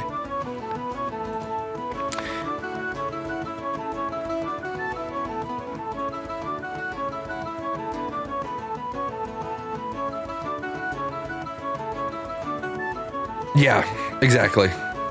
The cost benefit of any major world power engaging in a ground war with another isn't worth it in this current day and age. Correct. But that's what Voodoo says. It's a scary time. It's a scary time because like I said, it only takes one idiot. It only takes one idiot to discharge one round at one time. And all of a sudden, because you guys, do you have any idea how hard it is to get because remember, the Ukrainians and the Russians are staring at each other over a border.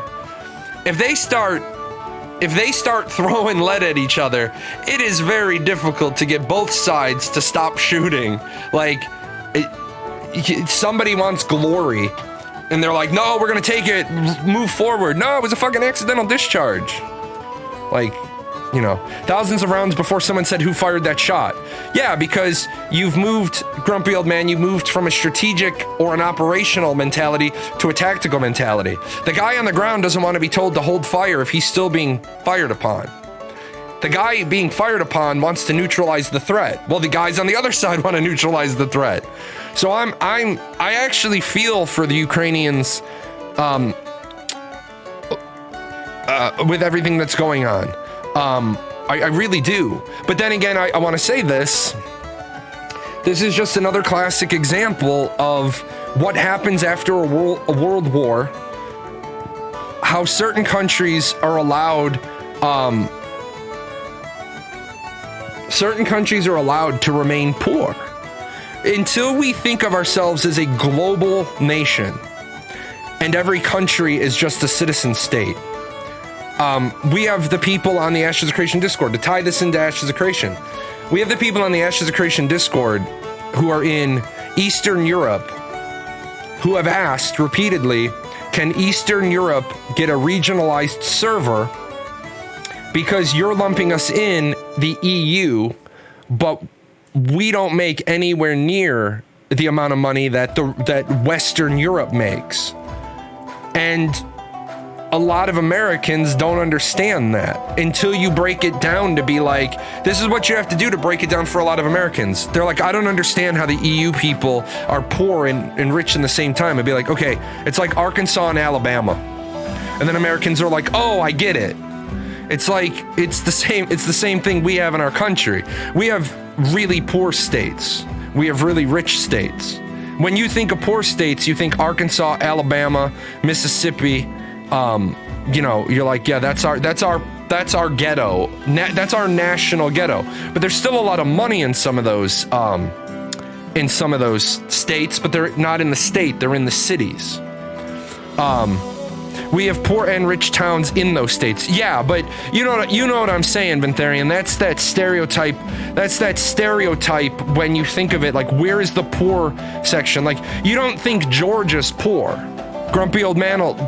When you think poor state, you don't think Georgia's poor. But when you think poor city, you think Atlanta. Gulfport, Mississippi is a great retirement city. It absolutely is. But that's the inverse of that. That's a rich city in a poor state. And some people are like, my state's not poor. I understand. I'm not saying it is. I'm not saying it isn't. I'm saying the perception is Mississippi's poor. What's the other one? The really important one. Louisiana, New Orleans. You can say Louisiana is a poor state, but New Orleans is a rich as fuck city. Well, I don't know. Have they completely? I think they've completely recovered. So New Orleans is a rich as fuck city, but Louisiana isn't. You're not thinking rich. Where do I want to go live? No, I don't want to go live there. No one likes being called associated with being poor. I agree, 100%.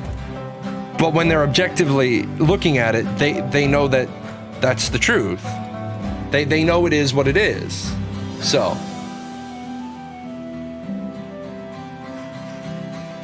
People from Lithuania come work for $100 a week in the UK, need 300 or 100 pounds a week. UK need 300 pounds for the same job. Yeah, that's what we have as well.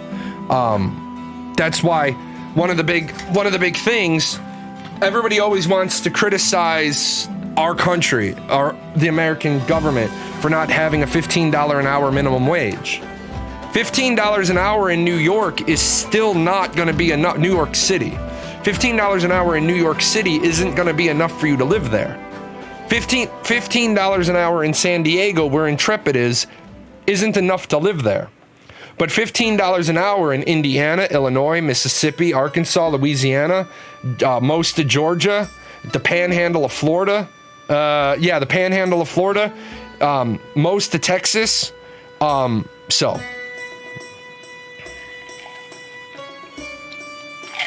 You can live in all those places on $15 an hour. That's the problem. A minimum wage. If it's a minimum wage, why are people going to pay you more than that? The problem, what is it?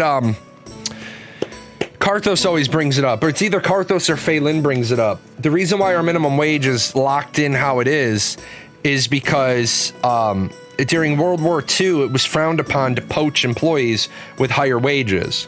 So your benefits package is what you use to poach people, and we still have that in place today.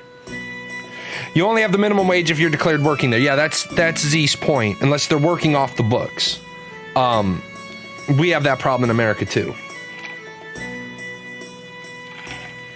So, and people who get near that now are going to want more if it becomes the minimum wage. Yeah, they are. Oh, that's Karthos? Yeah. And that's the problem with the minimum wage, Bentharian. People who make $15 an hour, the minimum wage is $8. You bump everybody up to 15, so now you got to bump the 15 people up to 23. And then all the prices go up, and everybody turns around again and says, why can't I buy anything? That's why again, one of those things that people quote me out of context for. I don't believe in paying people a living wage. And I know that sounds like radical. I don't believe in paying people a living wage.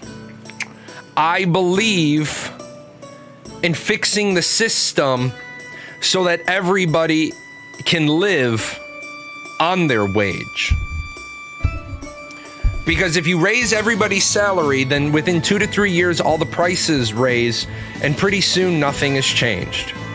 I believe that there should, like, a mile up the road, there's a 24-unit apartment complex. That's a controlled rent apartment complex. And what that means is the landlord gets money from the government, but the landlord can't raise the rent. The landlord needs to go through a process with the government to raise the rent. But to raise what the people have to pay out of pocket. But when they file their cost of living adjustment with the housing office, the Department of Urban Housing, that landlord continues to get rent money from both the customer and the government, but the government's offsetting the rent. So around here, the average rent is like $700, but that landlord only charges $475. HUD, thank you, Housing and Urban Development. They get the rest of that. So the average around here is $750. They're only charging $475. They get the difference from HUD. That's what we need more of. That's what we need more of, so that prices stay where prices need to be, for the people who are making enough, and the people who aren't making enough, they get to turn around and say, okay, I'm going to go live in a rent-controlled place.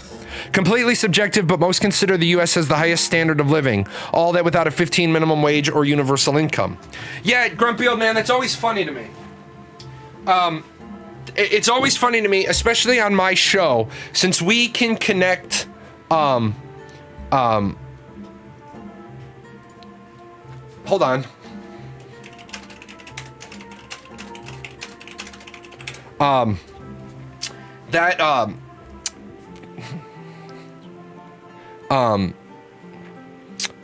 Europeans when they first meet me, they're always like, and you guys are rightfully so, you're a little arrogant. And I like that about you. I really do. I like that about you. I like the fact that you're proud. You're proud of you're proud of where you come from. And I think a lot of things in Europe are amazing. I love your public transportation. I love your public transportation. I love the fact that you have state provided medical care. I love the fact that you seemingly roll your taxes into the prices. So I love the way you do. I love the way that you do VAT. But what I don't love about you is that you have, by the time you're done getting taxed, aren't some of your taxes up to near 70% of your income goes into income tax, the VAT you pay on goods? Because remember, you guys pay a 20% VAT. That's a 20% sales tax. In America, the most we pay in the worst places is only about 10%. So when I meet a lot of Europeans, you're like, oh, well, we have free education and we have free healthcare. Great. I admire that about the countries.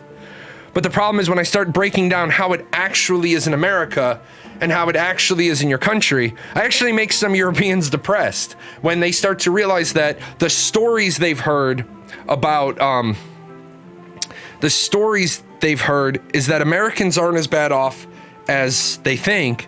The worst of Americans are that bad off. But it's like I tell people all the time, and I've helped a ton of people on this show. If you don't have health care and you don't make enough for health care, you qualify for Medicaid. Unless you're in a very, very narrow sliver of situations, which I'm going to say this, you've put yourself into, right? If you don't make enough for health care, you qualify for Medicaid. When you don't make enough for Medicaid, you make enough to pay for your own insurance. The difference is that Americans are like, well, like Bernie Sanders is notorious for this. Look at Europe and look at their socialism and look at their free healthcare. But it's not free healthcare. Americans choose not to buy healthcare, and that's our well, until the Obama years, that was our American right. That was our freedom of choice. I don't want medical coverage. We do that to ourselves. I've never gone a day in my life without medical coverage.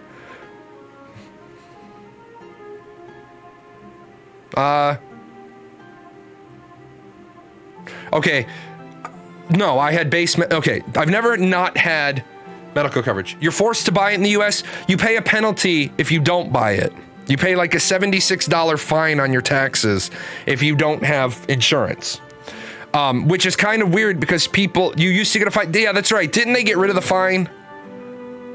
All I know is I don't pay attention to that section of the taxes because I have medical coverage. No, it's not really stupid. And here's why it's not really stupid.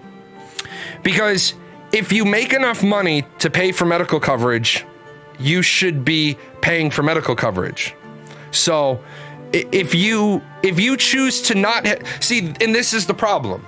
Europeans and the rest of the world think America's a horrible place because if you don't have medical coverage, you can get tens of thousands of dollar medical bill. The problem is you chose not to have it. You made a conscientious decision, because then people turn around and they say, well, I couldn't afford it. Well, if you really couldn't afford it, you should have gone to your state Medicaid agency, walked in and said, I don't make enough money to live and have health insurance. And they're going to say, give me your paperwork. Here you go. Here's your Medicaid. Or they're going to walk in and they're going to say, you're living beyond your means. That's what a lot of people don't want to hear. A lot of people don't want to hear they're living beyond their means.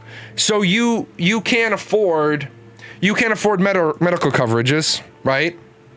You can't afford medical coverage, but you have a brand new car, you have a brand new phone, you live in an apartment that eats up 60% of your income. And you want to make it my problem. You don't have insurance. But I don't drive a $60,000 vehicle. I don't buy, unless you're talking the bling right here, I don't buy top of the line everything. I know, guys, it's I know people have seen my setup and they're like, but you spent 10 grand on your computer setup. You're right, because I had it. Sure, Z, what question do you have about organ donation? Man, Zetrix, you're gonna flip a table soon, your headset's crackling, your GPU's dying. So,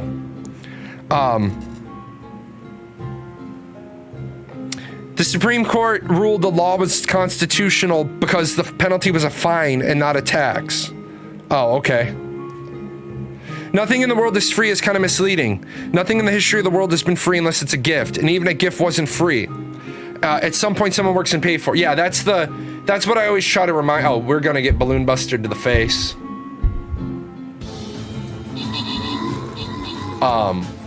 Yeah, that's ultimately the trick. There's no such thing as free. Somebody paid for it. Oh, that almost went. That almost went the right way. I just got a new CPU though, so that's good. But now this, I better get a new computer at this stage. Headset got a warranty, so gonna send this shit back. Nice. Always like to know that people aren't gonna get screwed over. Do you guys opt in or opt out for organ donation? We opt in. Americans have to opt in for organ donation.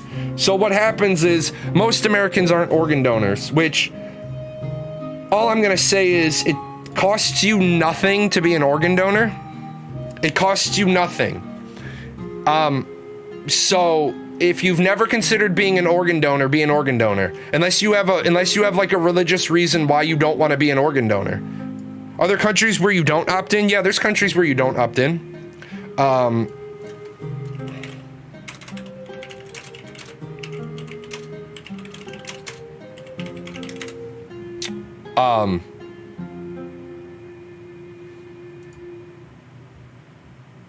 Spain, Austria, Belgium, or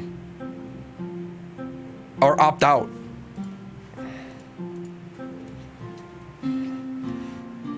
You used to opt in and now it's opt out. So I'm going to say this, ready?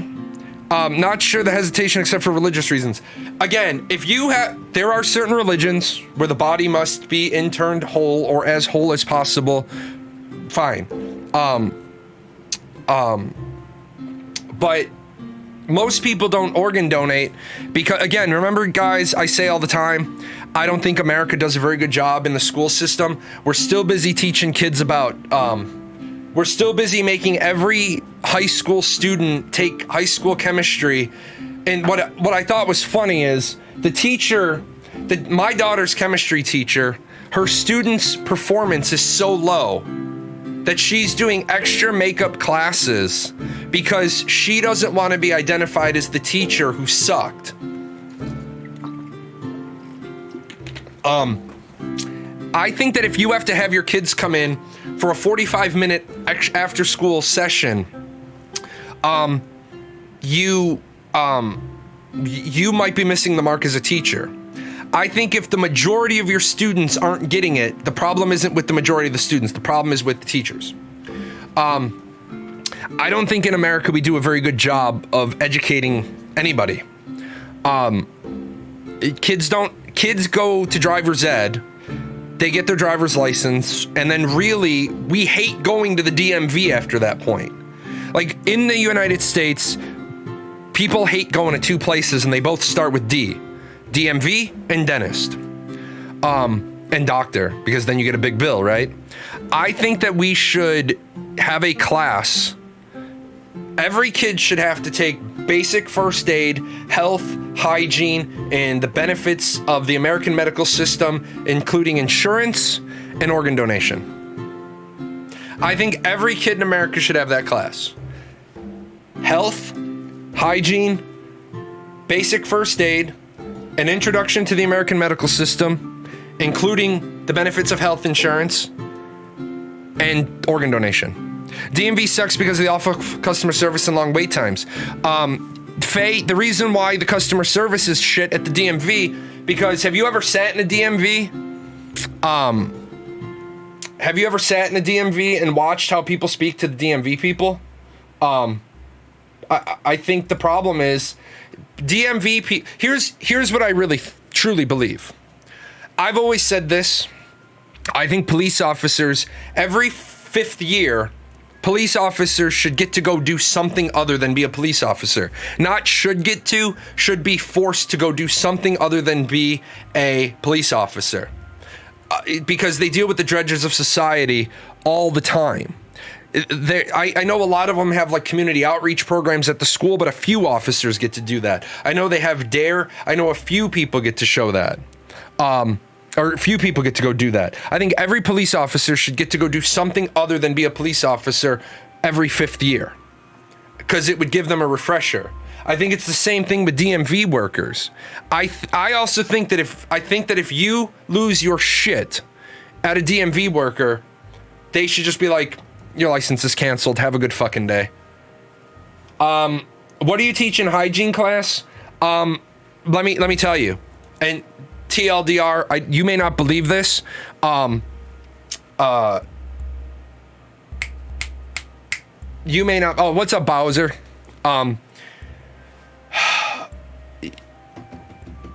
You may not believe this, but Karthos and any of my other teachers can tell you this. Any of my military people can teach you this. Do you know how many times the military needs to teach a singleton out of 60 kids? The DI, the drill instructor or the training instructor needs to grab one kid out of the group, send everybody else out to the patio to do PT, and has to literally grab a kid and be like, do you not know how to like, they don't yell, because yelling is when there's a teachable moment for 60 people, but they literally have to grab a person and say, do you know how to bathe? There are literally people who make it to 18 years old, make it to the military, and they don't know how to bathe. They literally don't. They don't understand that just getting under the water with no soap doesn't get the job done. Like, there are kids in the military that if you go like this to them on their first arrival day, you're literally scraping off a layer of oil, because they don't know that in order to get the oil off of your skin, it needs a soap. You need a surfactant.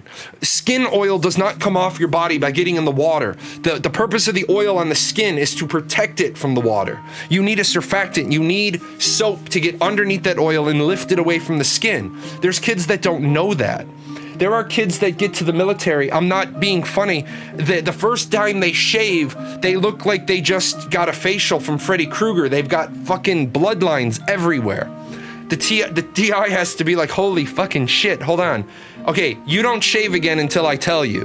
When your face is healed, I'm gonna show you how to shave. So there's a DI coming in at 4:30 in the morning, tapping a kid on the head, and being like, let's go, grab your razor and your shaving cream. And I've seen the DIs in there teaching the kid how to shave, because these kids don't know how. I've been in classrooms. Karthos has probably been in classrooms. You literally have to call family services on a kid because the kid's dirty. And then you're like, the kid doesn't know how to get clean. It's sad. So why do you teach? I think hygiene should be taught freshman year. I think hygiene should be taught freshman year of high school. How do they shave? A lot of them show up in, they're just a fucking mess, dude. They're just an absolute mess. Is it like the old knife? No, they don't know that you don't go sideways. You can still, even with a safety razor, go sideways.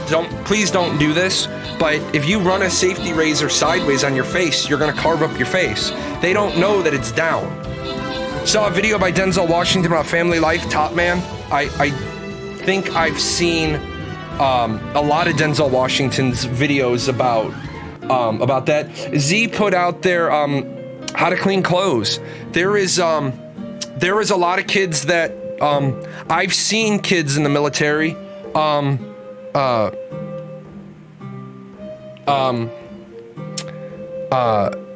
they're supposed to be the laundry, one of the bowling team. They're supposed to be, oh no, the bowling team is the latrine. I forgot what the laundry crew was called, but I've seen them put everybody's laundry in the wash and then not know you need to put detergent in. They didn't know that because it was, and it's now in the Air Force. The first time you do laundry, they teach you, but there were literally people who would get their clothes back and their clothes would still be disgusting because there was no detergent put in. Some people are in a circle of poor education. Exactly. They are. Saw the meat on the blade. Went sideways at 4 years old. Saw the meat on the blade. Still have the scar. Ugh. Karthos's comment is real. I'm not going to repeat, but Karthos's comment as a teacher has happened to many teachers. That one didn't happen with me, but I've heard that one multiple times. But all of these are things your parents teach you. Yeah, Dark Paladin. What about all the people who don't have parents? Where do they get those things? Because remember, you have two organizations. You have two organizations that are responsible for teaching you. Your parents and your school. Well, what happens when your parents never graduated school? What happens when the school is teaching you and you don't have parents? It's like one of the things I saw recently was there are still teachers that are doing behavior charts. Yeah, what if the parents are shitheels? Exactly. What parents can also be literal scum? There are still teachers that do behavior charts. Do you know that behavior charts, there is volumes and volumes and volumes and volumes and volumes of research that shows you do not do behavior charts because it publicly embarrasses a child and they learn to hate school. The kid who hates school, the kid who's a mouthy, back-talking, won't-listen teenager was usually the kid that was on red in kindergarten and first grade and never got to go to incentive day and never got to go to good conduct day. Why? Because they come from a household where they don't have parenting. One of the things I heard a student teacher say was, one of my student teachers once says, didn't your mother ever teach you? Excuse me, I apologize on behalf of my student teacher. Get the fuck out in the hallway. My student teacher gave me this weird look. The name of your fucking job is student teacher. Get out in the hallway. Walked out into the hallway. I said, this is the one and only time you will ever attack a child.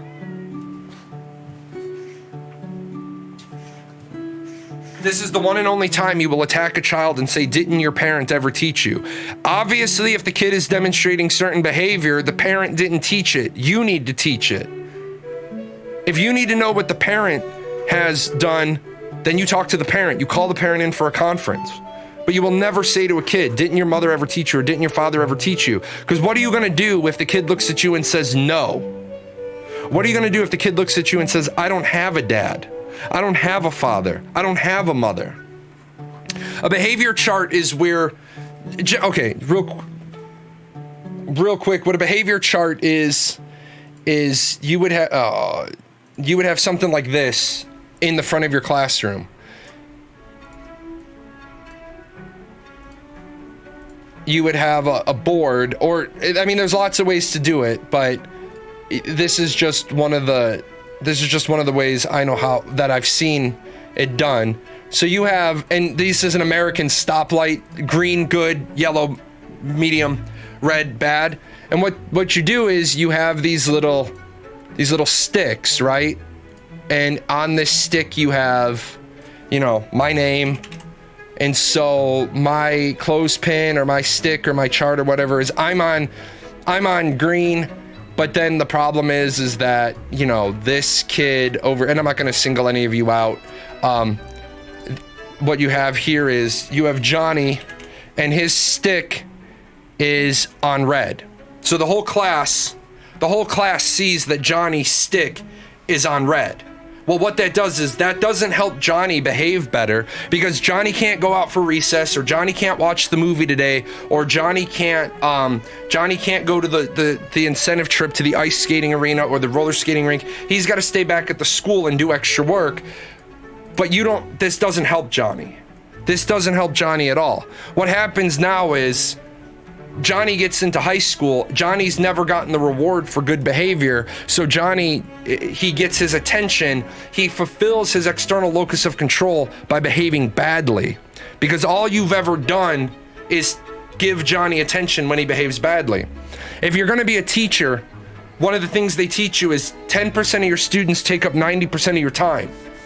Well, if I have a kid who's constantly acting out, I just ignore the kid.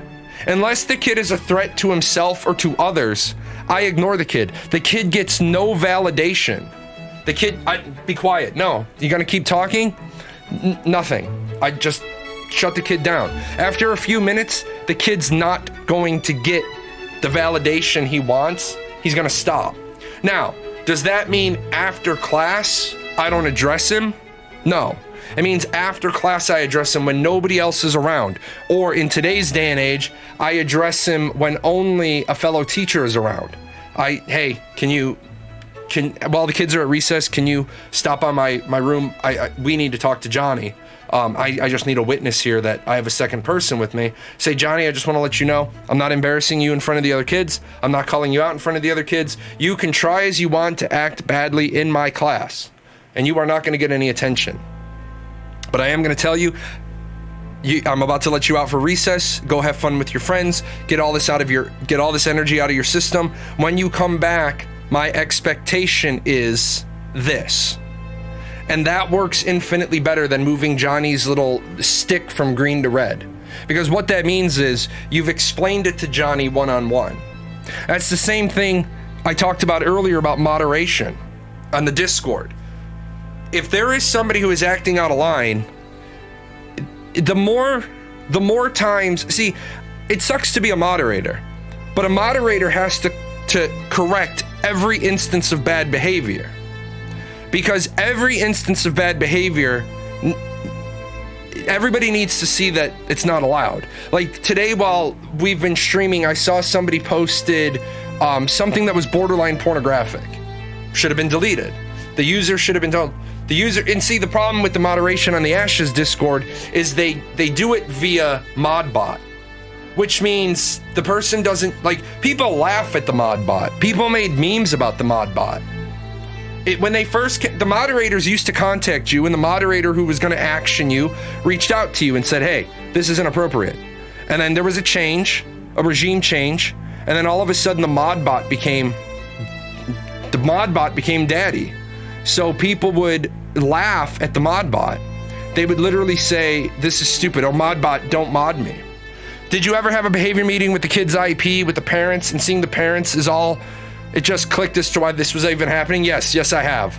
IEP, for those non-Americans or those people that don't know, IEP is an individualized education plan. Section 504 students, special needs students get an IEP, which tells all the other teachers what the kid needs to be successful.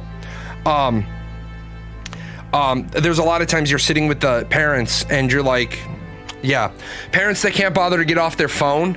You're like, hey, I need to know how we're going to bridge the gap between home and school. And the mom's on the phone. Be like, hey, I'm sorry, this is really important. Is there anything more important than your child? Well, whatever you guys are going to do is just going to work.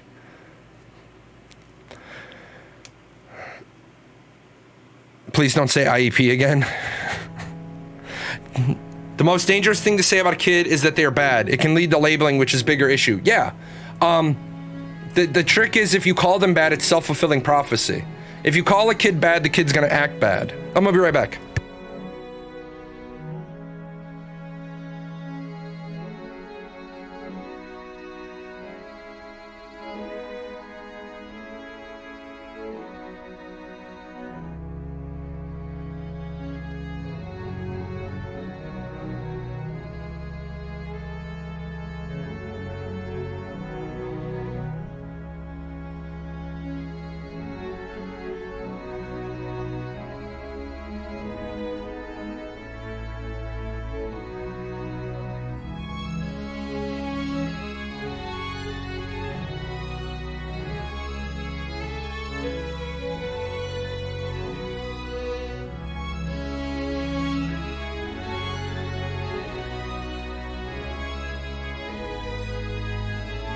Alrighty.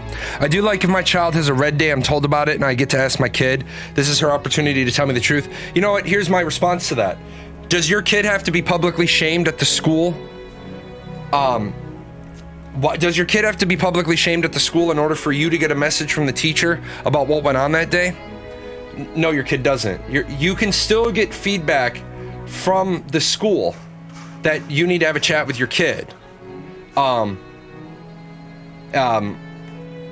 don't think you need to put kids publicly on a red day to then contact the parents. My wife has been an assistant principal for 8 years at 3 schools. She found that bureaucrats care more about the numbers than the children, and parents are the reason why kids fail. Oh yeah, absolutely. Absolutely. When the U.S. government decided to,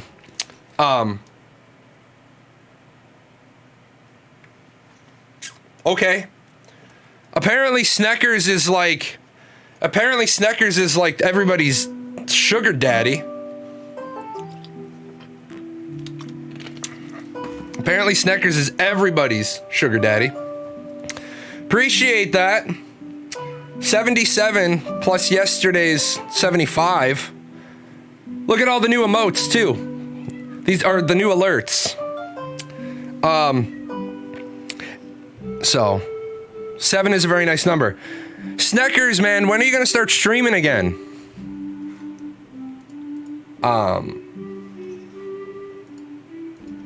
I can type here now. The plebs have been freed.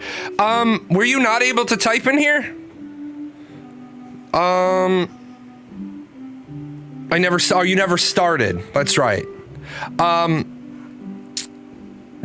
What do you mean you were able to type in here? Occasionally I have to up the, it's not in sub mode. It's not, my channel's never in sub mode. Just so you guys know, I never put my channel in sub mode.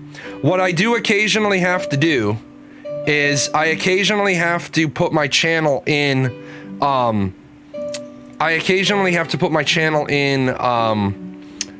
higher chat verification level, because we get the one individual who comes in and will just start making all sorts of ridiculous, no, you're right.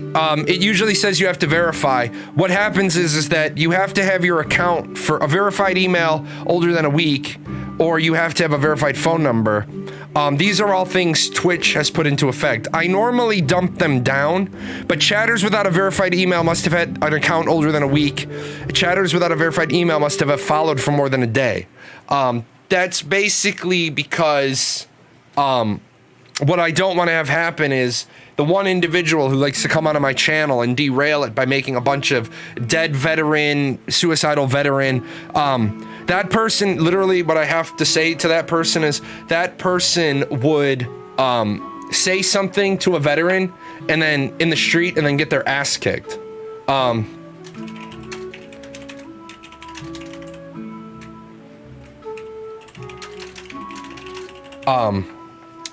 Yeah, it's basically because people are good and I have a lot of faith in humanity. You know, Dark Paladin, I'm gonna say this. I want to have faith in humanity. And this true statement, this community gives me a lot of faith in humanity. Because the majority of the time, and I'll tell you guys, I'm not gonna say who, something happened on Wednesday's show. And one of the longtime viewers contacted me and said, "Are you aware of the optics of this?" I listened to what they had to say. I responded with what I thought. The person said, "Optics," and I said, "Sure, definitely 100% get what you're saying." My community is probably never going, I'm probably never going to have 400,000 people watching me on a login screen. But I don't necessarily want that. I want to be able to come into my show and, you know, have a heated academic discussion. A hype train is close. Yeah, a hype train is close. Hey guys, if someone donates 100 bits or subs with Prime, you're gonna have a level 5 hype train and unlock a level 5 emote. I just want to say that. You got about 3 minutes and 8 seconds. That's an Asmongold hit. No, that's not an Asmongold hit. That is nothing but the utmost respect for Asmongold.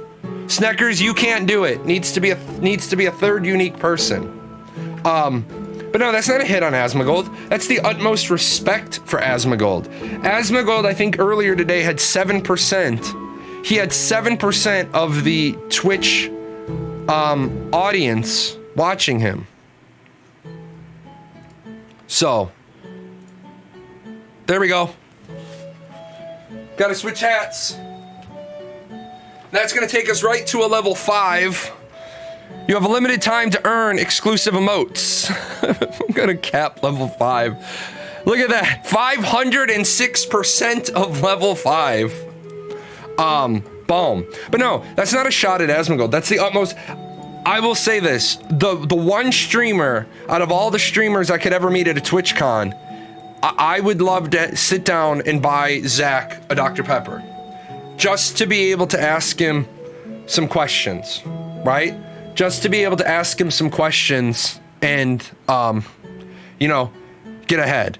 He does a good job talk to chatters with 43K viewers. Yeah, he's got 400,000. He's got 10 times that many today. 400,000 people are watching Asmongold right now. So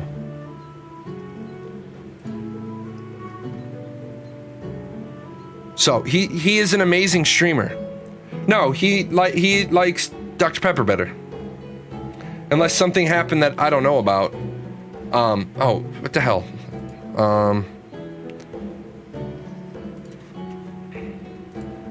Hold on, I gotta tell my wife my dinner order.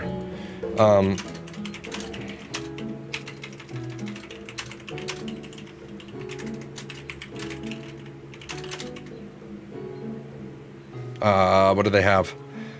Snecker, what are you doing, Sneckers? I'm gonna have all Sneckers money soon. Sneckers is just gonna be poor.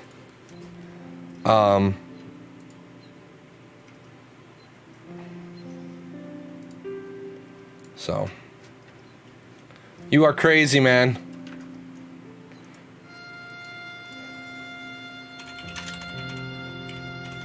So, okay. What is this?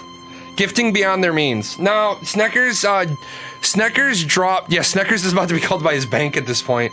No, Sneckers dropped a bunch last month too. Sneckers just.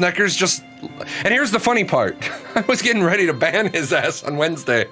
Oh, Sneckers came in here and fucking was pushing my goddamn buttons on Wednesday. Oh my god. Like, no, I didn't already ban him once. I didn't ban him once. Hold on. I don't have him. Hold on, guys. We have a missing cat. I'll be right back.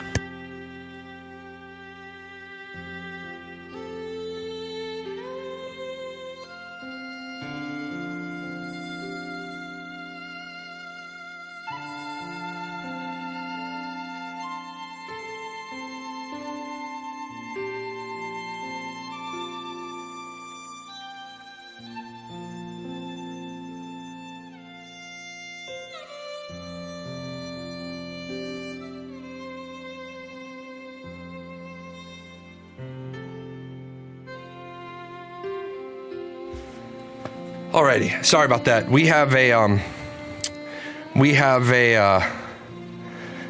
escape artist, and many years ago, many years ago, my cat Sora, the gray one, he got out, and we tell the story that he had his big adventure, and he 18 hours. I can't find the cat. Middle of the night, I get up. If you guys ever lose a cat, if you're new to owning a cat, put your cat's litter box outside. Your cat can smell their own litter box from 1 to 2 miles away, and your cat will always return to your indoor cat will always return to its litter box. It's just psychological programming. So my cat, what is this guy doing?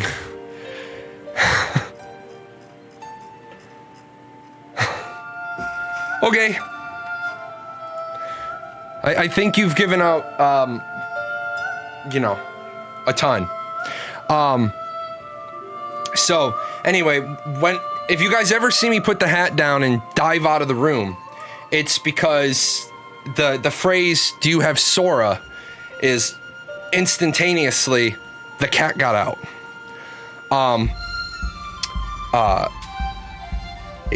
We were my wife showed up. Hype train success. You received a 5 hype train. Yeah, who are you gifting to at this point? What Snickers is doing at this point is people are going to get the notification that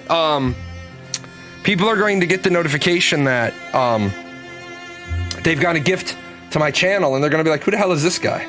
Because basically it goes to random people, anybody that's ever come to the channel. But no. Oh, here's one. Come here. This is one of my furballs. This is Cloudy. Cloudy doesn't necessarily always like to be picked up, but hi. Hey. What benefits do you gain as a subscriber? If you click on the emotes. You get access to all my emotes. Well, most of my emotes. So, Cloudy with a chance of meatballs. He's actually, yeah, everybody say thanks to Sneckers if you got a free gift sub. Let's give Sneckers some love. Let's give Sneckers some hearts. Let's give Sneckers some thanks. I got a couple of different variations of I love it. All right, dude, you need to stop. I don't want your whole life savings. Come on, man. It's like, are you gonna tell me some sad story like, are you gonna tell me your sad story like I like reached out to you and you're like dying? Are you a rich person just cementing his place on those gift boards? Yeah, all-time gift leader. I think he has surpassed our all-time gift leader. But no, I appreciate it. But Snecker, you know what it is. Sneckers is gonna be like, okay, Jay, I've gone live. I'm gonna be like, okay, everybody go over to Sneckers' show. Let's support him. Y'all got a gift sub from him once a long time ago.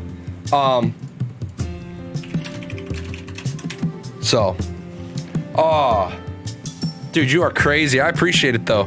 So you guys know earlier today, give you guys a little update on what's going on. I have 14 jazz tracks done, ready to go. I've got one artist that's delivering one more. I've got one artist delivering 10. So I have a jazz album coming out soon with gonna be like 24 songs on it. I also have the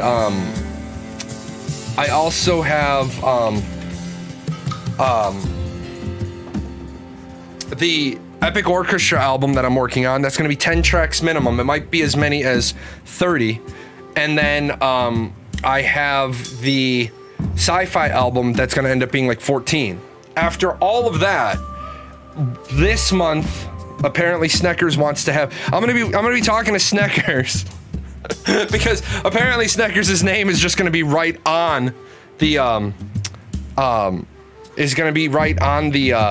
the album. Like, this album brought to you by this guy. With that said, we're gonna be doing a 30 track. I don't think he's here, but we're gonna be doing a 30 track EDM album. So we got a lot of music gonna be coming out. Plus I'm getting $560 back from the federal government. I told you guys about that shenanigans. Dirty Rotten Scalawag. New subscriber. Look at that. New subscriber. I got that new alert going on. Happy to see that one. So, but no, Sneckers, you let me know. Look at this guy. 250 gift subs over his whole lifetime. Look at that. Yeah, Paradox Gaming Network, a subsidiary of Sneckers. Pretty much gonna be how it goes. But yeah, we're gonna have a lot of music coming out. Stop it now. Now you're being ridiculous. Now he's gonna be contacting me. I don't have anything to eat. I'm eating rice and ramen. Be like, here's a tea and some popcorn. Oh. Yeah, Paradox. This album of PGN music brought to you in part by Sneckers. And by in part, I mean 99% of all the funding.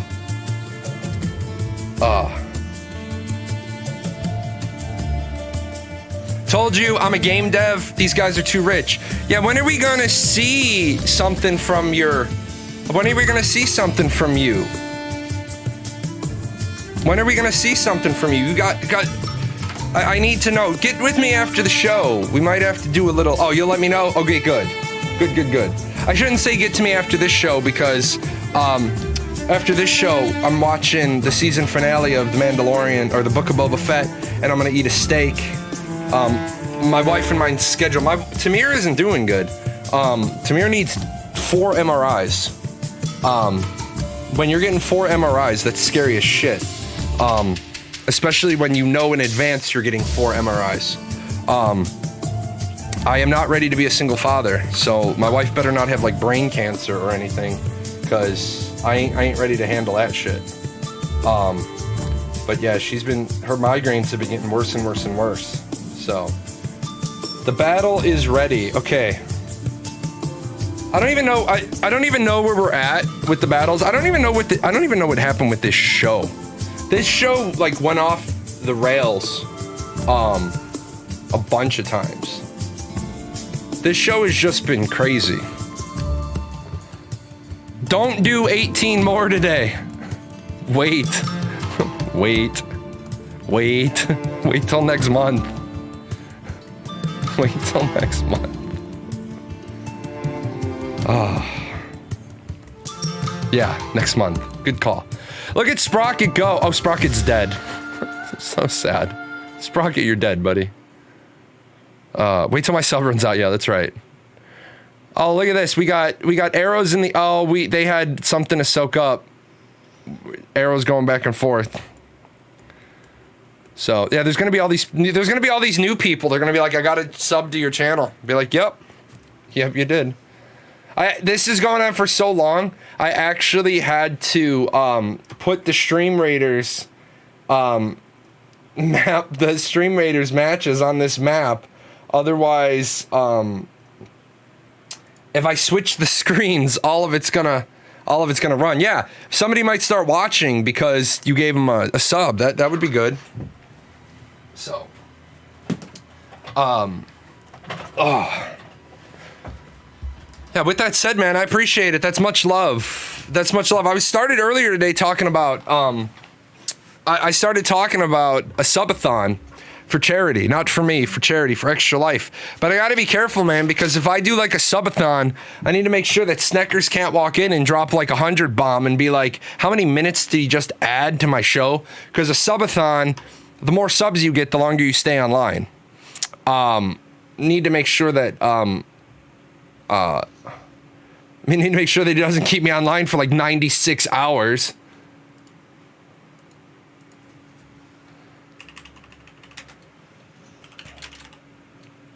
A streamer you watch is on day 5 right now. That's rough. Imagine that I would not be there and would not give this 100 subs. Lost Ark servers would be up. Thank you, Amazon Game Studios. Yeah, whose subathon lasted multiple months? It just sets it to the max timer immediately. Yeah, I need to make sure that if I do that,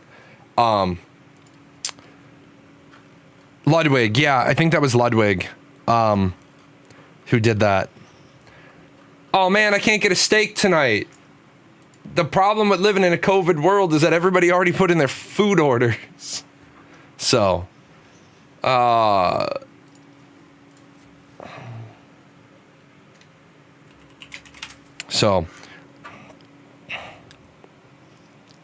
do one where you spend less time on stream each sub. Giga taking a loan out to buy subs. Not nice.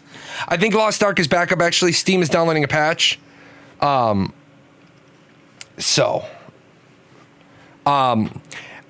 Okay, so again, this is, and I'm gonna complain about marketing, instead of instead of Intrepid, I'm going to talk about Amazon Game Studios. How is it that Amazon Game Studios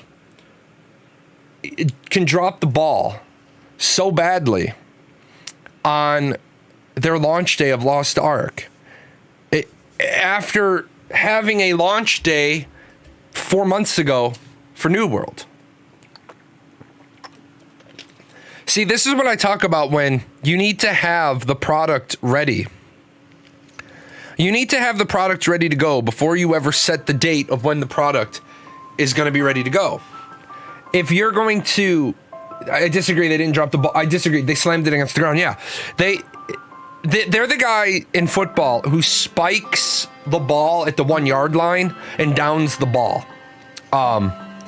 Celebrating the touchdown early. Exactly. They spiked the ball at the 1 yard line and then they're like, oh shit.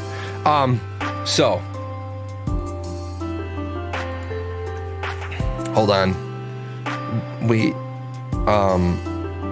Wow, they changed their menu.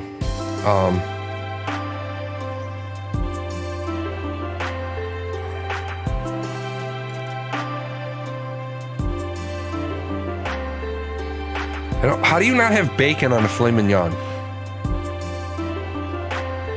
I'm just asking. I'm just asking.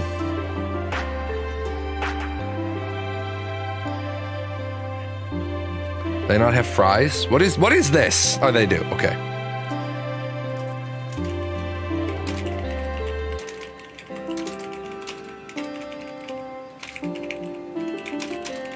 One thing I do like about my town, old German town, they have a steakhouse in town.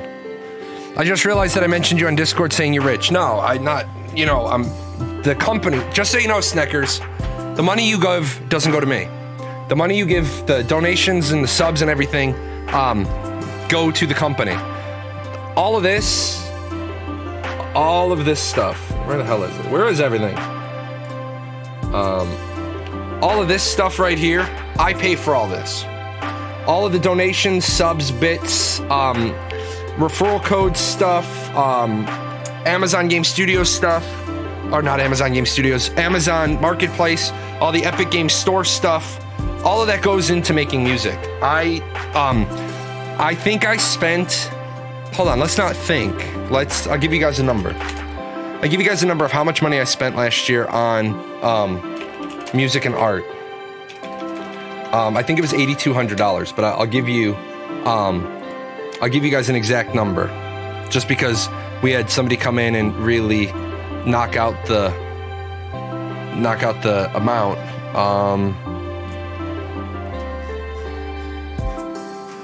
What I spent last year was $8,124.92 on music and art alone.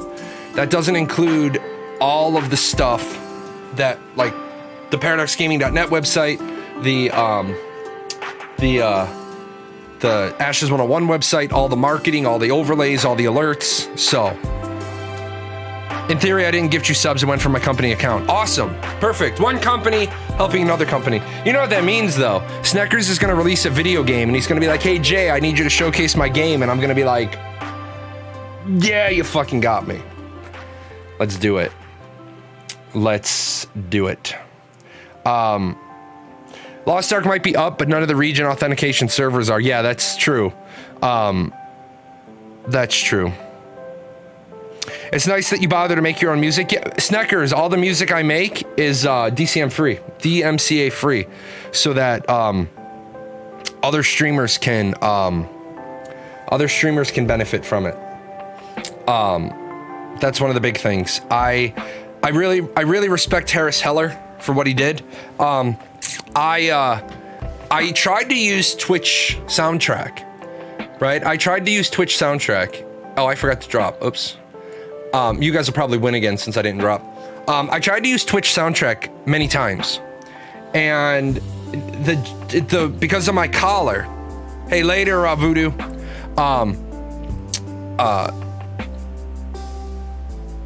The music will come through my collar occasionally, and then I get DMCA strikes. Well, Harris Heller has an amazing set of music on Stream Beats, but he doesn't have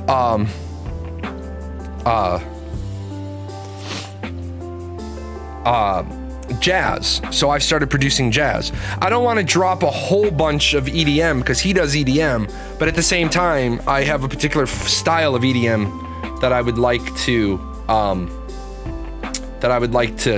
have. All right, guys, I think I'm gonna have to. I think I might have to get a little bit serious here because we're inside the last hour of the show. Hi, Cloud. We're inside the last hour of the show, and oh no, 38. Yeah, we'll be fine. We need 7. Yeah, we need 7 tickets. So we need like a couple of wins. We need like a couple of wins, and then we can do the rest in losses. But to be honest, I prefer him to shit on my game because it's easier to spot a place for improvement. Well, let me tell you, one thing that we do really well as a community is look at games and analyze them, and like Prometheus at Dynamite Studios was really happy with all of your guys' feedback. I can't believe how many people were angry about the 3-day testing. Like I got so much hate from people about the 3-day testing window over the weekend, and they were like, they're like, they didn't give us free stuff, or they didn't do this, or they didn't do that.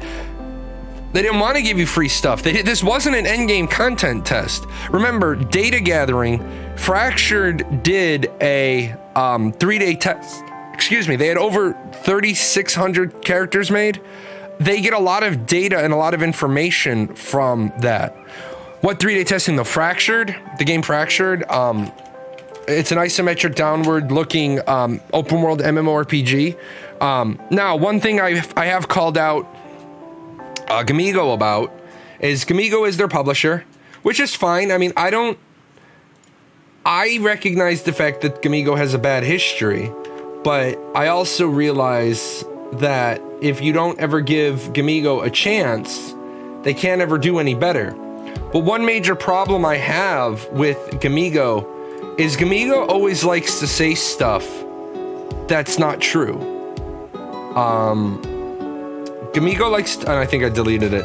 Gamigo likes to push the line where Gamigo put a tweet out, or on their Twitter, it says Fractured is the world's first dynamic MMORPG. Let me see if I can grab that real quick. Somebody has their little dog out. Why? What the hell is going on in my house?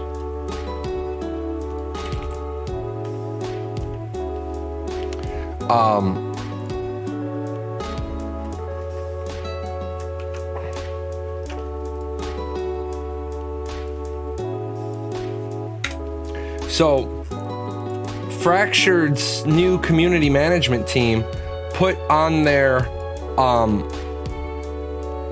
Twitter the first truly dynamic MMORPG, and I'm like, so EVE Online doesn't count. Maybe when they say dynamic, they mean something else. Sure, the first truly dynamic fantasy MMORPG would be fine. But the problem here is you say the first truly dynamic MMORPG, and that's EVE Online. EVE Online is the first truly dynamic MMORPG. And then I also want to say this. Do you really want to... Yeah, wouldn't Ultima Online have something to say? Anarchy Online? Wouldn't Ashes of Creation have something to say? And now I guess if you beat Ashes of Creation to publication, you'd be okay. I don't trust marketing terms. I don't either. And most people shouldn't trust marketing terms. Marketing is like, did you know in America, I can't speak, I don't remember a lot of European grocery stores because I don't remember Europe having grocery stores the same way we do. They have like, I remember a lot of corner markets. I remember going to a butcher shop for my meat, a bakery for my bread, a corner market for like my milk and my cheese. I don't remember there being superstores. I guess I kind of remember there is, but I don't remember using them. But in America, there's certain things they do. The psychology of grocery stores is an actual class. You spend 16 weeks studying how to lay out grocery stores. It's a specialized class. If you're future track, if you want to know how grocery stores are laid out, what's in the back? The milk. So you have to walk all the way through the store. What's in the back? The milk. What's in the back corner? The eggs. Something else fresh. If you guys want to know how you do a grocery store, you walk around the perimeter of the grocery store. Well, so what happened is that it got too many people learned that grocery stores used to be laid out kind of like this. You walk in the grocery store, right here's the bakery, right here's the fruits and veggies, or why don't we actually use the right word? Right here's the produce, right? You go around the corner, here's the deli, here's the fresh meats, right? Here's like your cheeses. You get to the corner, here's your eggs. You go down here, here's your milk. You go over here, here's your cheeses. And then you come back around the front of the store. And then you've either got the aisles going this way, but for this particular store, I'm doing the aisles this way. And for many, many years, this was the template for grocery stores. Well, now because people became aware of the marketing of just go around the perimeter if you want to eat fresh, what a lot of grocery stores have now done is things like this, where they have aisles, and then in the middle, the produce section is now magically in the middle. So they get you to walk down a couple of aisles anyway. Where do they put the alcohol? All the way at the back of the store. Why do they put the alcohol there? Because the alcohol is always after the snacks. You're gonna have a night drinking, you might need a bag of chips, you might need some pretzels, you might need something else. But there's a psychology behind why they do everything they do. What does it mean for an MMORPG to be dynamic? It means ever-changing as a result of the player actions. As a result of the player actions, so the players shape the world. So,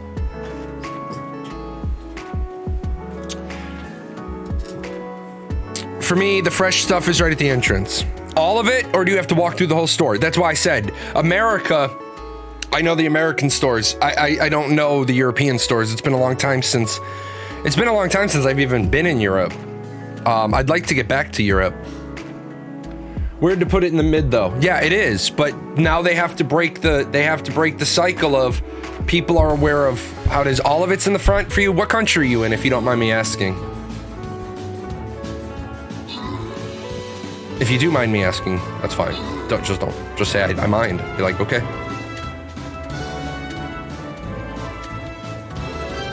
You know what we haven't built today, guys? We haven't built an archer core.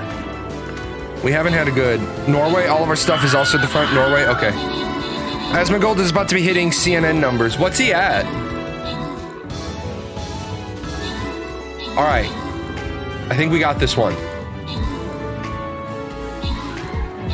415, awesome. 415. See, here's one thing that I'm also going to tell you guys. A little motivational piece. Always celebrate your peers' success. There is absolutely no reason for you to not celebrate your peers' success. I see a lot of snarky streamers.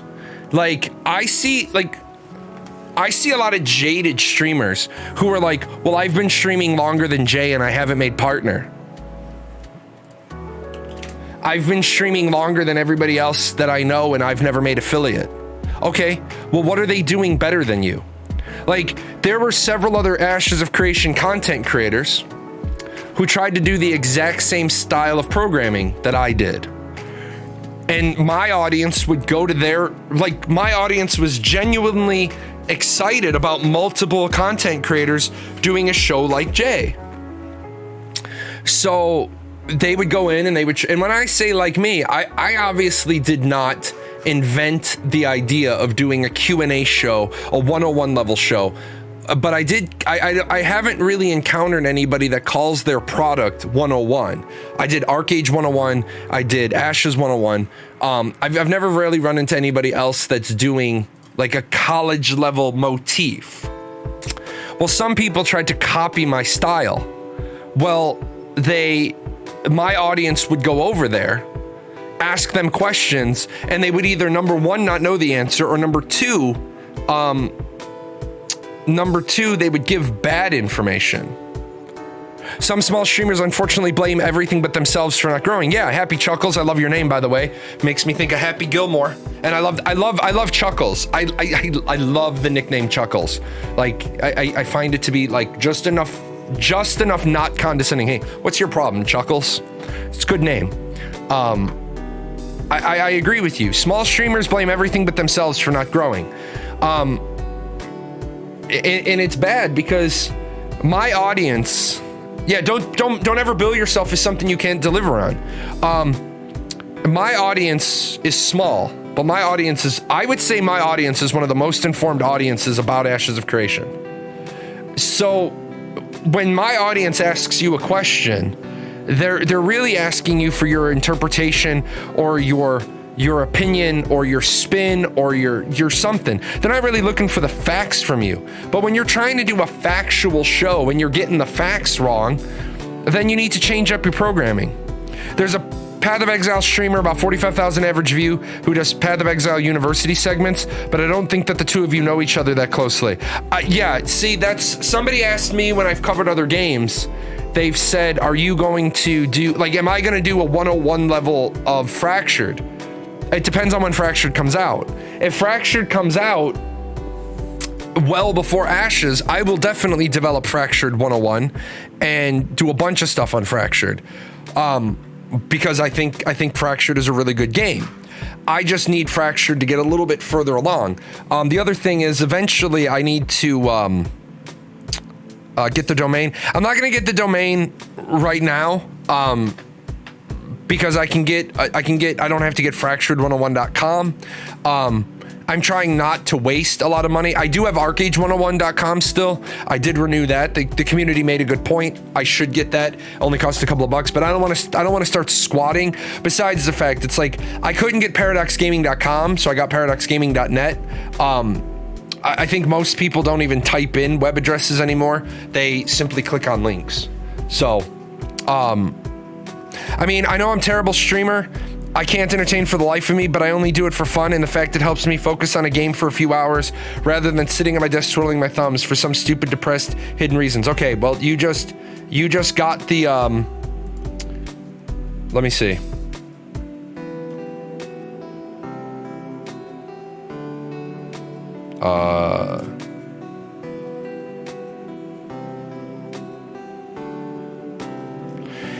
If you want to talk to me, if you want to PM me on Discord, player one, I'm on, well, I don't know why I did that one. If you want to PM me on Discord and just say, hey, PMing you because you told me to, channel review. I'm, like I said, after the show, I'm going to eat dinner with my family. I'm going to watch some Star Wars. I probably won't get around to it today. I immediately see a couple of bits and pieces of low-hanging fruit on your, on just your layout. Your overlay looks great. Your channel panels look great. I don't know why those are doing that, but you got all the basics in play. I mean, obviously, one of the big things is you stream irregularly, but no, we could definitely talk. I could definitely give you a bunch of bits and pieces feedback. Are you serious? Yeah, you almost never click on a link? No, I'm serious. I think most people click on links. I don't think most people type in links. I would prefer writing the address since it's safer. Sometimes you'll have phishing websites. Yeah, I 100% understand that. You know what? That would be an interesting question. In fact, I'm going to put that question. Hold on. The game looks so damn good on the new engine. Yeah, it does. You're 100%, 1,000,000,000% correct. Pause you. I'm going to put this out there.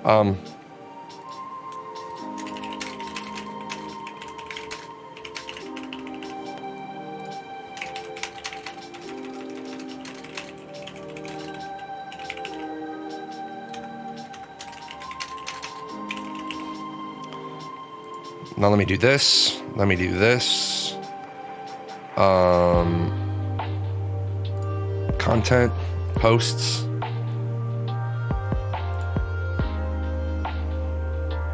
Here you go, guys. Here's a little poll.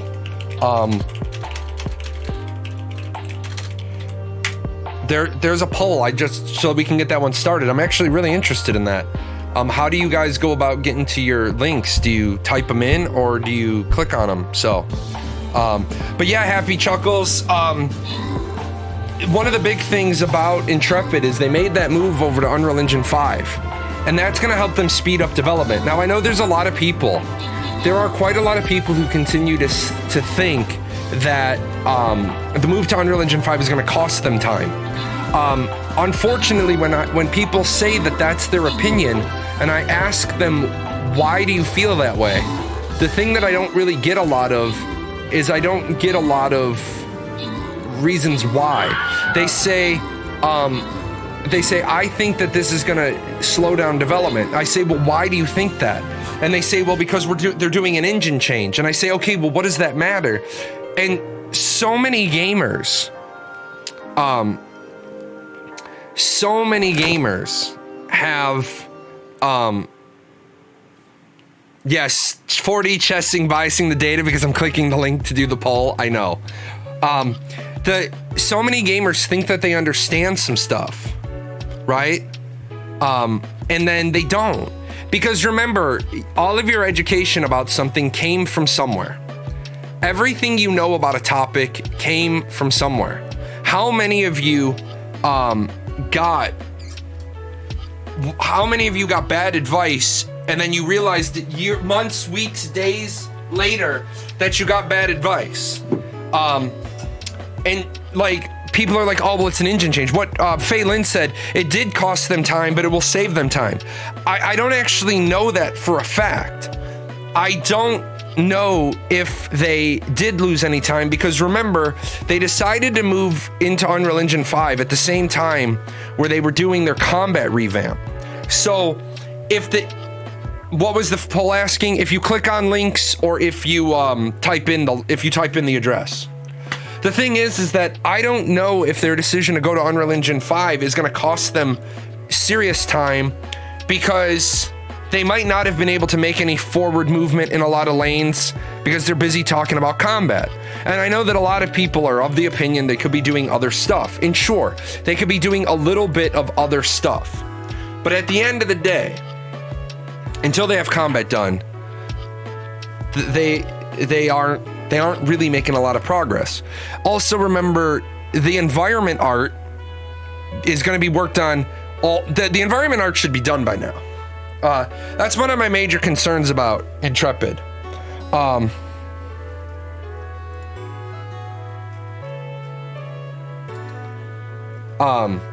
That's one of my major concerns about Intrepid, is that all the environmental art should already be finished. They're going on 5 years now. Now, I understand that the environment art is going to be paused right now. So some of the environmental artists aren't going to be designing any more art. They're going to be going back and working on the ZBrush changes. But I would hope that the whole world is done. At the same time, I can pretty much rest assured that the whole world's not done, because they said that Alpha 2 is going to start with a world that's 220 square kilometers. Now, I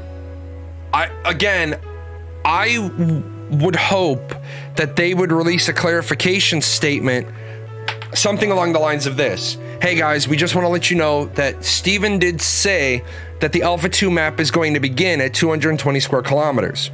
The reason for that is the entire world is finished. However, the entire world is not populated.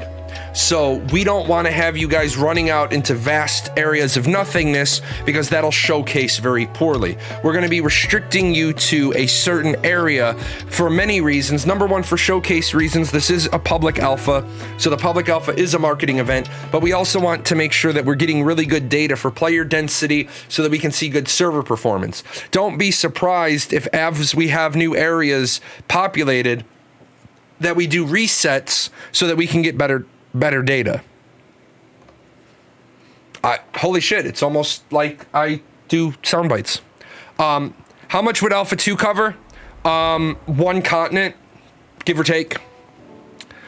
One of my huge gripes is that they've gone so hard about transparent development to not saying much of anything, because I'm really concerned that it means that they're stuck on something and the development is paused, and I mean at much more fundamental level than just the combat. Yes, that is the double-edged sword of transparent development.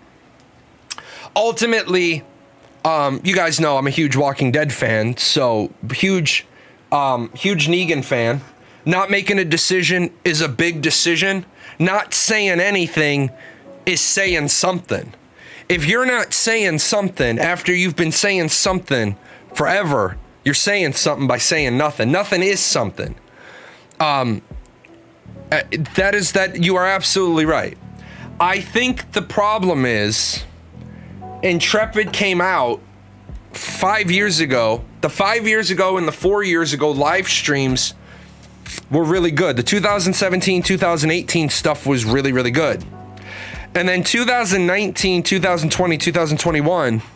If you never watched The Walking Dead, you're missing out on a lot. Oh, great show. Great show. Highly recommend it. The big problem is, and this is the example I give. Steven was a single dad, and he had a community, right? Steven was a single dad, had his community, was always talking to you, always coming home from work, always telling you how his day was, always telling you how things were going to be. And then all of a sudden, you got a new stepmom. And the very first thing that the stepmom did was come in like a fucking hurricane and change the Discord around. And bring in people to be moderators that had no business being moderators. Start changing things around. Start talking at you instead of to you. Start talking to you instead of with you. See, Steven is really, really good at talking with his community. Not to his community, not at his community. The 2017, 2018 version of Steven is, he would just come in and hang out with the community. And then stepmom came in, evil stepmother, changed the community, changed how things were, kind of put herself as a wall between the community and Steven. So now all of a sudden it feels like you can't get information out of Steven unless Margaret approves it. And you're like, well, what the hell is this about? Well, now we're 3 years into it, and now, truthfully, people are losing faith. People are losing faith because where's Dad? Dad's been deployed for 2 years, and Dad's been deployed for 2 years. We haven't seen our father in 2 years. We'd like some feedback. We'd like some answers. We'd like some of this. We'd like some of that. Oh, good job, guys. Woot. So, I mean, it's like when Zetrix said this, right? Zetrix isn't wrong when he says this. It's like when I say the live stream is Margaret featuring Intrepid Studios. That's exactly how a lot of people feel. A lot of people feel that Margaret is doing the interviews as if she's a Twitch partner and a content creator. And obviously, Zetrix, if Zetrix is saying that, somebody could say, well, Zetrix is technically quasi your employee because he has a vested interest in your success, because if you succeed, he succeeds. Sure. I always like to identify any time and any place that there's a bias that needs to be identified. Zetrix works on Ashes 101. So if Ashes 101 takes off and makes a ton of money, Zetrix will start getting billable invoices. Absolutely. At the same time, he's allowed to have an opinion. And just because his opinion sort of echoes my sentiment doesn't mean it's a seated comment. Is that the reason she was hired? She was a successful streamer? Grumpy Old Man, I have no idea what Steven's hiring decision for his marketing director position was, but I will say that her resume doesn't have any other marketing experience on it. So I don't know why she was hired. So I guess that can't be determined. I'm not seeing much marketing experience. Yeah, her resume has no marketing experience on it. And, you know, the moment that you start fighting with people, should she be fired? I don't think she should be fired. I think that she should either be moved to a designer position or she should be told, she should be told, you need to be in college. You need to be taking classes and seminars on marketing, because the one thing about marketing is you're the public outward facing face of the company. Why are you picking fights with content creators? Now, and I'll say this, pick a fight with a nobody content creator isn't a big deal, because it's not. But you don't know, you can never take the fight back. I have no reason to mend any bridges, because the fuck do I care? But we don't know what a year from now is going to look like. We don't know what 2 years from now is going to look like. Arc H2 could come out, I could double in size again, and then the next game could come out and I could double in size again. So by the time Ashes comes out, instead of 61 viewers, I could be at a routine 1,000, 1,500, and that's not a nobody anymore. The problem is that when you have failure after failure after failure after failure, you don't get to say, I don't view that as a failure. The community gets to look at you and say, that is a failure. It's been almost a year. It's been almost a year and you don't have your content creator program reestablished. Now, some people would say, well, what do you need a content creator program for when you don't have any active testing? But we had active testing with the content creator program. So why'd you ever disassemble the content creator program if you weren't going to have the new one up in time for Alpha 1? Just saying. I talk about marketing. I don't think they should say Asmobald on stream either. I said that on Wednesday, and I 100% agree with that. It's not about your personal relationship with Asmongold. It's how Asmongold's followers are going to respond to that. Asmongold and Steven have done interviews. However, I don't think a lot of people that don't follow Ashes religiously understand the relationship that Asmongold and Steven have, so it comes across as condescending.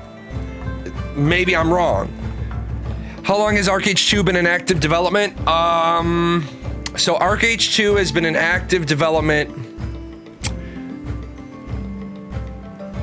2 years. However, they weren't in full court press development because they were waiting on Unreal Engine 5. I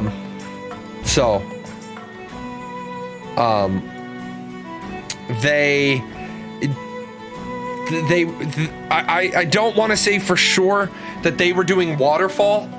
I don't want to say for 100% certainty that they were using the waterfall method, but a lot of the things Jake's song said made me think that they were going to do a modified hybrid of, if you guys don't know what waterfall is not combat stats. It's a development method where you sit down and you do all the mapping of, like, you don't just have a game design document. You and Faye can clean this up for me, or Grumpy Old Man can clean this up for me, because I'm gonna fumble fuck through it. But you basically document everything, what do you want to do and how you want to do it. And at that point, you've spent 2 to 3 years documenting everything and planning everything, and you go do it. The flaw of waterfall development is it's not active real time. It's not active real time adaptable to the needs of the customer. But since they're normally in waterfall for game development, you document that way because the game engine people have to write the engine. And you do it that way because if you change the requirement for what the engine needs to do, then a lot of other things need to be reworked. You see this with Unity and Crowfall. Crowfall talked about this a lot of times where they were paused on development because their builder tool had to be updated to the newest build of Unity. Ashes of Creation is a couple of years from release. Ashes of Creation is definitely a couple of years from release. Unprofessional, yeah, but I wouldn't say disrespectful, as Asmongold just owns it and helps him make content with his eyebrow wiggling to react. Sure. Absolutely. You write the outline, then you flesh everything out, then you go through the module by module, and you take the fleshed out content and translate it from pseudocode into comments. Then you have a programmer come in and develop the modules. Yeah, so that's all that shit that I know the 50,000 foot view. I roughly know what the process looks like because I'm a project manager, which is really a process manager. I know what the process looks like. But does it work? Yeah, waterfall works. The flaw of waterfall is you can't really adapt things because you've already said how everything is gonna put together. You've already sort of said this is like all these systems are gonna work this way. Now, unfortunately, you want to change. So, yeah, it's very hard to change off. It's possible, but you got complicated. So here, let me give you an example. In today's modern era, you waterfall out a 2-faction game. So you've done all the mapping out of a 2-faction game, and then of course, market research in 2022 for video games is going to tell you a 2-faction game is no longer going to be well received. The most recent example of a 2-faction game not being well received is Elyon. Elyon failed to capture people because of all these reasons. So now I go into the back with Grumpy Old Man and Fei Lin and I say, hey, we need to change our waterfall-based game and we need to put in 4 factions. And they're gonna look at me and they're literally, if I do that to a team of programmers, they're literally gonna do this. Fuck you. Just fuck you. Because every decision we've made is based on a 2-faction system. Everything from the shape of the world to the design of the world to the bottlenecks in the environment to where we put the ports to where we put the flight paths, all of that is based on, imagine if Ashes was like this and each continent was a different faction. You would be like, gee, now we're gonna try to add a 4-faction in. Be like, okay, we can probably do that, but it's gonna take us 6 months. Is it too? Oh shit! Sorry, somebody should have told me that. Sorry, I apologize. The reason why is I was making video cuts of Dying Light. Guys, if the stream raiders is ever too loud, let me know. Shit, I wasn't paying attention. I didn't drop. That's okay. With that said, yeah, we can do that, but your ass better have the authors and story. So look at what Fei Lin, in a hypothetical situation, Fei Lin just turned around and said, I just said to the programming team, we're going to take our game from being a 2-faction game to a 4-faction game. And one of Fei Lin's questions is, do you have the other 2 factions' stories written? Races written, classes written, organizations written, because the programmer doesn't want to hear that they're going to add in 2 more factions unless they have all of those other details. So you see where you spent 2 to 3 years mapping out the entire game, and now you're trying to make changes on the fly. Now there's all these other residuals. That's why, remember I said earlier in the show, you really have to know what you want to build from day one. And then from day one, I'm gonna build a 1967 Corvette Stingray. And then somebody comes along and says, you know what you should really build is the DeLorean. No, what I should really build is a 1967 Corvette Stingray because I've got the frame for it, I've got all the parts for it, and now we're putting it together. Agile is well, agile, flexible. You sprint from one priority to the next, and when you reach something that works, you polish it, put in any luxuries you can before it's time to release. Exactly. Exactly. So what Agile does, right? Agile does, this is the Agile loop. This is the Agile developmental methodology. This is actually the loop. So what are the requirements? You're going to see Grumpy Old Man, he loves the word, and he should, because what are the requirements? You see that very first thing in the bottom left, requirement analysis. Okay? I need an inventory I need a piece of inventory management software. Grumpy Old Man's going to say, great. Give me more requirements. And you're like, well, what do you mean? I need a piece of inventory management software. On site, online. How many locations? How many warehouses? Do you want each warehouse to be able to draw from any warehouse, or do you want on-site draw only and you want to do lateral warehouse to warehouse transfers? These are all the requirements that the programmer shouldn't have to ask, but may have to pull out of the person if the person doesn't, because generally what's the problem? The customer doesn't even know what they want. The customer says, yeah, what are your requirements? Then give me the wants. So the problem becomes most of the time the customer doesn't know what they want.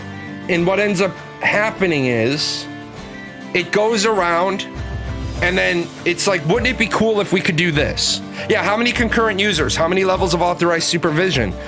What happens is you go around the circle and then the customer comes back with, they say, okay, I have a new requirement. Well, what's the new requirement? I'm adding in another location. Well, that's easy because when you gave us the requirements, we figured eventually you might add another location, so we can add in another location. But if you told the developer during the requirement analysis, we are never going to add another location. It's coded that way. Now you come back with, we've added a new location. The company might be like, no, we're not interested in taking on we're not interested in that project. Why? Because you told us in no uncertain terms, you were never going to do this. And now you're doing this. The way we coded it doesn't work this way because you gave us firm requirements. Okay? That's why it's why in the very first box is the requirement analysis. Yeah, build a basement a month before closing. I mean, I hate to go to physical world examples, but physical world examples are always the best. Hey, I've already built the entire house, now I want a basement. Can it be done? Sure, it can be done, but I guarantee you the contractor is gonna say, I'm gonna deliver you the house first, and I's gonna get paid, and then we're gonna reopen this as a, renovation, not part of the initial construction. It's like I told you guys, I stunningly destroyed a database once because I gave bad requirements. My requirements were, I want to be able to export from this module a PDF and load it into that module. And I want to be able to print my search query and download it into PDF. Well, just those few little details should let you know what happened. What happened was I had an infinite looping scenario because I downloaded requirements and it printed it as a PDF, and the other module picked up the PDF and then kicked it out to my first search because it was a PDF. I essentially created an infinite loop. They had to take the server, they actually had to go and take the server offline, physically take the server offline because I broke it so thoroughly. I don't know how, yeah, I bloated the server. I don't know how we just won that, but good job, team. It seems like I should just stop dropping captains because every time I forget to drop, you guys win. So like, how the hell did that happen?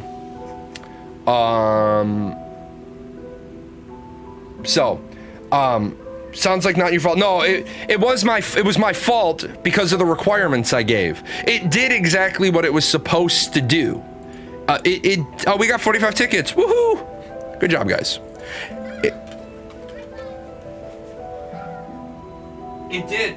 It did exactly what it was supposed to do. It followed the requirements to the letter. Yeah, there should have been fail safes. There should have been, and it wasn't the finalized delivered product. It was an early iteration that I was testing that they gave me, because just like it shows in the map,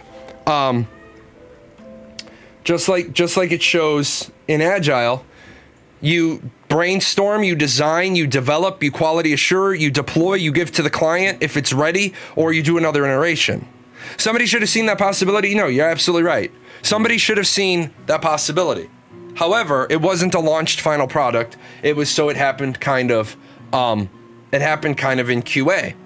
But that's just a funny talking story about what happens with requirements. It's also what happens with multiple people on a project. If you remember a couple of months ago, about last spring, Fractured said, after our alpha test last spring, Fractured said, all right, guys, we're working on something and we've had a bunch of people working on it. And what we've decided is we're going to have one person work on it because we're going to have one person work on this because we're getting in each other's way. And sometimes, right? Sometimes that's how it works. Sometimes the simplest solution is to have one person work on it because one person can envision the whole thing. Like, I'll tell you, if I ever got to the point where the company was jumping, I would be hiring some of these people that have these expertise and these capabilities for projects. I'd never be able to have them on as full-time employees. But I would hire some people and I'd be like, look, you know that I'm tech stupid. This is what I want it to do. And before you start working on it, I want you to look at not just my requirements, but I'm going to give you like a paragraph in Jahlon of what my intentions are. Because I need people that can translate Jahlon into action and not just what I think I need. I need that person that tells me, hey, I know that you think you need this. Yeah, consulting. What you're not thinking about. I need that person to explain it to me like I'm 5 when it comes to technology that says, are you thinking about this? Are you thinking about this? Are you thinking about this? Like when I build my house, I have spent about 13 years. Yeah, about 15 years watching integrated home systems and all the things that integrated home systems can do. I love the idea of integrated home systems, right? When I build my next house, I want integrated home systems as just a core thing. I want to be able to like press a button on my home control thing, and I want all my locks on the house to register as locked or unlocked, and that's something you can do. I want to know which of my locks aren't locked, because I have kids who leave doors open or leave windows open. By that point, I'm gonna have grandkids that are in and about. I want to be able to a lot of the integrated home systems where I want to be able to shut down all the entertainment systems at the end of the night. I want to be able to hit the button and everything shuts off. Can you do that? Yes, you can. I love the idea of integrated home systems. I love it. It's great. It's amazing. You mean I can make pages quicker? Yes. Yes, you can. But I think that's the thing. You got to really think about it. What is it that I'm looking for? What is it that I want? What is the future? What does the future hold? And I think that's the one place that Steven finally realizes he surrounded himself with the wrong people at the beginning. Hey, I'll take this one.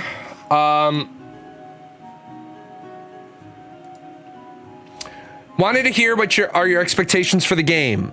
Have been watching for a bit and wanted to hear what your thoughts are. So are you asking my expectations of the game as a game, or what I want to accomplish in the game?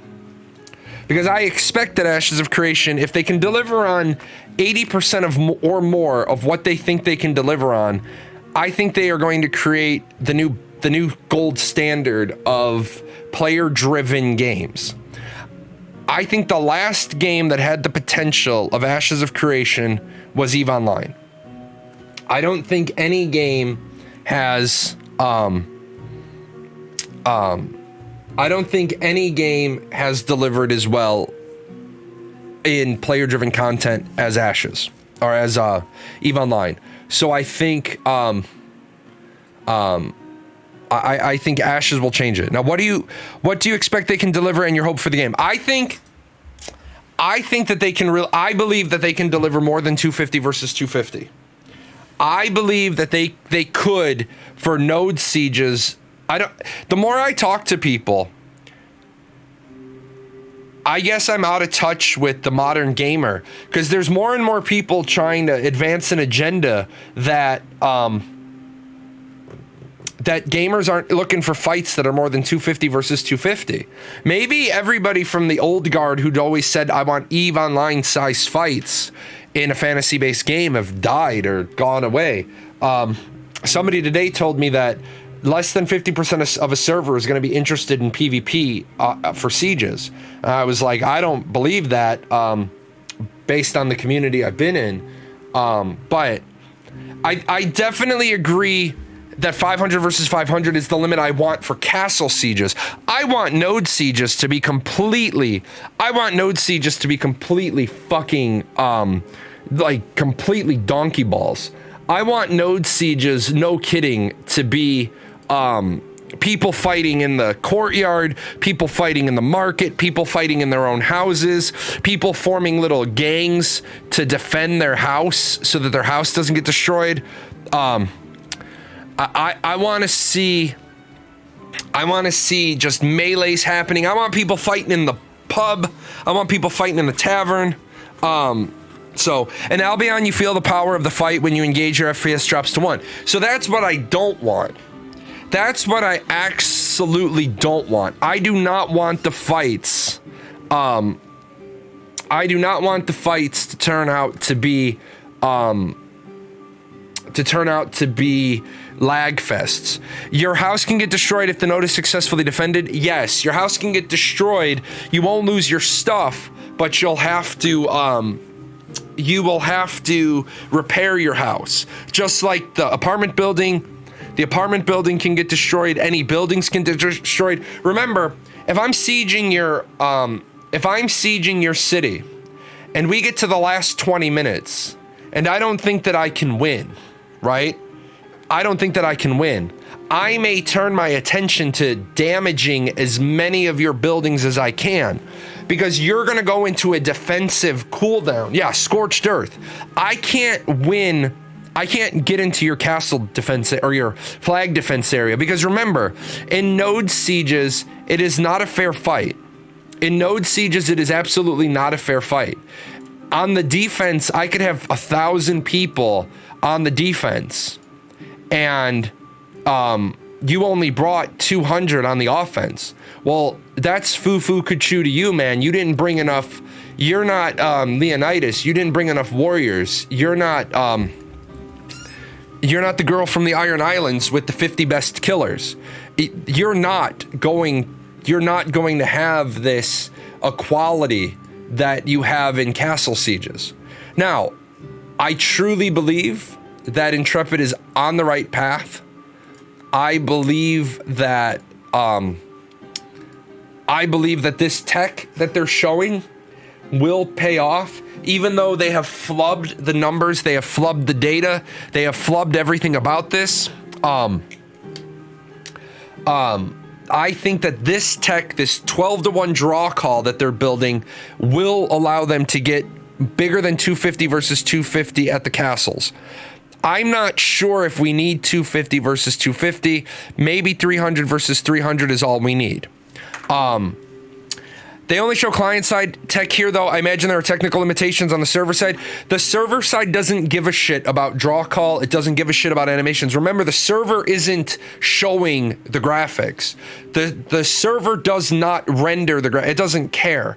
The server shows basically ones and zeros and input commands and results and roll the results of thousands of D20s being rolled.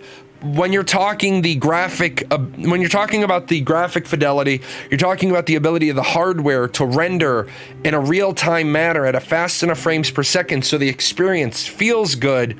The server doesn't give a shit about any of that. I got an interesting issue. What happens if you have a stage 3 apartment gets destroyed, but the next one you get is only stage 2? What happens to the template? What do you mean a stage 3 apartment? You have to help. I don't know what a stage 3 apartment is. I know that you get an apartment at stage 3. I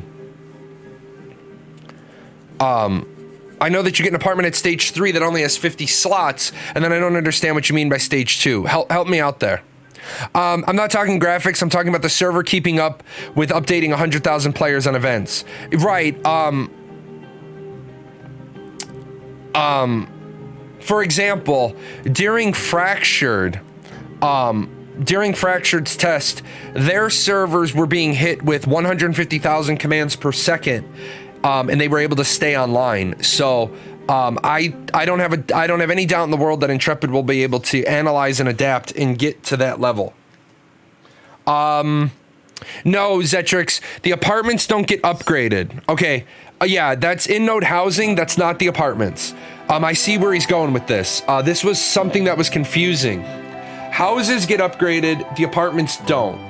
At stage 3, there will be a 50-person apartment building that the node gets for free in order for there to be 50 citizens, plus the 8 houses, plus the number of freeholds that are available in the zone of influence.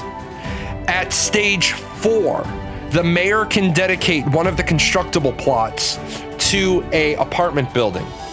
Once that apartment building is put into place, it's instanced. The cost for an apartment is a soft cap. There's not a hard cap on that apartment.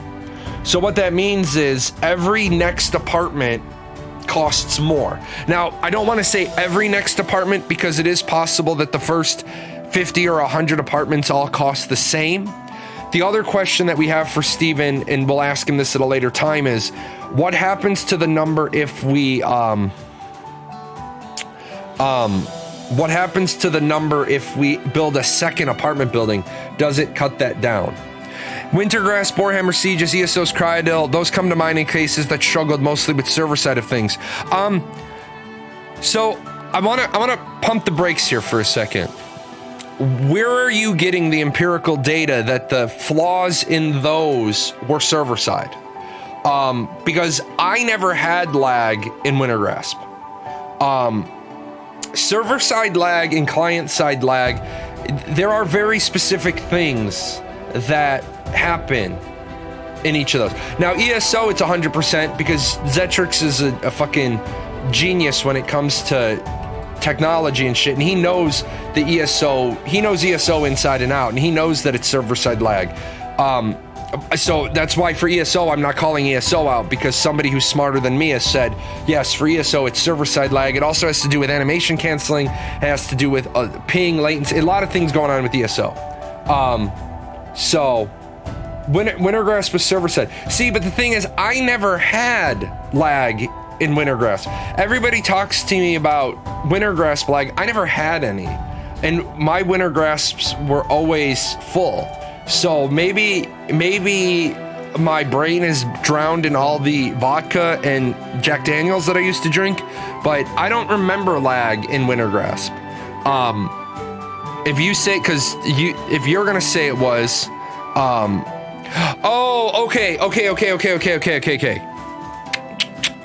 I got what he's saying. No, I remember. No, I get what he's saying. No, I remember. I do remember what you're saying now. See, it's been however many years. What are we talking about? Shit, 2007. I know what he's saying.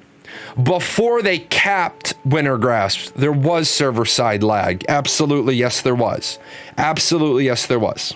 So we're there though. Thank you for walking me to that point. Yes, Wintergrasp used to crash the server because the server couldn't handle an uncapped number of players. So yes, I see where you're going with that. Absolutely. And that, to tie that in that Intrepid, that's why Intrepid is saying right now we have 250 versus 250, and we're trying to get to 500 versus 500 with this draw call thing. Last question, because I haven't seen you ask a question before. Last question. Can I ask, what are the consequences of choosing one divine gate or another? Is this decision vital? Because if I want to travel the world, I need to know which areas I can leave for at last. No, there is no consequence for choosing one divine gate or another. The thing is that anybody can choose any divine gate. So you have the divine gates in the world, in the not noted by the sea. You have this. So what you have here is you have these 4 areas that are circled are where the 4 divine gates are. This is what the 4 divine gates look like. When you come out of these particular areas, all they do is drive where your starting adventure is. You can go anywhere you want with any race at the start.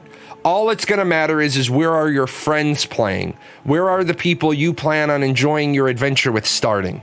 If you want to know more about the world of Vera, there's a link to Ashes 101 with the world of Vera. And then, of course, if you have any questions, feel free to ask. I'm always happy to oblige. But it is 6 o'clock. My partners on my stream team are on... Where are we at? My partners here. I want to thank everybody. We got our 45 tickets with like 10 minutes to spare. I'm going to drop you guys off with Chibi, Bree, and Vertec. They are my partners on the stream team. They are very, very, very, very wonderful people. I will be back on Monday. For another show. I'm going to try to stream this weekend.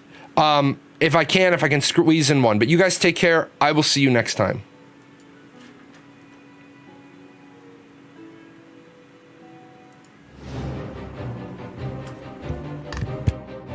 I say, Sprocket, we've reached the end of another video. Time to thank the sponsors. Yes, that will do, that will do. Shall we pop off for a spot of tea?